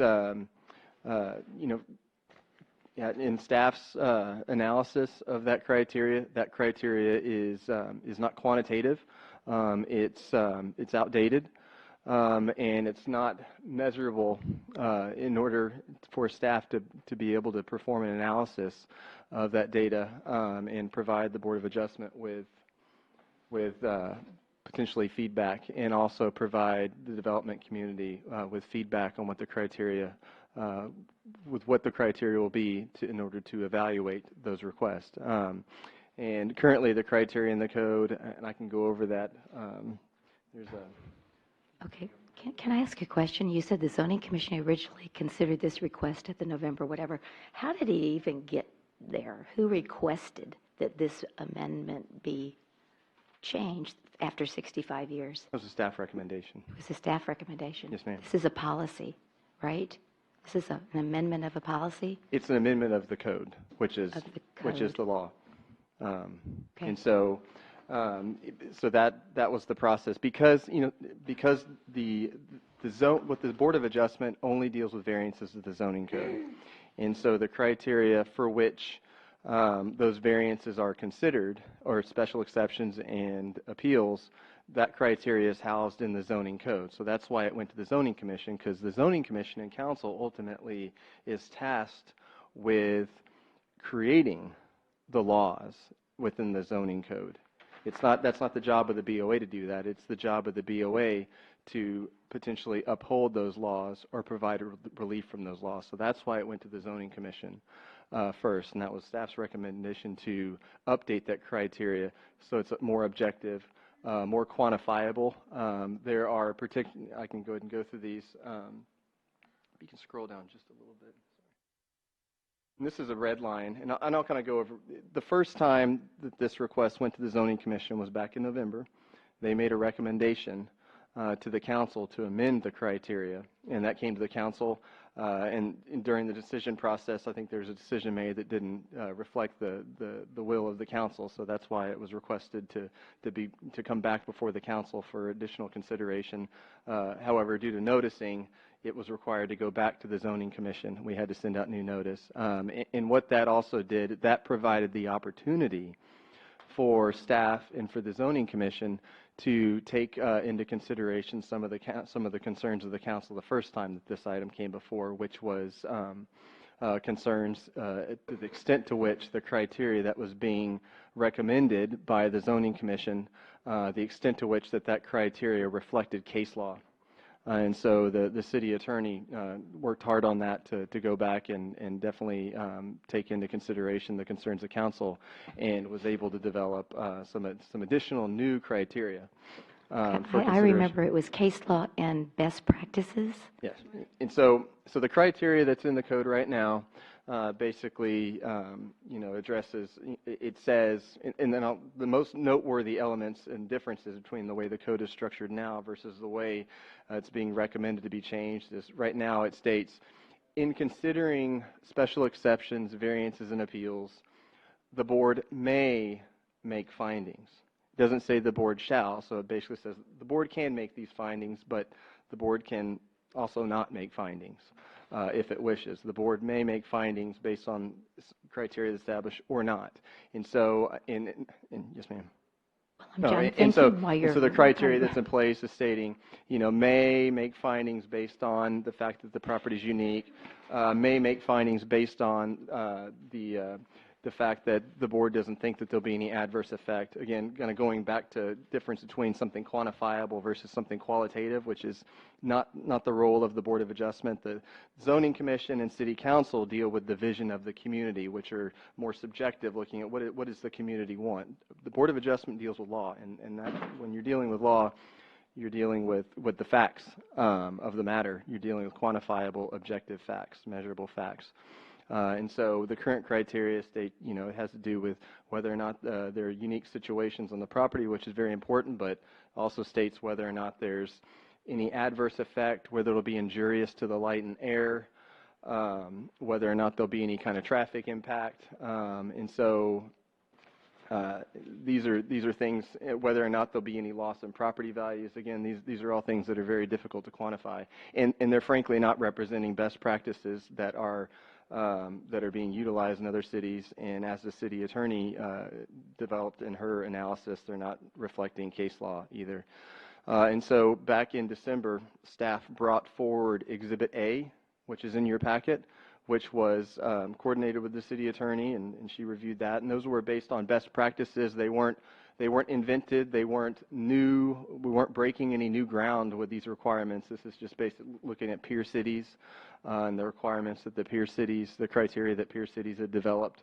Those are the criteria that were included in Exhibit A, which was originally considered by the Zoning Commission and City Council. But as I mentioned, the vote on that originally didn't reflect the will of the council, so we went back to Zoning Commission with the city's attorney's recommended criteria, which is based on case law, and the Zoning Commission considered that and recommended unanimous approval to approve the change in criteria for Exhibit B. And that is what, so what you have before you this evening is both Exhibit A and Exhibit B. Exhibit A is best practices, and Exhibit B is strictly based on case law. And so... Say that again. Exhibit A is best practices? That's the last year's one. But the section 15.02.722 variance empowerment, you just scratched out the entire statutory language. That's what I can't understand. I mean, No, the board is hereby empowered to grant variances to this article. So, no. Authorize in specific cases a variance from the terms of a zoning ordinance if the variance is not contrary to the public interest and due to special condition, a literal enforcement of the ordinance would result in unnecessary hardship, and so that the spirit of the ordinance is observed and substantial justice is done. That's the statute. That's the law. So why would we take that out? That's Exhibit A. In Exhibit A. But why would we take that out and then we don't? Because we that don't put it particular back? section is duplicated. This is the section that establishes there's variance empowerment within Exhibit A, and so that's establishing the city's ability to enact variances and establishing that in the enactment of variances, the board shall make affirmative findings. I think that if that's what you're referring to. Where is the shall make? Where are you on that? Because I don't have the red line. I have the black line. I'm sorry? Oh, I got everything in front of it. Goodness. Yeah, I think what you're referring to was there was two sections in the code. There was one section that said the board is empowered to grant variances when it's in the spirit of the ordinance, and then there was another section which gets more into the details of the actual criteria. So I think it's right there. The board is hereby empowered to grant variances to this article. So the purpose of amending it is to make it more difficult to grant a variance? Make it more quantitative and more objective. It's not trying to make it more difficult. It's trying to make the criteria more objective and definable for granting variances, because right now the criteria is not objectively measurable. Okay, Like I so- mentioned, it's not possible for staff to quantify whether or not there'll be an adverse effect in the property value, or whether or not, there'll be an adverse effect. How do you Well, and determine whether or so- not there's an adverse effect? And so on Exhibit B, you took the 7 criteria and you reduced it to 5? That's on Exhibit B? Exhibit Is that what B you is did? from case law. Directly, all 5 of those are from what state case law determines what the criteria is for awarding a variance. Awarding the variance, so the applicant must show that the following is, and is it still like we discussed the last time? You have to have evidence on A, B, C, D, and E? Is that correct? I don't have it in front of me. Because I read it and I'm like, what kind of evidence? So it's B, kind of, frankly, Exhibit it's kind B, of that's hard to not look this. at these. I mean, the red lines are. Is this B? That's B. I have a yeah. clean copy of B Yeah. in my packet 8.2C. Yeah. Packet 282. Yeah. That's what I'm So looking at. the red line versions are included in your packet, and that's what's up on the screen. Okay, yeah. So, yes,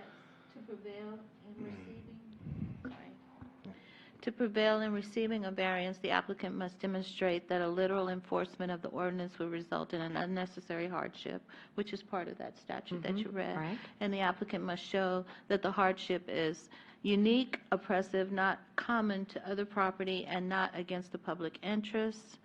I can't see all of it right here. Can you go up? Highest and best use. And not merely that the property cannot be utilized for its highest. And best use, what does that mean? Brandon can explain that better than me. What was The highest and best use is, does in that other mean? words, go ahead. Yeah, highest and best use is, say you have a piece of land that's it's flat, but say you have existing surrounding uses that are lower intensity, but you have a piece of land that is viable for development for a high density use. Well, say the future land use plan says no, the vision of the community is to have this lower intensity use on this property, but that property could be developed for a much more profitable, higher and better use. And so what that's implying is that what that's getting is that the grounds for a variance can't be simply for a financial reason to make more money on the development.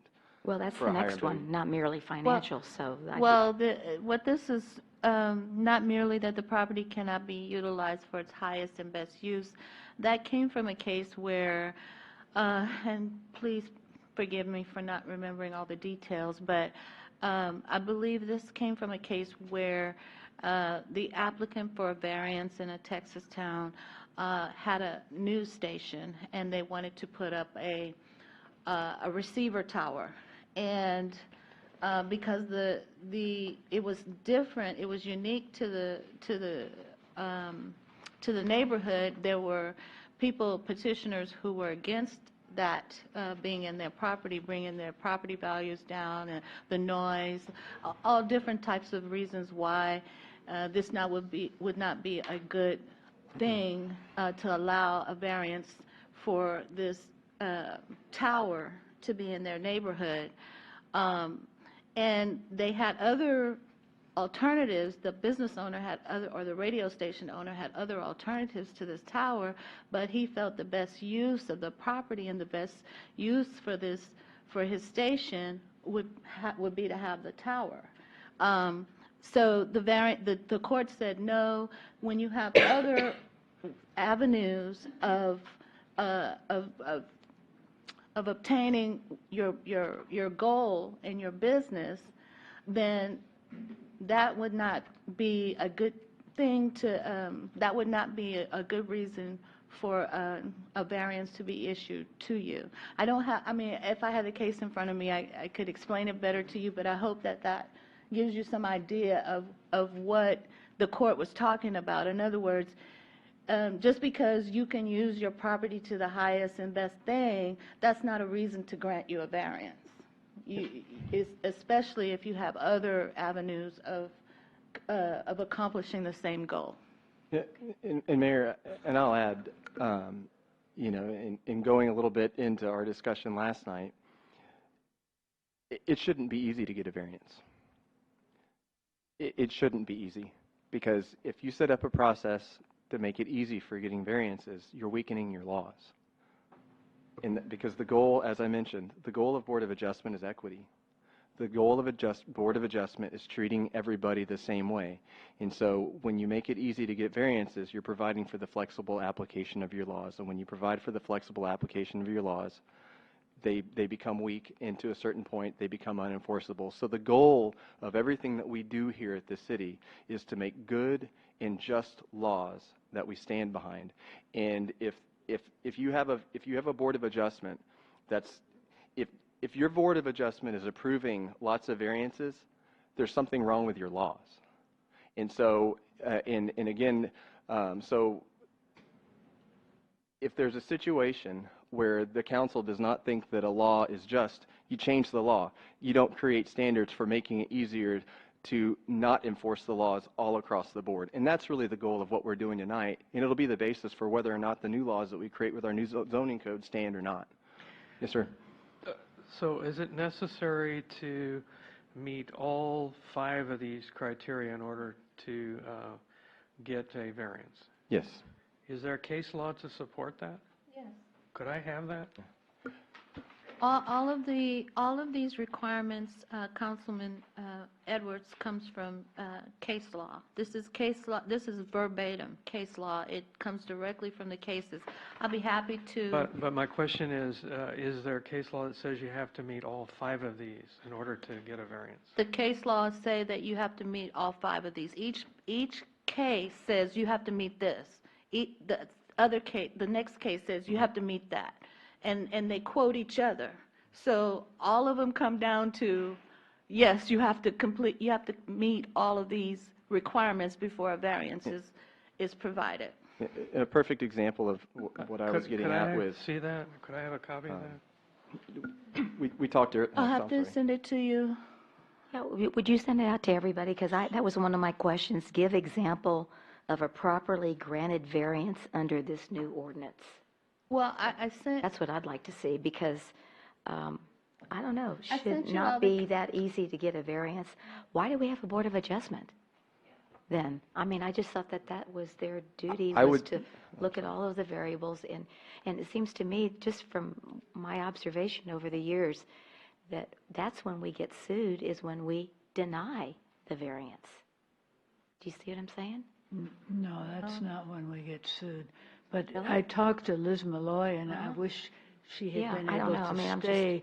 And she said, she indicated the same thing. No, it should not be easy to get a variance, and the board is supposed to follow the law and not do things at whim.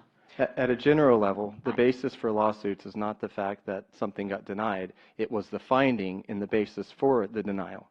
And improper findings or findings that weren't justified. That's at a general level. That's where the basis for lawsuits happen with any Board of Adjustment, is when the finding is not equitable, meaning this one person asked for a variance for their sign here and they got it, and then this person down here asked for the same variance and they didn't get it. And so again, that's the more variances that are given out, the more difficult it is to provide equity and be equitable. And sorry. I'm sorry. And Mayor and Council, I mean, I did provide you with the cases that in email, so I'll resend that out to all Is that the same ones I have? I don't know. I don't know what you have now. I know I sent them to you in an email when you asked me the question, but I will send that out to all the counselors. But there was a point I was trying to make. That the reason why we get sued is because the criteria that we have now, like Brandon said, is not quantifiable, it's not measurable. So the Board of Adjustments are kind of winging it. They don't really know how to make a decision because we can't even quantify or measure anything with regard to the request for the variance in order to give them any support or any guidance in making a decision. because it's so archaic. And it's not really in compliance with the law. None of the criteria in the code is in compliance with case law, is in compliance with the law at all. And so, as your city attorney, I advised staff that we need to start complying with the law and with regard to our criteria for how the Board of Adjustments makes its decisions, and that way we'll have a sure footing in court when we go to court, because when they sue us, it's because they made a finding based on some arbitrary or archaic reason. And, you know, we've been able to prevail thus far, but I don't know about the cases pending that we have now. There's some issues that you know, I won't go into right now, but that's mainly the reason why we get sued. And I haven't seen anybody since I've been here the last 2.5 years where they have prevailed, because fortunately, Very hard to overturn a VOA. yeah, fortunately they did have a good finding on those, but there are 2 still pending. And like I said before, I just feel like the city needs to comply with the law, and the Board of Adjustments needs something that they can get their teeth into in order to make a sound legal decision. Can I ask you a question? If it's so archaic, why hasn't it been like struck down or challenged? That's what we're doing. But by some other entity. Struck down. Okay, so nobody has challenged our code, and that's why it hasn't been struck down or challenged. But the staff is challenging it now. But why not if it's so bad? Because I guess nobody knows to do that. I mean, why aren't a lot of laws in the code struck down that are bad? Yeah, I think. Would you mind if I had this and I'll bring you one the next meeting? Oh, go ahead. Because I love this No, guy. you can have Thank that. you. Sure. Thank you. As you can tell, I'm just drinking the water. You know, I'm looking at these. Not self-imposed. What does that mean? Not simply a hindrance to the developer's goals. And then I'm looking, and thank you so much for getting me other cities. I appreciate that, because I always like to learn from what other people do. And like, for instance, New Braunfels, I think they have clearer, more understandable guidelines. And I don't know, I mean, can we suggest, you know, some Absolutely. replacements? I mean, that's what Absolutely, I'd yeah. like The to goal do of this over the conversation is to next- come up with. Because I just don't think it's clear. Yeah. To me, and so if we're asking somebody that wants to do a variance, we need to give them this list, and we need to say, okay, here's if it passes, this is what you have to prove in order to get a variance. I mean, all of them, not just 1, not 4, but all 5. Right. And Mayor, then what would be an example of the evidence you need on each one of these? That's what I'm looking for. I can give you an example of self-imposed, and that's been recent. Okay. Where a company is trying to relocate into an area that they're not zoned for, and they're saying they ask for a variance in order to be able to relocate, to be able to have their business there, but that use is not allowable there. So, in my opinion, that's what self-imposed means, because you came to Leon Valley and you brought the code upon yourself. I mean, you could follow the code and go where you're supposed to go, but you decided to go someplace else, and that's self-imposed. Okay. Yes. I'm sorry, I don't want to hog the conversation. So, Councilor Martinez, well, you know, again, I just want to, and I was wondering why we didn't run this by the BOA. I mean, I understand you're saying zoning and council, but just out of respect Well, is because what I would say. they don't make the laws. They interpret it. You kind of have to look at the BOA, kind of like the Supreme This is Court. their Bible now, You know, But but you you have to understand it. If I'm having trouble understanding it, you know what I'm saying? Yeah, we get training. Yeah, But we they'll get get training training. based on new criteria. You have to look at I just want to respect their role as a statutory authority in our city. And I told I don't Lynn know. Joseph earlier when I was talking with her, because we were talking about this and the role of the board, and I told her, I said, I love talking with you, Lynn, but if I never see you up on that dais again, that means we have great laws. You know, if the Board of Adjustment is not meeting, it doesn't mean that they're not doing their job or something's wrong. If the Board of Adjustment's not meeting, that means we have great laws that we have confidence in and that the community abides by them and the community respects them. If the Board of Adjustment is meeting all the time, it either means there's something wrong with our laws, or it means that we are sending a message to the development community that our laws are just a dinner menu. Pick and choose what you want. You want this, you want that, give us a list and we'll take it and just take a shot at it, see what sticks. You know, I don't know what's changed, Mr. Milan, but let me tell you, I've got institutional knowledge. The BOA might have met once every 2 years or 3 years. For the longest time, and just all of a sudden, these last couple of years, we just keep getting case after case after case, but it had not been like that before. So that's what concerns me. I've got people, and You know? it's a function of I'm looking at these development requests and they're not complying with the laws, and you know I'm having people, you know, developers say, well, I don't want to comply with that. They're using the variance process to get their way? Yeah. Is that what you're saying? I mean, that's what we just talked about. We talked about it earlier with St. John's, you know, and I mean, we talked about it, so I'm not trying to point fingers at anybody, but okay, let's just they be real requested a honest variance, here. and it totally stymied our process. Okay, And now we have so- to give that variance to everybody else to be Okay. equitable. But isn't it true that if a variance is granted, that there still can be a challenge that the 5 elements were still not fully met? I mean, you know what I'm saying? It's a flip of that. We have to make sure that all 5 are met, but even if they grant it, somebody can challenge it saying, you know, so we can never get away from a lawsuit, I guess. And I guess we're doing this because we're a home rule city, right? Absolutely. Yeah, and so sometimes, I don't know, So though, you say we're doing this because we're a home rule city, but Yeah. if, maybe Sandra can help, we were just trying to remember this, but when we went through the codification process, this was one of the issues we were discussing, was the BOA. Tell me about it. What does that mean? Remember that? Right, well, After I got here. Right, well, I have 9 years of experience on the BOA in another city, and the ordinance for this one stood out right away, and that's one of the reasons we jumped right into recodification. And the review with Denise and the other attorneys, we went through what? 2 or 3. Through two different firms to review these, and this was one that stuck out with every one of them. So it does need to be updated. Compliance with the law, like Correct. the criteria wasn't in compliance. Okay, so if I look at those other ordinances from other cities, and maybe the language is clear, can I bring that up for consideration next time?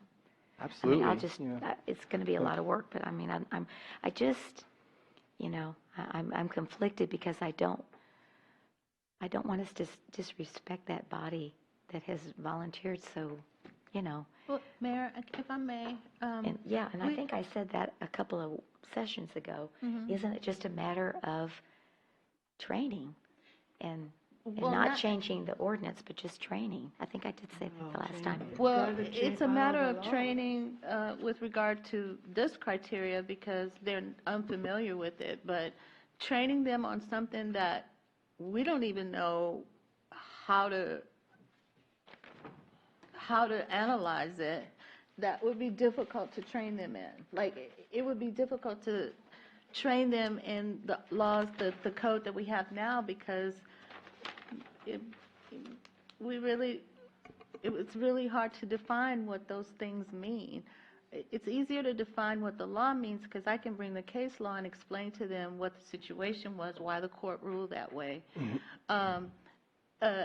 With regard to what you were saying earlier, I lost my train of thought. I'm That's sorry. okay. No, Mayor, it's 20 till 11. I would like to, you know, just as a planner, I like to, you know, get philosophical on things, but, you know, it's important to look at the council and the zoning commission. Y'all are, like, if you compare it to the federal government, y'all are kind of like the legislative branch.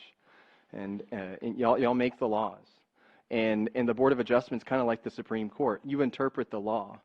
And so to answer your question about, and I appreciate you wanting to respect the Board of Adjustment. I totally respect them and their citizens that volunteer their time, but that'd be kind of like asking the Supreme Court, what would you like the laws to be? Like, no, they don't. That's a total separation of powers there. And in terms of the Board of Adjustment, you know, we respect what they do and the time they put in, but it's not really, they're different than a zoning commission or council. You know, like zoning commission, we need to keep them busy. They're legislators in a way, or they advise the legislators. Say. Exactly. So we keep them busy, and that's what we're doing with the future land use plan and zoning. We always need to be busy looking at these laws and the regulations. Are these reflecting the community? Are they good and are they just? And when they're not, then usually if staff knows it first, we talk about it and bring it to the zoning commission and we change the law. But it's not. But it's different for BOA. It's not a function of, you know, showing respect by keeping them busy. You don't want them busy. Great.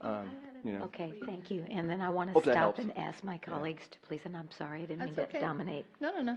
I wanted to explain when you said about can we bring in, you know, if I see other criteria from other cities. Yeah, I see. And I that's what I was trying to tell y'all before I even put the case law down in Exhibit B, was that the good practices is what expounded on case law. It was something that, it was different language than what the case law says, but it still represented case law. It was still in compliance with the law of the state of Texas. And if you find a criteria that, as long as it is in compliance and Well, aren't the samples in the book in compliance? I don't know what's in the book. I didn't see that. I'm just looking at New Braunfels, and that just makes, as I'm reading it, it's clearer to me than ours. As long as it's You clear, know, so, but as but I long as haven't it looked is- at the rest of them as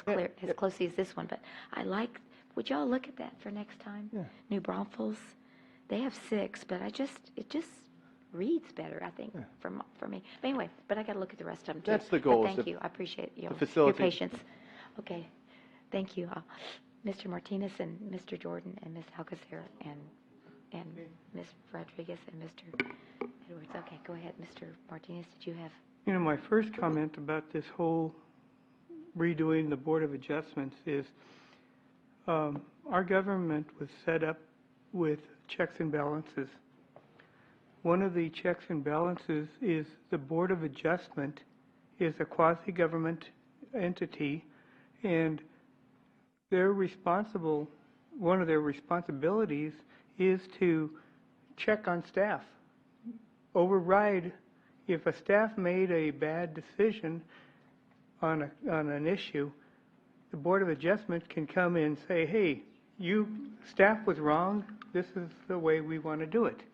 So, you know, I believe that this revision is really taking the power away from the Board of Adjustment and making the staff, or making a customer coming in that wants on the Board of Adjustment ruling, they've got to comply with staff first, and you got to check this, and this before staff will take it to the Board of Adjustment. And I think it just makes it overly burdensome that, you know, it's making it very restrictive. And, you know, I've looked at other cities, just like the mayor has, and I haven't done it, but just what was in the book, that's all. There's a lot of cities that just refer to state law.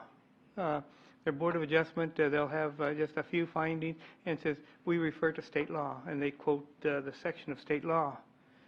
And so this is, I think this is the best practices, while it's good, exceeds state law. Yeah, that's right. Can you agree with that? Defer to the city attorney. I'm asking you. I'm going to defer to the city attorney. Okay, he's going to defer to the city attorney. Okay, so just let me go through what you said, Councilman Martinez. The Board of Adjustments is a quasi-judicial, not quasi, no, he said quasi-governmental. Quasi-judicial, you're right. And also, I just wanted to let you know that this case law and these criteria, it doesn't come from staff.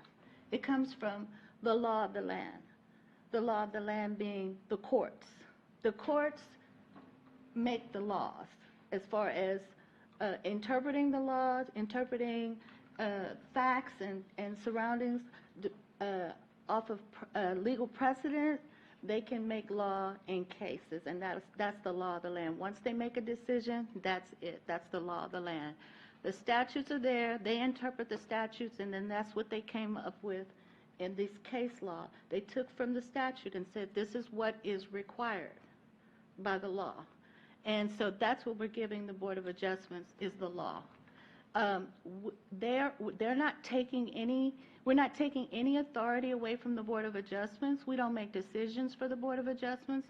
We give analysis to the Board of Adjustments based on the criteria that they're supposed to use.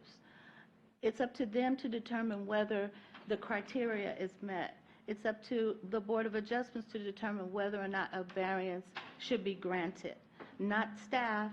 We're not taking any authority away from them. We're not telling them what to do. We're just saying, here's what your criteria should be, and this is what the law of the land says your criteria should be in determining whether or not you provide a variance.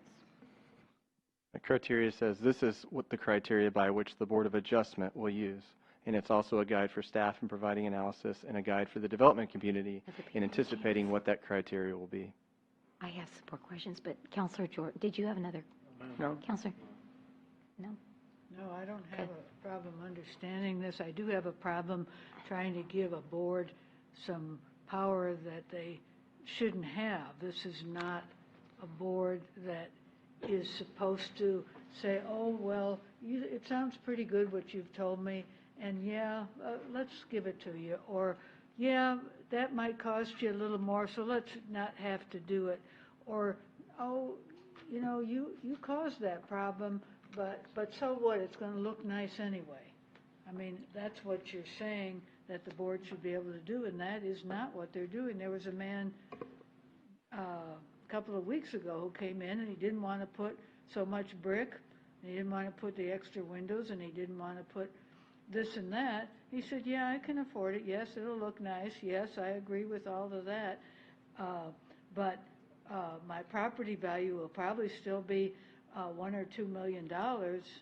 So even if I spend this little extra money,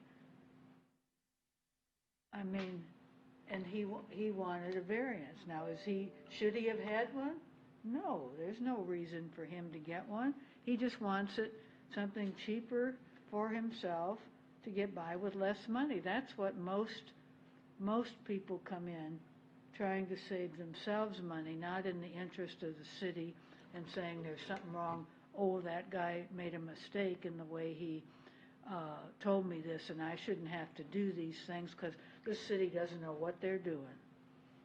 And that's the problem I have in trying to say, hey, we have a board, this is restrictive. Let somebody who, if we could have had Liz Malloy, if it had been at the start, she could have explained this better than anybody because she has lived with it all the time. And if you listen to her on the tapes, you'll see that she's saying your job is to follow the law. Did you have anything? Okay. Yesterday you said that if it's a zoning issue, it goes to BOA, right? Yes, and ma'am. if it's a building code, it comes to council. So for the variances. So I know this is what the BOA has to follow, or this is a proposal for the BOA to follow. Will there be something for the council to follow as specific as this on the building code side? It's a great question. So again, any regulations in Chapter 15 of our code, which is our zoning code, any relief from any regulation in that chapter goes to the Board of Adjustment. Relief from any other provision, any other code in any of our other chapters, which includes Chapter 3, our building code, comes before the council. And there are, in our code, again, our code is, an older code. It's evolved over the years. In different chapters, there's different criteria set up. And so right now, there's criteria set up for, say, a variance for fences. Then there's criteria for evaluating signage. and then there's criteria for evaluating a variance to the building code. Our variance for a variance to the building code is actually doesn't even come to council. The code says that it's a joint decision between me and the fire chief. And so it's the criteria, all the criteria in our code is just, it varies. And so, Okay, I just don't remember seeing that we had to follow like 5 things in order to grant. Do y'all remember that? I don't remember that, so that's what I was asking. If it was comparable on the council side. So the criteria a little bit throughout off. the entire code of ordinance is just not Okay. uniform. I think All this right. is a good first step at it. All right. It Anything else? seems, I know I'm yes, sorry. go ahead, no. It seems to me if it gets to that level, to the BOA, that it should be restrictive, not loose to where it could be loosely translated to where they can be granted their wishes, you know. Granted, they have some interpretation, but they need the guidelines that's within the law to have the parameters of what they can stay within. You know what I'm saying? We're not telling them how to vote. We're just telling them this is the guidelines that you have to make your decision. That's it. So But all 5 have to be met. if that's the case law, that's the law. Absolutely. All 5 have to be met, yeah. And if I can add one last thing, Councilor Martinez brought up a great point, the checks and balances. You know, that's something that exists in all levels of government, is checks and balances. And so in this case, with Board of Adjustment, if there's ever a Board of Adjustment case where the council feels that a law is unjust and wasn't properly applied, or maybe, you know, the council feels like somebody should have gotten a variance and it's just not a good law, y'all are able to see the decisions. We all see the decisions the Board of Adjustment makes. They're made public. The council can say, you know what, that we feel like it was that law was not rightfully or equitably applied. Y'all can change the law. And so again, that's part of this process is the balance between the legislative function of this city government and the more interpretive element, which is the BOA. And that's that balance. If it's having confidence in your laws and saying these are good and just laws, confidence in the laws you make, and in saying we are going to stick to these laws in rare circumstances that is just totally unique and just out, you know, not consistent with anything else, then that's where the Board of Adjustment comes into place. So again, there's that check and balance. If this council, the governing body, feels that there's a law that was not equitably and fairly applied to someone, and because of the criteria, the Board of Adjustment just couldn't approve it, y'all can always change the law to provide relief if you feel like it's in the best interest of the city. Okay. So there's always checks and balances on what we do. We can't change the Board. We can't change the Board of Adjustment's decision. A district court is the only one that can change their decision. But can we amend the law? We can amend the law, but it won't affect their decision. The decision, yeah. One last comment. I agree it shouldn't be easy to get a variance, but it shouldn't be impossible either. Sometimes it seems like it, based on having to meet all of these rules. Well, I'd like to see like a case study that shows, you know, they considered this case, and here was the evidence for A, B, C, D, E. Do you know what I'm saying? And it met the threshold for A, B, C, D, but not E. Do you know what I'm saying? Just so that that's what I think that would be great for the BOA to go through that, to really Another apply joint it. workshop. Good. That's right. Good luck, Denise. Anyway, just so we understand, it's a major change. We haven't changed this in 65 years or however, I don't know when this BOA came about, but it's been a long time. So that's all. Okay. We're trying to get modern. We're trying to get modern, okay. No vote, but a good discussion, and thank you. The advent of the internet, the research. That's right. Well, you heard the lady this evening said she went on Google, Yeah, I mean, all right. Miss Denise, you're up next. Number 3? 8-3. Oh. Yeah, chartered Okay, institutions. so we, Brandon is back. oh, Brandon's back. Okay, so we have no, oh, I didn't open up the public hearing on the last one. Is there anyone that would like to? Yeah, I know. I have it on my,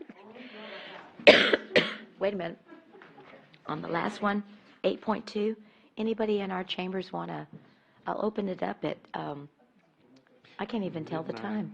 10:57. And I'll close it at 10:57. Okay. So the next one is yours again. And I'm getting crazy here. Thank you, Mayor and Council. An ordinance of the City of Leon Valley, Texas, City Thank you. Council amending Section 15.02.381, permitted use table of the City of Leon Valley Code of Ordinances regarding non-chartered financial institutions in the B2, B3, I1 zoning districts, providing for repealer, severability, and savings clauses, and providing for an effective date. Thank you. Thank you, Mayor and Council. Continue. The purpose of this item is to amend Chapter 15 of our zoning code, the City of Leon Valley Code of Ordinances, to remove non-charter financial institutions and as an allowed use within the B2 retail zoning district. Currently, the City of Leon Valley zoning code defines a non-charter financial institution. I'm not going to read the whole thing, but basically it defines non-charter financial institutions as title loans, check cashing. I'll go ahead and read through them. Or title loan lenders, check lenders. Basically, any kind of lending institution that's not chartered, like a Chase Bank or a Frost Bank, or those are chartered financial institutions. Non-charter financial institutions include deferred deposit transactions like payday loans, businesses that make loans upon assignment of wages received, like I said, check cashing businesses, motor vehicle title lenders, and subprime or non-prime home equity lenders. Nonprofit financial institutions are not encompassed by the term non-charter financial institutions. And so currently they're allowed within the B2, the B3, and the I1 zoning districts, but they're regulated by specific development standards. And so those standards include they may not be located within 1,000 feet of the nearest existing non-charter financial institution. They may not be located within 500 feet from residentially zoned parcels, federally chartered banks, credit unions, religious institutions, school, daycare facilities, or bar or liquor stores or pawn shops. There's some architectural requirements. That any facility that it's located in, storefronts have to have glass or transparent glazing. A certain amount can't have animated, moving, flashing, signage or lights. In that they can only operate within freestanding buildings. They can't operate within strip centers. And so this is the current requirement. And again, going back to our conversation earlier about us being a home rule city now, we have the ability to greater regulate these types of uses. And so Mrs. Frederick can build upon this, but it's upheld that we can't completely not allow a use at all within the city, but you have to at least allow that use within one zoning district within your city. And right now we're allowing them within 3. And we've been talking a lot lately about our future land use plan and our zoning districts and the purpose of these particular zoning districts and our the vision that we have for land uses within our city. And this is another element that the staff is bringing forward to you to consider. Right now it's allowed within our B2 zoning district, and the purpose of that zoning district is for the establishment of retail uses. And so for that reason, staff recommends amending the code to no longer allow for non-charter financial institutions in the B2 retail district for the purpose that it's not in conformance with the comprehensive master plan. It states Bandera Road Corridor North and South is comprised of retail uses, and it's intended, the goal for this area is to promote primarily retail-oriented uses. Here's our zoning map here. You can see the majority of our Bandera Road Corridor is B2, as we talked about earlier with the previous potential code amendment. So non-charter financial institutions are not retail uses. They do not pay sales taxes for the services that they offer, and allowing non-charter financial institutions to the B2 retail district does not meet the goals of the city's comprehensive master plan for the B2 retail district, which is primarily what Bandera Road consists of. Also, staff's recommending no longer allowing non-charter financial institutions within the B2 zoning district because it's not in conformance with the purpose of the B2 retail district, which is retail, offering goods and services which are appropriate for surrounding business districts, protecting surrounding residential districts by requiring certain minimum yard and area standards, and encouraging economic viability and stability within the city. Staff does not submits that non-charter financial institutions are not pursuant to the goals and the stated purpose of the B2 zoning district.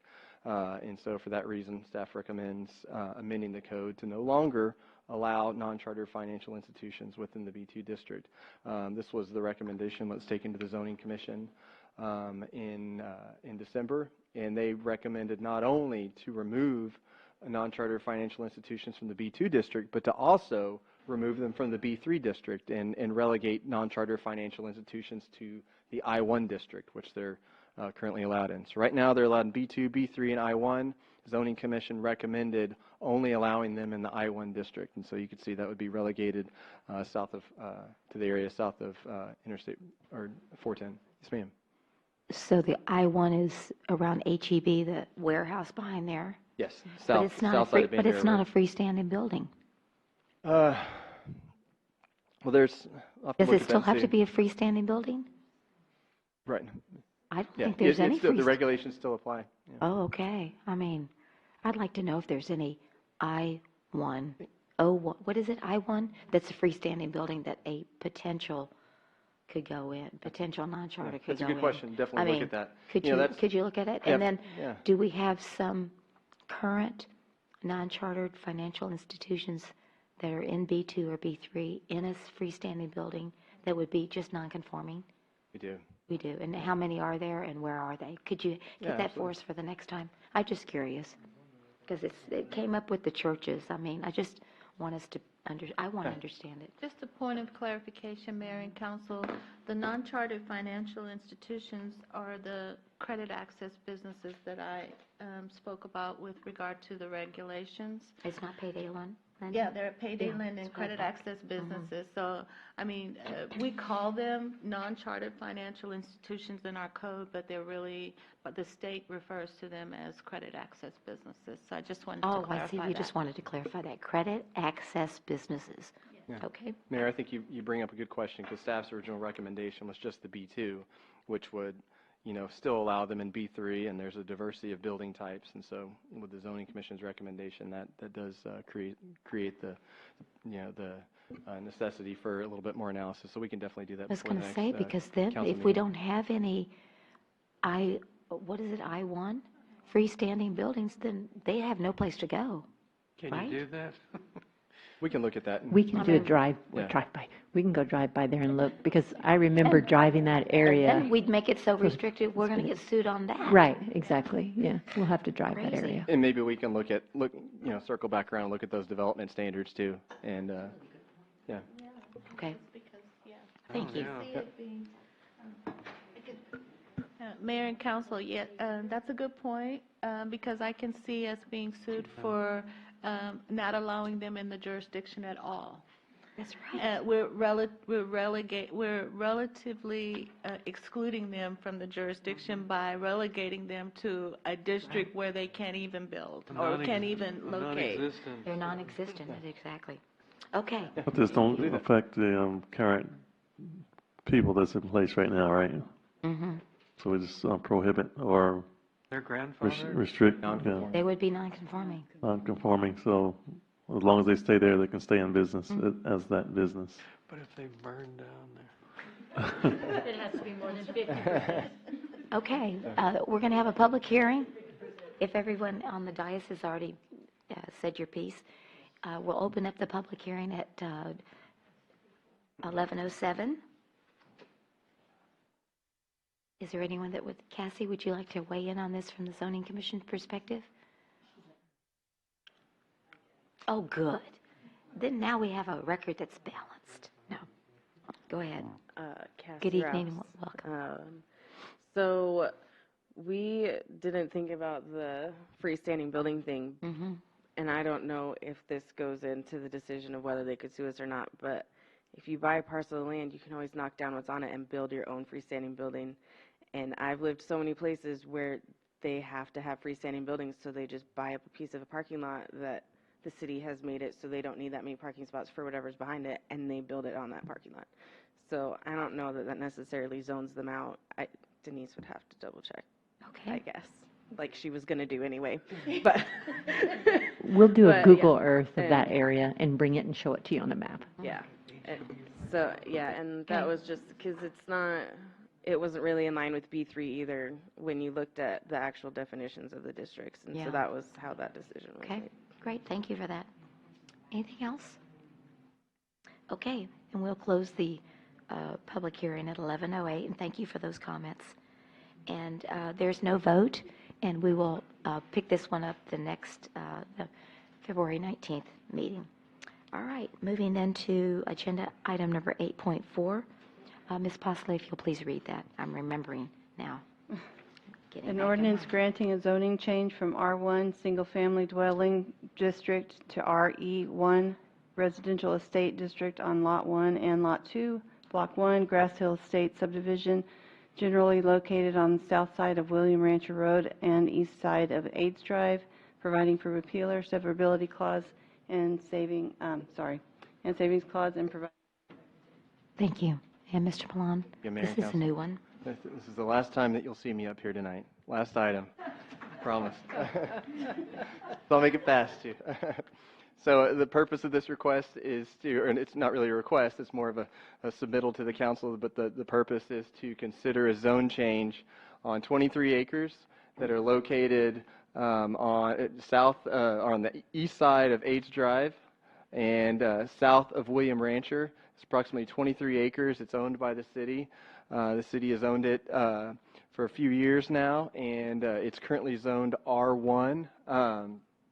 And this is an area of the city that is still one of our few areas of the city that is still primarily a little bit more rural in nature.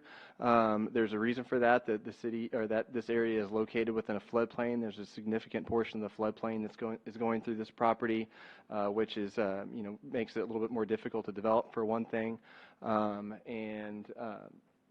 so we went through an exercise a couple of months ago to think about how to treat areas like this. Areas throughout our city that are still a little bit more rural in nature, may have some environmental constraints. And in that exercise, we discussed the fact that our zoning code really didn't have a zoning ordinance that was designed to address more rural type of settings and more environmentally constrained types of settings. And so our zoning code has our lowest intensity zoning district is our R1, which has a minimum lot size of 8,400 square feet, which is basically a quarter of an acre. That's a pretty, I would say suburban, urban style lot. That's the majority of our city. And so if there were an area of the city where the city through, comprehensive planning, future land use visioning, or through looking at existing surrounding areas or environmental constraints, if there was an area of the city that the governing body wished to preserve in that nature or address from an environmental standpoint, we really don't have a zoning district that the governing body could put in place to ensure that happens. And being that the city is the owner of the property, we're in a position to potentially do that. And so we went through the process of creating that zoning district. So it exists now. It's the RE1 zoning district. And we talked about this area when we were creating that district, and so the city owns this piece of property. It's currently going through the platting process because it's anticipated that the city would sell this piece of property. You have to go through the platting process before you go and sell property. That's something that all developers do. And so we're going through that process, and so now is an opportunity to move forward and apply our new zoning district, which was essentially designed for areas like this. So this item went to the Zoning Commission at the last meeting, and the Zoning Commission recommended approval of rezoning this area to RE1. We've initiated the city's engineers to develop a plat. We're finalizing that plat. Plats, as you know, come to the council for one approval. So this zoning item requires 2 approvals. So we're discussing the zoning this evening, and staff anticipates bringing the plat back to you for final approval, because with any kind of zoning, you have to have a very concrete legal definition to apply it to. You either need meets and bounds or a lot. And so in this case, we're potentially going to be bringing a plat to the council to create lots 1 and 2.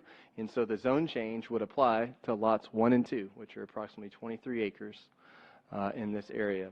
And so with that, staff recommends the zone change from R1 to RE1 in this area, and I'm happy to take any questions.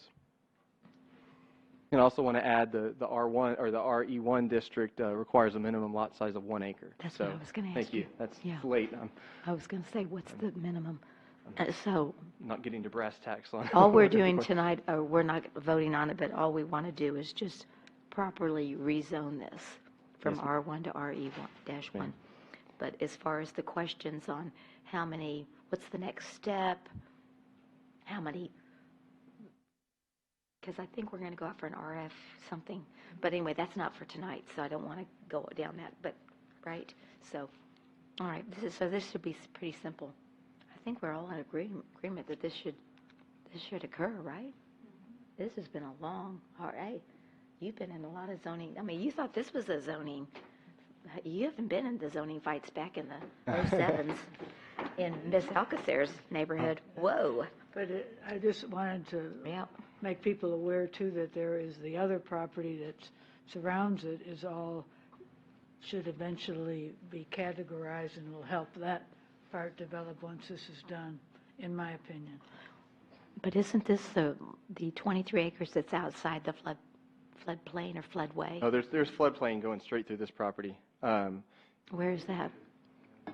Yeah, I can see the lines right there. You know, when you have a plat, our engineers, LNV, have done a great job on this plat, and they're illustrating the floodplain. Okay. So everything in here, Okay, in this it's area, Mr. Elizondo's property. That's right. that's all His floodplain. one that's outside. Yeah. Right, yeah, that's right. I remember there was one that was completely out, and that's Mr. Elizondo's. I'm sorry. There it is, right there. So that's everything in here is all floodplain. Oh, okay. Significant area. So that's one of the primary reasons why this area has remained undeveloped, because it's floodplain area, and. But the bottom one is outside, didn't have those wiggly, right? And that's because they were allowed to put a dump in there. They put that fill up there. So, oh well, it's going to be interesting to see how that develops with all that floodplain there. So, you know, with the application of the RE1 zoning, that requires a minimum lot size of 1 acre. So you got 23 acres, it definitely wouldn't get 23 lots out of it, but, you know, there's floodplain, so, you know, anything that's platted, any lots that are platted, you know, they'd go through a floodplain development process, and, you know, structures obviously would be located outside the floodplain. The Elizondo property that's below 9.527 acres. So then you'd get about, do you have to take some acreage off for streets and stuff? So how many houses would you get on that? Just that one little section? Just depends on what's submitted, you know, I mean, you have to. Okay, I'm just curious, like Yeah, I mean, one acre tracts, because you have to have streets and. You might not need streets, you know, I mean, if you know, I'm just kind of putting my design developer, you know, thinking on there. If you look, this is about 10 acres. So say you had a 1 acre piece, a 1 acre piece, a 1 acre piece, a 1 acre piece, 1 acre piece, 1 acre piece. So you could possibly develop this with 1 acre lots, just given the right of way that's already there, without having to put any streets in. I mean, if it stayed R1 and it were developed, yeah, in order to be able to create 1/4 acre lots on 23 acres, what's 23 times 4? That's, you know, 100 lots, yeah, you're going to need to put in some streets. You're also going to need to address the drainage because you can't. The drainage Yeah, is and big. so, with It's R1, you'd probably, if a developer, depending on what the market is right now, if they want to develop that, yeah, they'd probably have to do some significant engineering. They'd probably need to take the floodplain and channelize the floodplain. And that's a lot of engineering to create buildable lots. But with the RE1, that makes a larger lot size. And so, you can have lots that are created that are in the floodplain just as long as since it's rural. And so, yeah, I think it's possible that you could, have a 1 acre lot without having to put in new roads and trying to preserve the rural aspect of it. Yeah. Less roads equals more rural. So I guess it would just be dirt roads. How would you get to your house? Well, there's right now the roads are not, they're pretty small. They're not wagon trails, but they're. I didn't think he had very much access into it. But anyway, I have to go over there and look. It's off this topic. So, public hearing. We'll discuss that. I'm sorry, Mayor. We'll discuss the roads and the improvements in a little bit more depth This when we is talk just the about the plat. RE1. Exactly. All right, 11:18. Open up the public hearing if anyone wants to express how they feel about this. Okay, seeing no one, then we'll close it at 11:18 and a half. Okay, and we'll move on to the next one. So, Ms. Frederick, you're up, and Ms. Bosley, if you'll please read 7.5. Brandon, thank you, and drive safely home. Okay. An ordinance amending Chapter 1 of the City of Leon Valley Code of Ordinances, providing for the addition of Article 1.12, City of Leon Valley Ethics Regulations, providing a penalty, providing repealer, severability, and savings clauses, and for providing an effective date. Good afternoon, good evening, Mayor and Council. It might almost be good morning. It's not morning yet. Mm-hmm. As you can see, I had to update this PowerPoint and the attachments earlier today, about 2:18. This was on the request of the city manager. It's not here. Oh, there it is. The city manager, she wanted to make these changes in an effort to ensure that the document covers every aspect of employment and official duties. So I don't know if you've had a chance to look at the changes, but I'll begin. The purpose of the regulations is to ensure public trust in government, ensure that decisions are made using the proper procedures and are free from improper influence.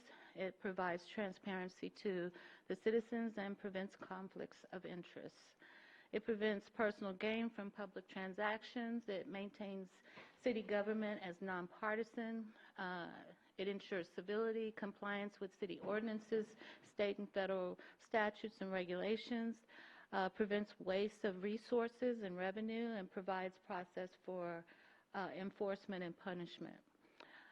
Some common provisions in ethics ordinances across the state of Texas is definitions, improper financial interests, unfair advancement of private interests, nepotism, gifts, confidential information, representation of private interests, conflict with outside employment, or conflicting outside employment, use of public property and resources by city officials and employees, political activities for city officials and employees, actions of others violating the code of ethics, prohibited interest in contracts, and rules for former officials and employees.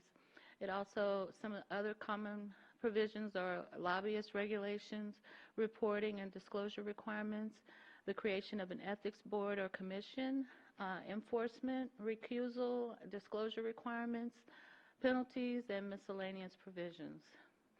The update of the code, the updates contain in Article 1 definitions, discrimination means that the unjust or prejudicial treatment of different categories of people or things, especially on the grounds of race, age, or sex.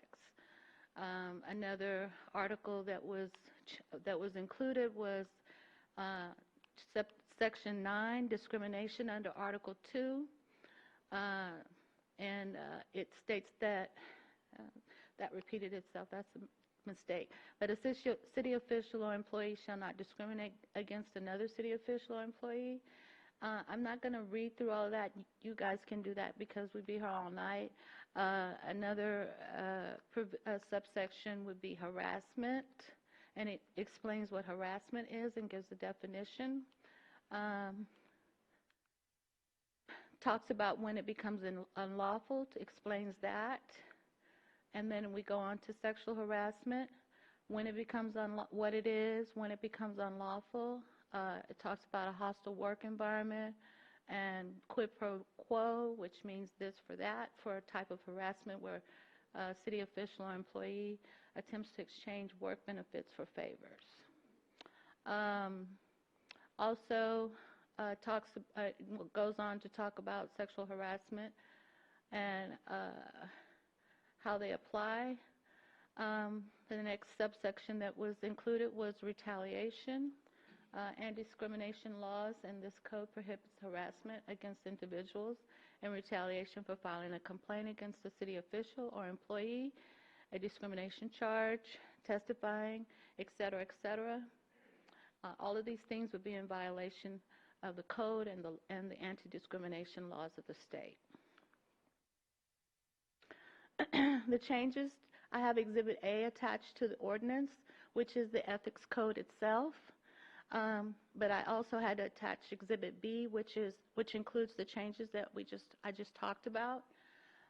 So you can take a look at both and see where the changes have been made. I also have in Exhibit B the changes in red. Once the changes have been reviewed and approved, I'll make those changes and incorporate them into Exhibit A so that there'll only be one exhibit to the ethics code. The ethics code also talks about sanctions, that you need a letter of notification, a letter of admonition, reprimand, resolution of censure, referral to ethics training, referral for legal action for damages or injunction. This would come from your ethics review board, and it would come to the city council or the city manager, whoever, whether it's an employee, it would be the city manager.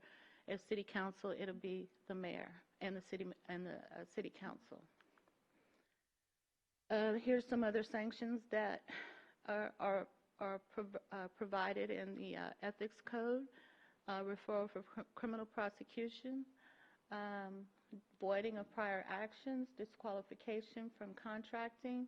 That's for outside lobbyists or people who are former employees who have an interest and try to come back and have an interest in a contract or in violation of the ethics code. Suspension from office, removal from office. These sanctions do not preclude anyone from being criminally prosecuted. So there's no fiscal impact to this ethics code.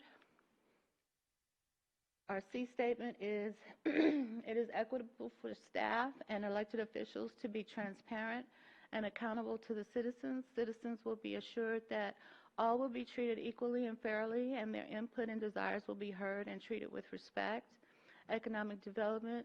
This ethics ordinance provides assurance to anyone seeking to provide economic development to the city that they can trust the government in being fair, transparent, and responsible. Environmental sustainability, by making decisions using proper procedures and complying with community development regulations regarding waste, nuisances, landscaping, and traffic impact analysis, the goals of environmental sustainability will be ensured. The city manager and city attorney recommend approval, and I stand for your questions. Okay. Any comments or questions on this proposed ordinance? Yes, Councilor Martinez. You mentioned that you had a markup in red. I don't find it in my packet. It's not in my packet either. If it could be sent out maybe tomorrow, the whole side by side. The packet was updated at 2. Oh, whatever sorry. today. I have a paper copy. Correct. The one that was sent out to you Friday this was updated today, as she stated at the beginning of her presentation. So we didn't get it, right? Yeah, it was updated and put through the system again, so I you should have been notified. I picked it up from the website. Yeah, if you reopen it, you'll find it. Okay. I did that, and it just talks about being formatted then, and then it looks like there could have been something, but it's not. It didn't come through well, at least the one from the website, because that's where I got it tonight. I didn't look, I didn't know. I just had the paper copy from Friday. Well, I'm going to have to defer to Sandra. She's the technical person with that, so, okay. No, it was done to something, whatever, through whatever time she updated it today. So yes, ma'am, the mayor, your packet was printed on Friday evening for you. So no, the one in your packet was not the one she presented tonight. The others, I'm sorry, whatever, you don't get a hard copy. So whatever you're viewing. It's not showing up. From the website. It's not showing at up. the meeting here tonight, and it doesn't show up in red.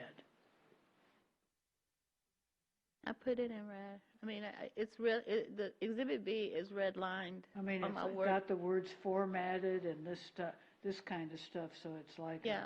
Oh, well, then you got the red line copy, but if you don't have a color printer and you printed it out, it probably No, would. I'm not, it's not printing. I'm looking at it on the website tonight. Oh, it's not showing red. Is it showing it though, the exhibit, and it's just not showing Yeah, red? the exhibit shows, but it But shows not red. It's got words like formatted and Oh, stuff. okay. Okay. Are the words formatted and all that messed in with it? Yes, because what I did was, I took my Exhibit A and I redlined it in Word, which will show all of the formatting on the right side, and then the red changes. That shows up, but the red itself So, doesn't. I don't know. Mine's showing the red, ma'am. I can give you Maybe it'll a improve copy with itself tomorrow. red ink instead of red lined by Word. I Would need a that new help? laptop. We'll figure it out. We'll figure it out. I had a couple of questions. I somewhat discussed it with you on the, and I don't know if the change was made. I didn't get a chance to look. Oh. On the. Yeah. See, that's how mine looks. But that's not red. Mm-mm. Those are the changes. You can see them underlined, but I guess the formatting is red. The PowerPoint's red. I know what you're talking about as far as the ethics review board and when they're going to make, when they're the timeline for the decision. I did make that change, but I think I may not have included it because I was just rushed and just things got convoluted, to be honest with you. So trying to get it done for Sandra so she could put it through the system and everything, that may have been just inadvertently left out. But I did make that change. And do you recall making the change about the witnesses for the complainant and the witnesses for the respondent? Oh, I forgot about that. Those provisions should be the same? Right. I forgot about that one. I'm sorry. I'll put that one in. I think that was 383, B and C. It almost looks like your red is not really a bright red. It's more of a maroon type red. That's the color that the red line gives you, so. When I do a red line, it comes out bright red. Sometimes I'll even bold it so it's like that on my computer, and it's like that when I print it out, but it may not come out like that on that type of format. I don't know. Was there any input except from the city manager and yourself? Input from any of Developing the ethics standards and principles and no, but guidelines? I did. No, but not verbally. But I did use the City of San Antonio's ethics code. I used the City of Live Oak and the City of Almus Park.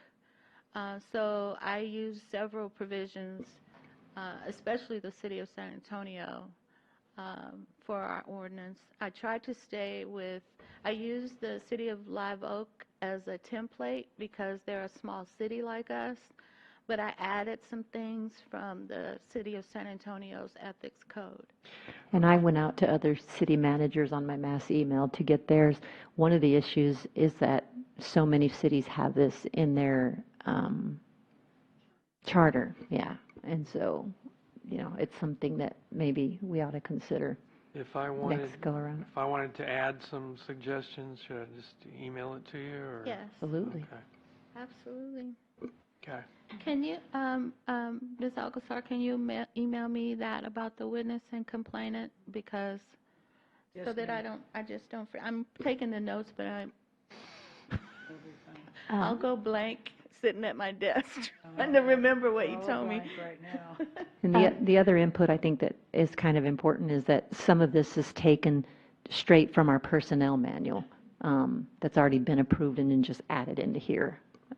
So Be the changes for Mhm. the harassment and the discrimination portion, so. all that comes from the You know, federal maybe, law and from maybe our you could, personnel manual. you know, put that in italics so we know it came from the personnel manual. And then I'd like to know what you got from the city of San Antonio because Oh, my God.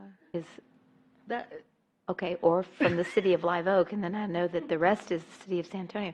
I don't know. I mean, I've been working on that's this a big ethics city. code. We're not Yeah. city of San No, Antonio. I didn't take you know? everything. I mean, it was impossible because Oh. they have certain things that I mean, we that- don't we have can't, in I this don't think we're city. equal there. We're not. I mean, but Yeah, but there's you- things like I wouldn't put in our ethics code about city council employees. Like they have staff, city council at City of San Antonio, and there's a provision in there for that. That's just an example.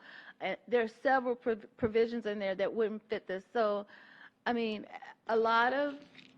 yes, I don't know how possible it is. It took me since June to write this ethics code and reading all of these ethics codes I from need to go different through it. cities and Yeah, I need to go pulling through it. from each and every one. I didn't take note of where I got what Okay, from. I see. So it would be Okay, almost sorry. impossible for me to do that.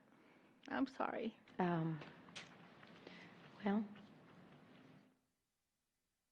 thinking, unless we got, are these like really thick documents from the city of San Antonio? Well, the city of San Antonio's Yes. is.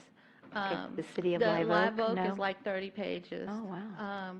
Okay. Almost Park is almost 30 pages too, Okay. so. All right. I have Pearsall's also, I looked at that, but it kind of, it was a repeat of Almost Park and Live Oak, so I didn't need to take anything from that because a lot of these provisions are the same in all ethics codes. They're verbatim, all of them are the same, just like I gave you in the PowerPoint that the common provisions, those are common provisions in each and And every. the definitions and In stuff the that I definitions, saw, yeah. everything. Does every city have an ethics ordinance? I don't know. I didn't check to see if every city, but I mean, every suburban city, I guess, is what I want most of the suburban cities do. Okay, all right, thank you. Appreciate it. Yes, I have a Counselor. question for Sandra. When we go into Excella and go to the agenda, should we be using the view agenda packet or view agenda or view board agenda? Because I've seen that sometimes they're different. Whatever you feel like, really, whichever one you want to look at. I recommend, I mean, if you want to go through, I'm sorry. If you want to go through Excel, you can look at any of those that you want to do. But if you want to get the entire packet through the website, then go click the date. But I thought Excella, this would have more information Packet. that's not accessible to the general public. Right, that would be your packet. Okay, so we really, if we want the full packet, we should be using Excella and download the view agenda packet. Correct. Okay. And the only time you're really going to have anything in there that the public doesn't see is if it's, and this is off topic, but that would be if it's a board appointment. Mm-hmm. Oh, you have an executive session still. Excuse me. But Mayor and Council, I will put what was taken from the personnel manual and Oh, put it good. in Thank you. italics I for appreciate you. that. Yes. Is there anything else I can do for you for this, or? Well, I just need to go through it a little bit more carefully than I was able to tonight, so I'll do that next time. Yeah. Yes, I've got it right here. I'm starting to fill it out. Who's here? Who's coming in to executive session with us? Okay. Thank you, Denise. I think Thank you very we're much. finished, and we'll, citizens to be heard. I know Ms. Baldridge left, and Carrie. Okay, thank you. There's none. So we need to move then into executive session at approximately 11:37 on Tuesday, February 5th, That's to discuss under what item? Section 551.071, that authorizes the governmental body to consult with its attorney in an executive session to seek his or her advice on a matter in which the duty of the attorney to the governmental body under the Texas Disciplinary Rules of Professional Conduct of the State Bar of Texas clearly conflicts with this Chapter 297. So at this time, we move to executive session. And we will be back. Where Kelly's going to get us pancakes. Where Kelly's going to get us pancakes and bacon. Oh, a couple biscuits. It's almost like McMuffin time. Well, I guess I'm glad it's today and not tomorrow.